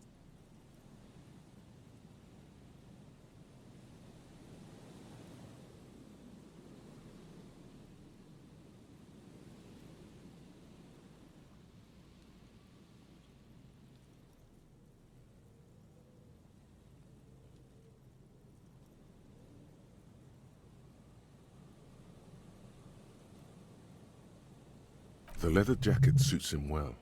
It must be custom-made. Search his pockets. You find some sunflower seeds and a rain-soaked library card folded into 2. His jacket feels sodden and heavy under your hand. Library card? Good. We should take a look at that library card after this is done. Study the man himself. The man has fallen through a crack in the boardwalk and hit his head against the metal bench. Coagulated blood covers his black hair. One of his feet is still dangling through the hole. A bad fall. It might have been dark outside. This place is a minefield in the dark. Examine his face. His expression is dull, like the sea behind him. Drops of water shining on his mustache. His eyes, empty and wide, look frightening in their frozen gaze. Height, 170 to 175 centimeters. Curly hair, stout build, age approximately 50 to 60 years. He was confused when he died. Confused and alone, most likely. Overcome with the awful surprise of it all. Study the surroundings. There's some dried blood on the metal bench, right where the corpse's head rests. The floorboards are rotten and slippery wet around the hole. An empty bottle lies nearby. A chewing gum wrapper is clutched in his fist.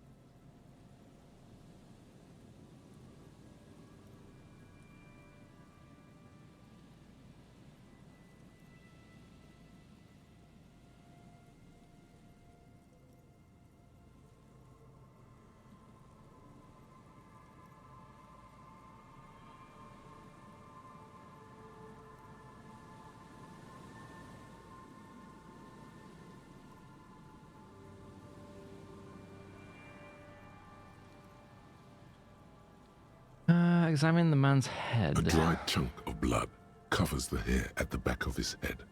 An open wound. It's sticky and cold to your touch. This is what killed him. I don't see any other major wounds, do you?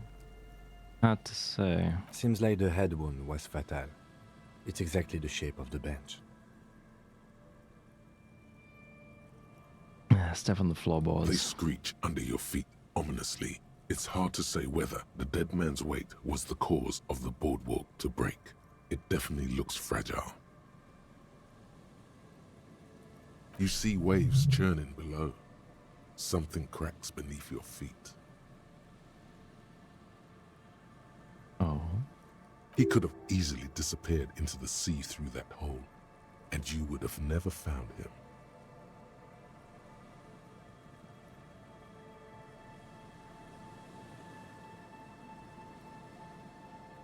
Examine the bottle. A .75-liter Tallulah vodka with its cap missing. There's hardly anything left inside. Tear all around us. He looks at two other bottles forgotten near the coin-operated viewer. Examine the chewing gum wrapper.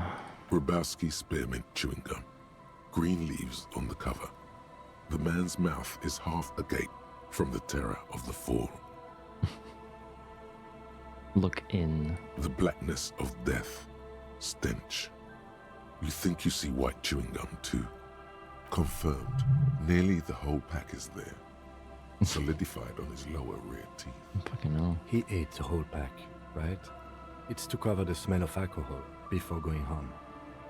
The worst thing is, I've seen it before. He never made Almost it the home. same scenario. Even the chewing gum. It's always the same. Damn. The entire boardwalk creaks in the wind as you take a step back.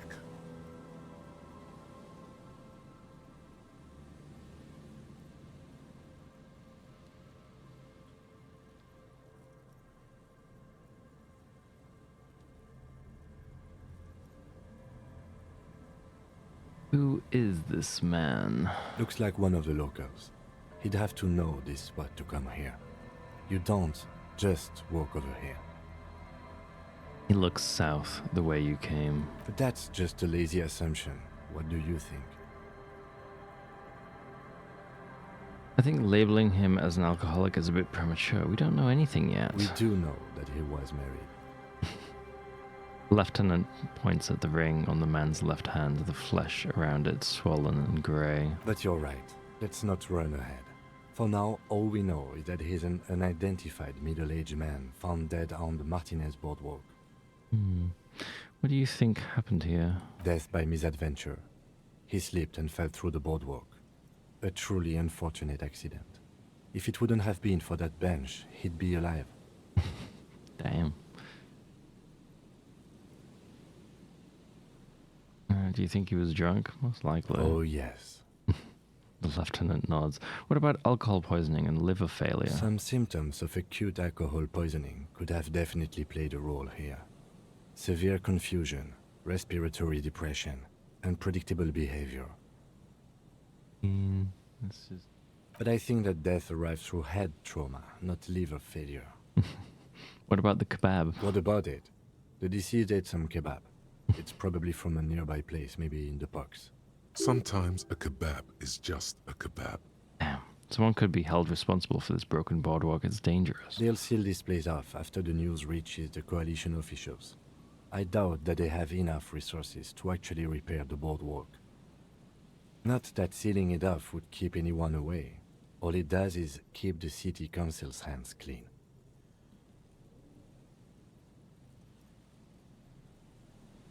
Could it be related to the lynching? I mean, I know No, it's not, I but... don't see anything that points in that direction. For now, let's treat this case as a simple, albeit sad, accident, unrelated to the murder case. Agreed.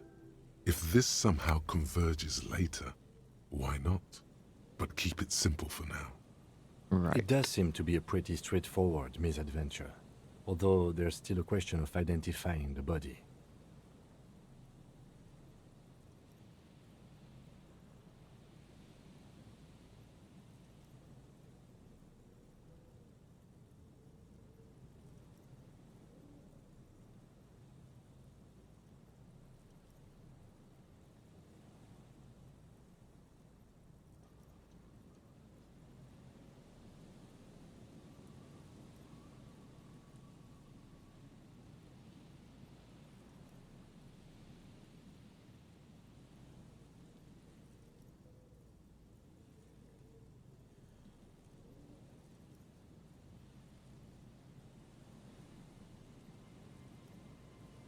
what should we do with him? From where I stand, I can see two options. We either take the case and follow the leads to identify the body on our own, or we report back to the station and leave this for our colleagues to handle.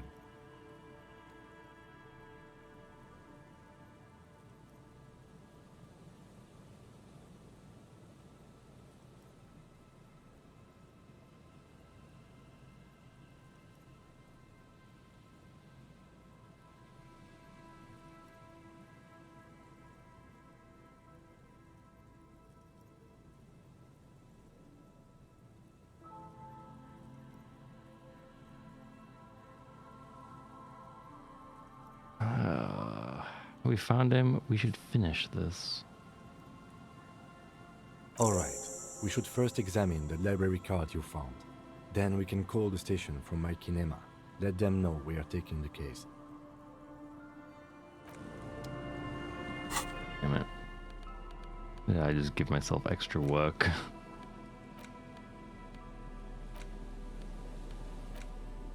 A library card found from a pocket of the dead man on the Matinee's boardwalk. It's still slightly damp to the touch. The cover bears the stamp of Jamrock Public Library. The library card is folded into two and still slightly wet to the touch. The front side reads, Central Jamrock Public Library Card, issued to Billy Mejean, expires July 53. Billy is a unisex name. Could be the deceased, or his family member. Look inside. Whoever owns this card is an avid reader. You find a list of books written in blue pencil. Radio thriller. Stand a little less between me and the sun. The last one in the list is The Glinton Curve by M. Theobald. A library stamp indicates that the book has been returned. Most of these titles seem to be in the sci-fi genre. Some thrillers too. Look at the backside. If lost, please return the card to the library. Dial 005 02 55211 or visit us at Moreau Street, 78, Jamrock. Business hours 900 to 1800. Good. We should give them a call from my kinema. See if we can learn anything about Billy Mejean. Okay. What this jacket? Do you think this is the guy's jacket? This filthy rag has been at the mercy of the elements for quite some time. It's streaked with seagull shit and abnormally stiff from God knows what natural processes. You can't even tell what brand it is. As you hold it in your hands, it makes an uncomfortable crunching sound. Man, how did this jacket get so disgusting? It's a sordid, fluffy tale, not for the weak. Are you sure you can stomach it? Some secrets are better left uncovered. Don't even try. Seriously. Think about it. It occurs to you that you're not even holding the jacket itself, but rather the thick crust of jetsam and seagull shit that ensconces it. It smells like a dead sea creature, tangled in grey strands of seaweed.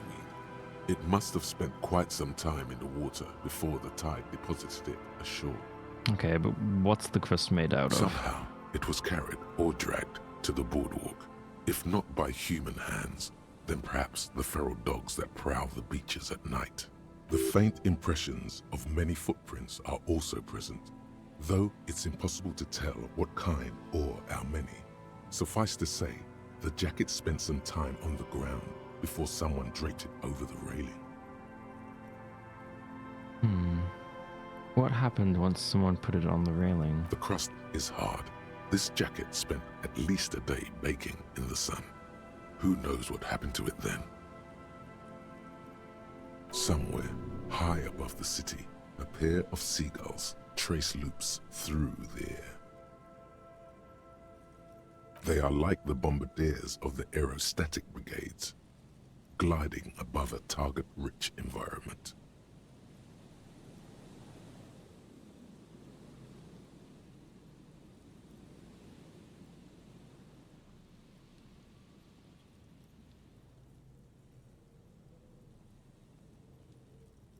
All of a sudden, the Bombay doors open, and their white glittering payload rushes to the ground. Splat, An explosion of white on a man's shoe. A curse goes up, but the birds do not hear. Why did I just spend all this time thinking about seagull shit?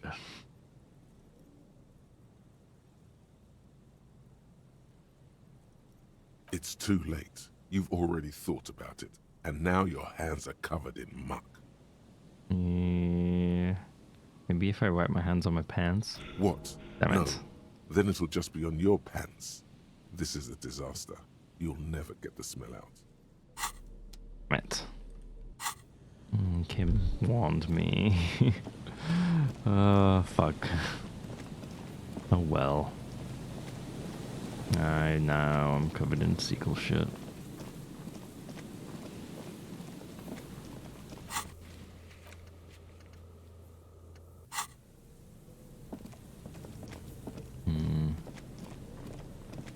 I guess that's it for this area. The remaining windows rattle from a strong gust of wind. They're covered in a thick layer of grime.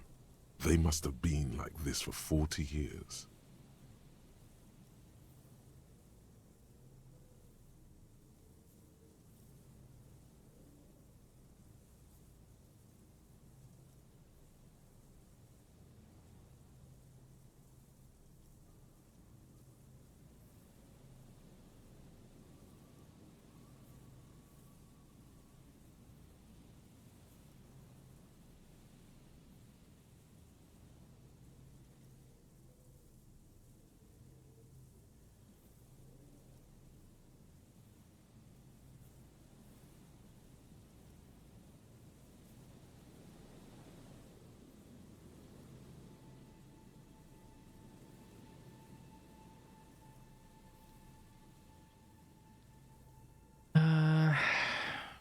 Try to see inside. Dripping water falls from a high place. All you can see is the shadow of a collapsing staircase. There's rust and corrosion on the bars. They're foaming with it. And a small layer of white salt from the sea. Lieutenant, can you make out what's inside? No. I won't even try. You know...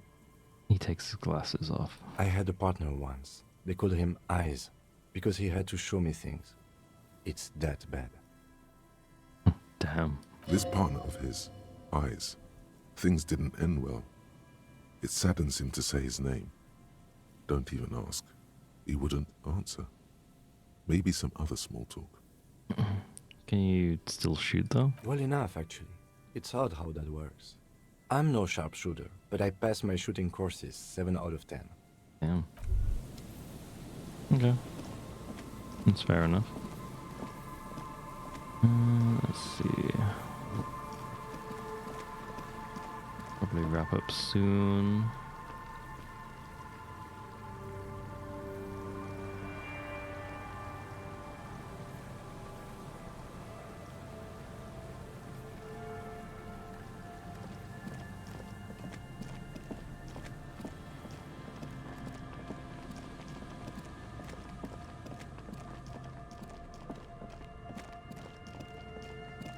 Isn't there a trap around here? Maybe. I don't know.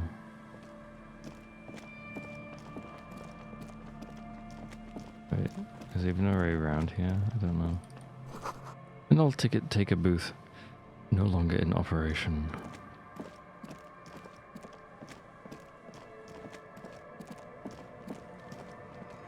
No. God damn it.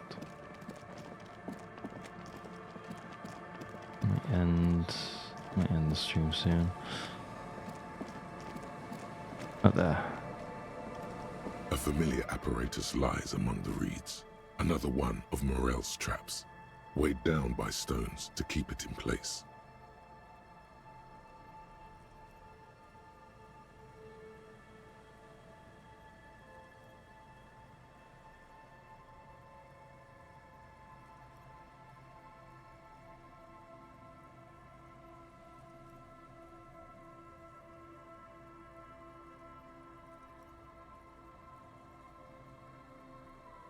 Look around. Behind you, the ruins of a residential building loom over the reeds. They whisper amongst themselves, confidentially, Snowflakes cling to their shivering stems. When this district was booming, the reeds were kept at bay. Nothing obscured the freshly painted facades. Nowhere for drunks and adventurous teenagers to hide. Now only the wind blows. Reach for the trap. This trap is also full of panicked locusts. No sign of any cryptozoological beast inside. Another empty trap.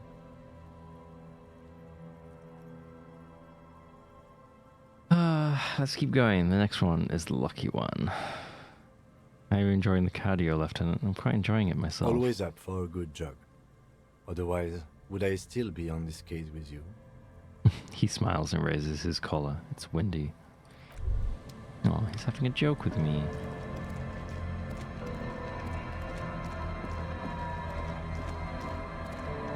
I'll probably do these last, I think.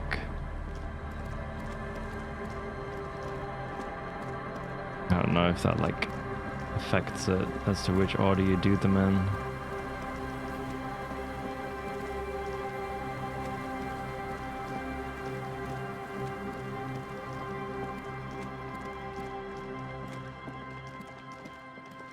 Maybe it's time to go to the church.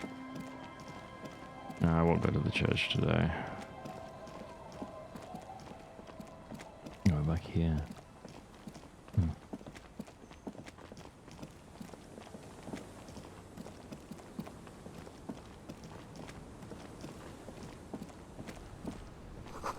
What are these doing in the fish? Oh. Perception boots. Sure. I'll take them. This boat is floating freely in the water unmoored. That's a bit dangerous. Money. The planks creak beneath your weight.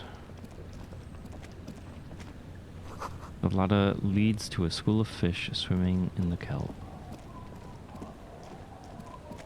I was kind of expecting more here. Just this one woman. Hi, officer.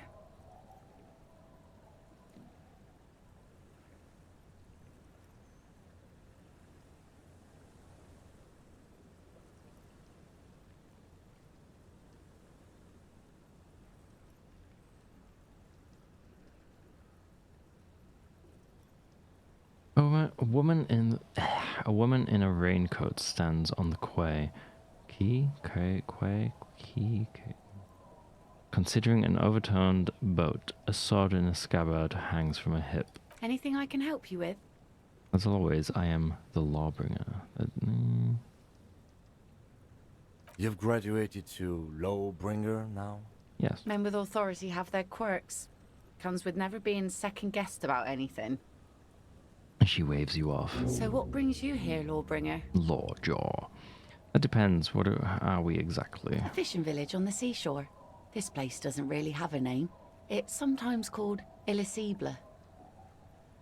Why? The sign on the street leading here is illegible. Has been since they built this place.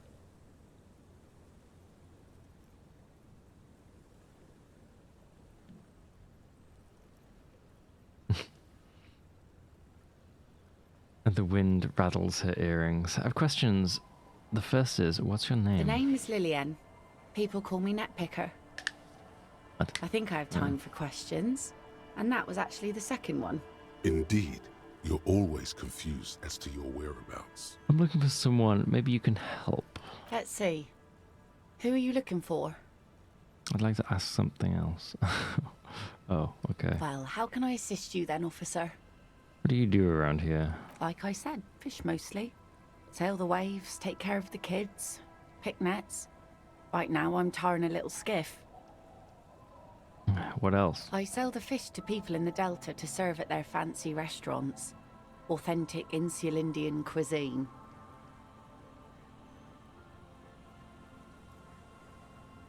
Is that enough to make a living? Sometimes I also walk to the beach to see what the sea has given up.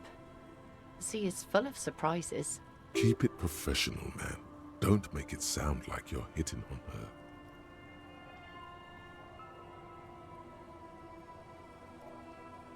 I never thought the sea brought in anything particularly interesting. Wood, pieces of glass. Every once in a while we see dead bodies. Human, animal, fish, other odd sea creatures. A mine washed ashore once. Bottles, drugs also. Lost cargo in general. Most of the time it's just wood and glass. All right. Major choice moment. You only get to ask one thing. It would be weird to say them all. Choose wisely.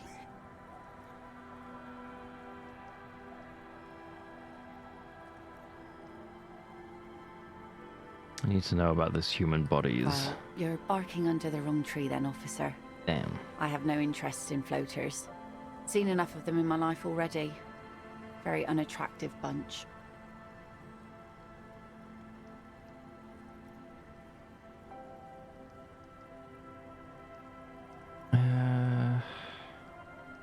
Nice sword. Pointing at the saber on her hip. Does it come with a story? Fortunately, the factory sold this one with a 3-year warranty instead of a story.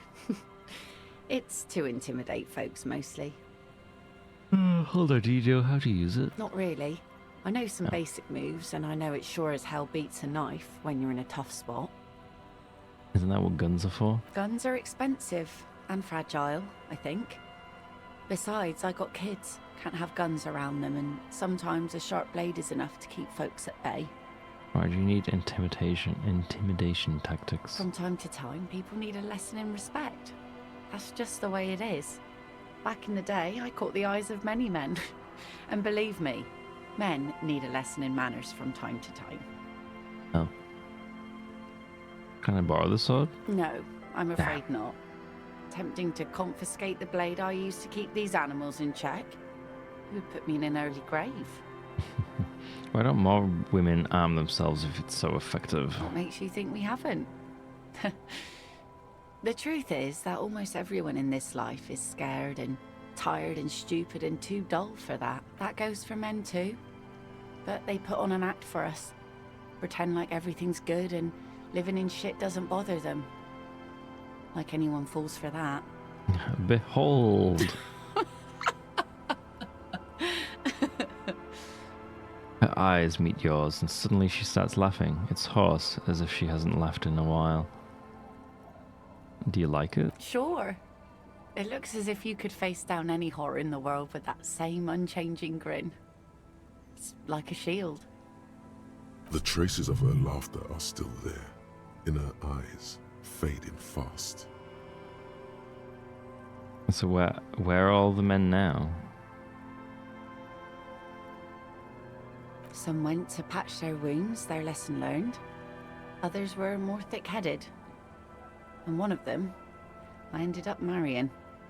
Wait, why if you're thick-headed? Guess I enjoyed the way he bled. Your expression doesn't change. It's hard to say if it's a joke. If it is, then why the melancholy? Where's your husband now? Gone. Gone? Where? To the waves.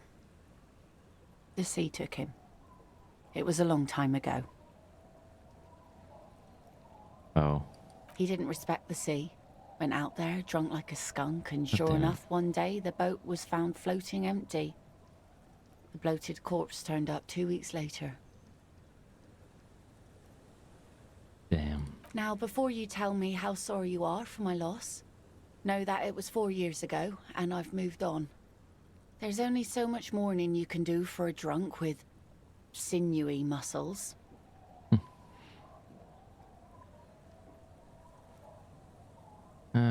It's healthy to let go and move on. Gotta keep the wheels spinning. Us working folk don't have the luxury to be bedsick with melancholy. I buried him, mourned for an appropriate amount of time, and went on. Life didn't really change that much for me and the kids. And she glances at the village where 2 little kids are playing with what look like rocks. This is neither a touchy nor a very interesting topic for her. Oh, damn. So, I take it that's your skiff. Sure is. The sun, I call her, coated with a fresh layer of tar just yesterday. It'll take some time for it to dry, assuming the sunny days continue.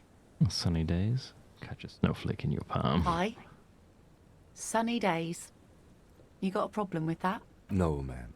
We have no quarrel with sunny days. Good.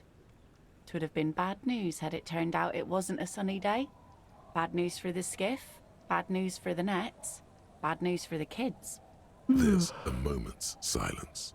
She looks at the slushy snow melt on the yellow belly of the boat. Do you think the boat will be ready? In time, when the sea turns and the winds settle, she will be ready. Waves wash the sand. A skiff moves across the mirror-smooth sea, far away from here. A lone passenger, a fast sloop in the distance, white sails. My prediction, it will be at least 2 days.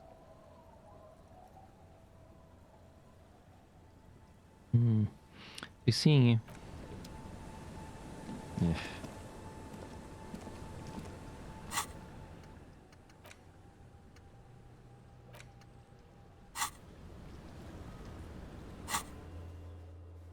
Yeah.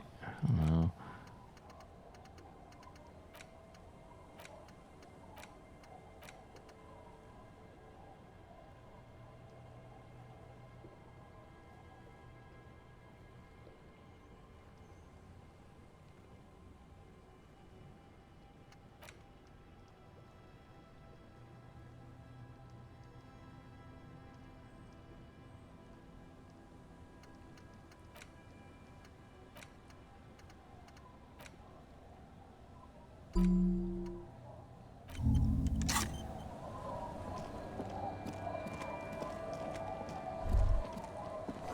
Inside, you hear the cozy sound of some kind of heater sputtering. In here. The door has seen better days. The layer of paint has started to peel off due to the salt and wind from the sea. Even the lock looks slightly rusted. This is my I'll wait outside to give you some time and privacy to check out your new living arrangements. But just so you know, after we are done with the day, I'll still be staying in the whirling in rags for the night. We'll meet in front of the shack in the morning. The key turns with a satisfying click. You can enter the shack now.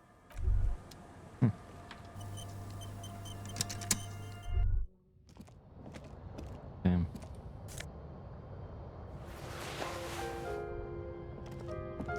An old mirror hangs on the wall.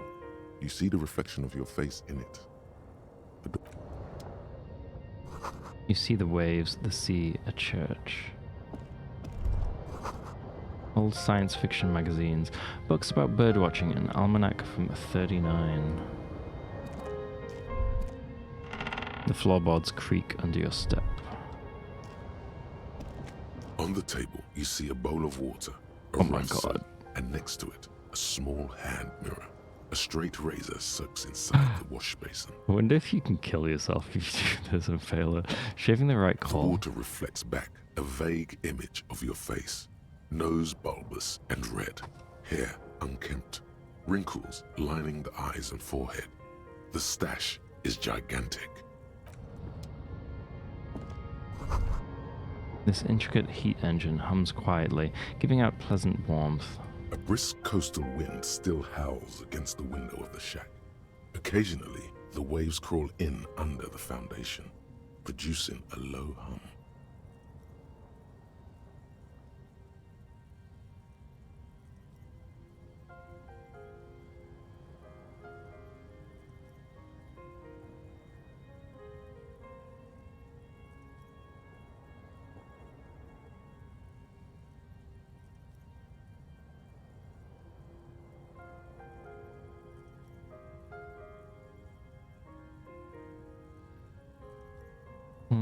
Second. Listen. The room feels muffled, like you pulled your hat over your ears. Outside, it is cold and windy, but you're inside, and it feels safe and warm. What is this place to you?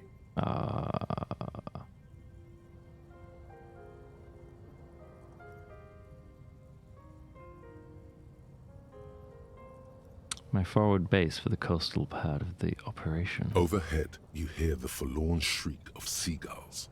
Far below the birds, a wooden boardwalk filled with abandoned stands. tables and benches, echoes from a long-lost time. A middle-aged man stands in a rundown shack on the edge of a fishing village, listening to the heater hum on the wall. Thank you, Strange Sensation, for a fair assessment of the current situation. Outside, the howl of the wind has picked up.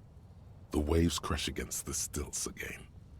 It's as if you think the thought, but in someone else's voice. Look under the floorboards. Huh? Ow.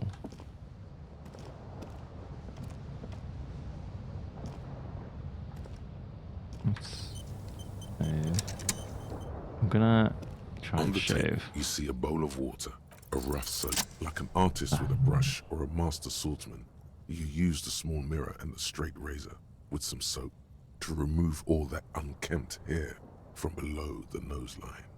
The sharp blade chafes against your skin, producing a scratching sound.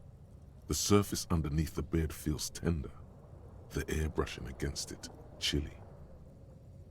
Feel your clean-shaven cheeks. They feel so smooth, surprisingly so.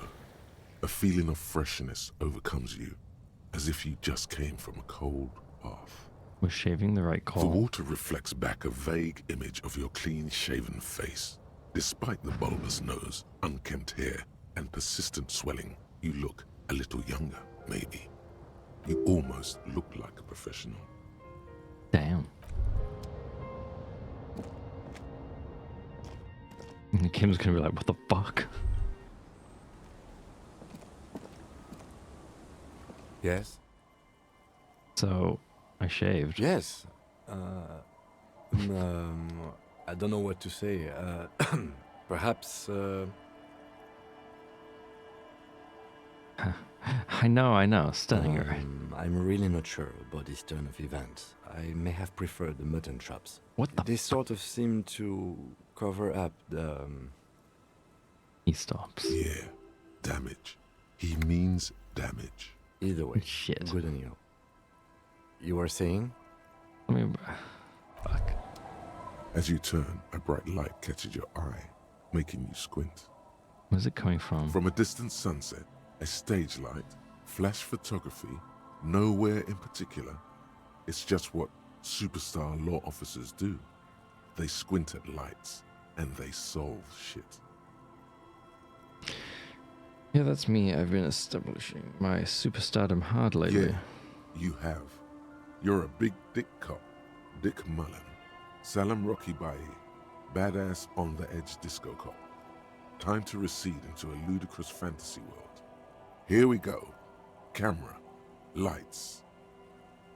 Wait, what was that about a ludicrous fantasy world? Yeah, you know. Beneath it is just heartbreak, a pulmonary tract infection, atherosclerotic disease. This is where you say action and reconceptualize all that.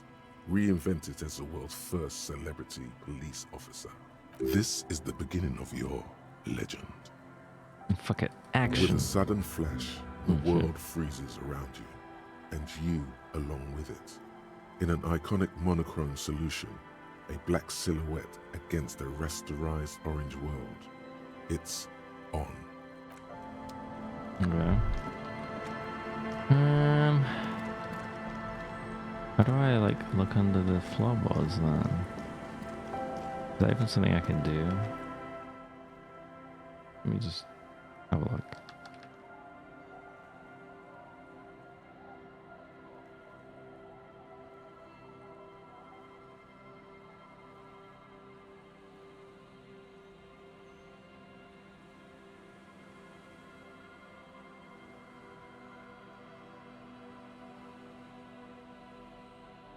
Yeah.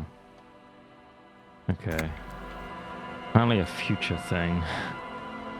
So that's a bit silly.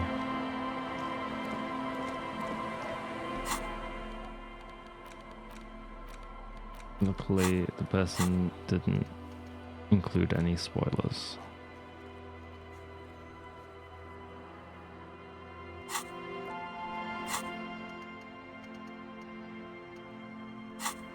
Alright, I think that's it for today anyway.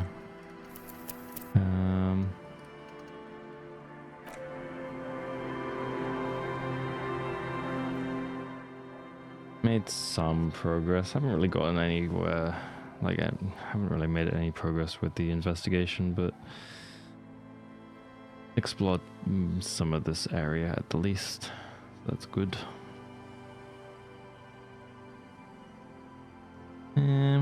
Next stream will be Sunday. I won't do it tomorrow, I don't think. It'd be nice too, but I need a break.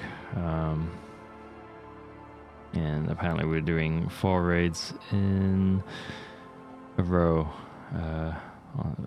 after Sunday, so it'll be Sunday, Monday, Tuesday, and Wednesday? Sunday, Monday, Tuesday, yeah, that's 4. Yeah, so probably will take a break and then have that.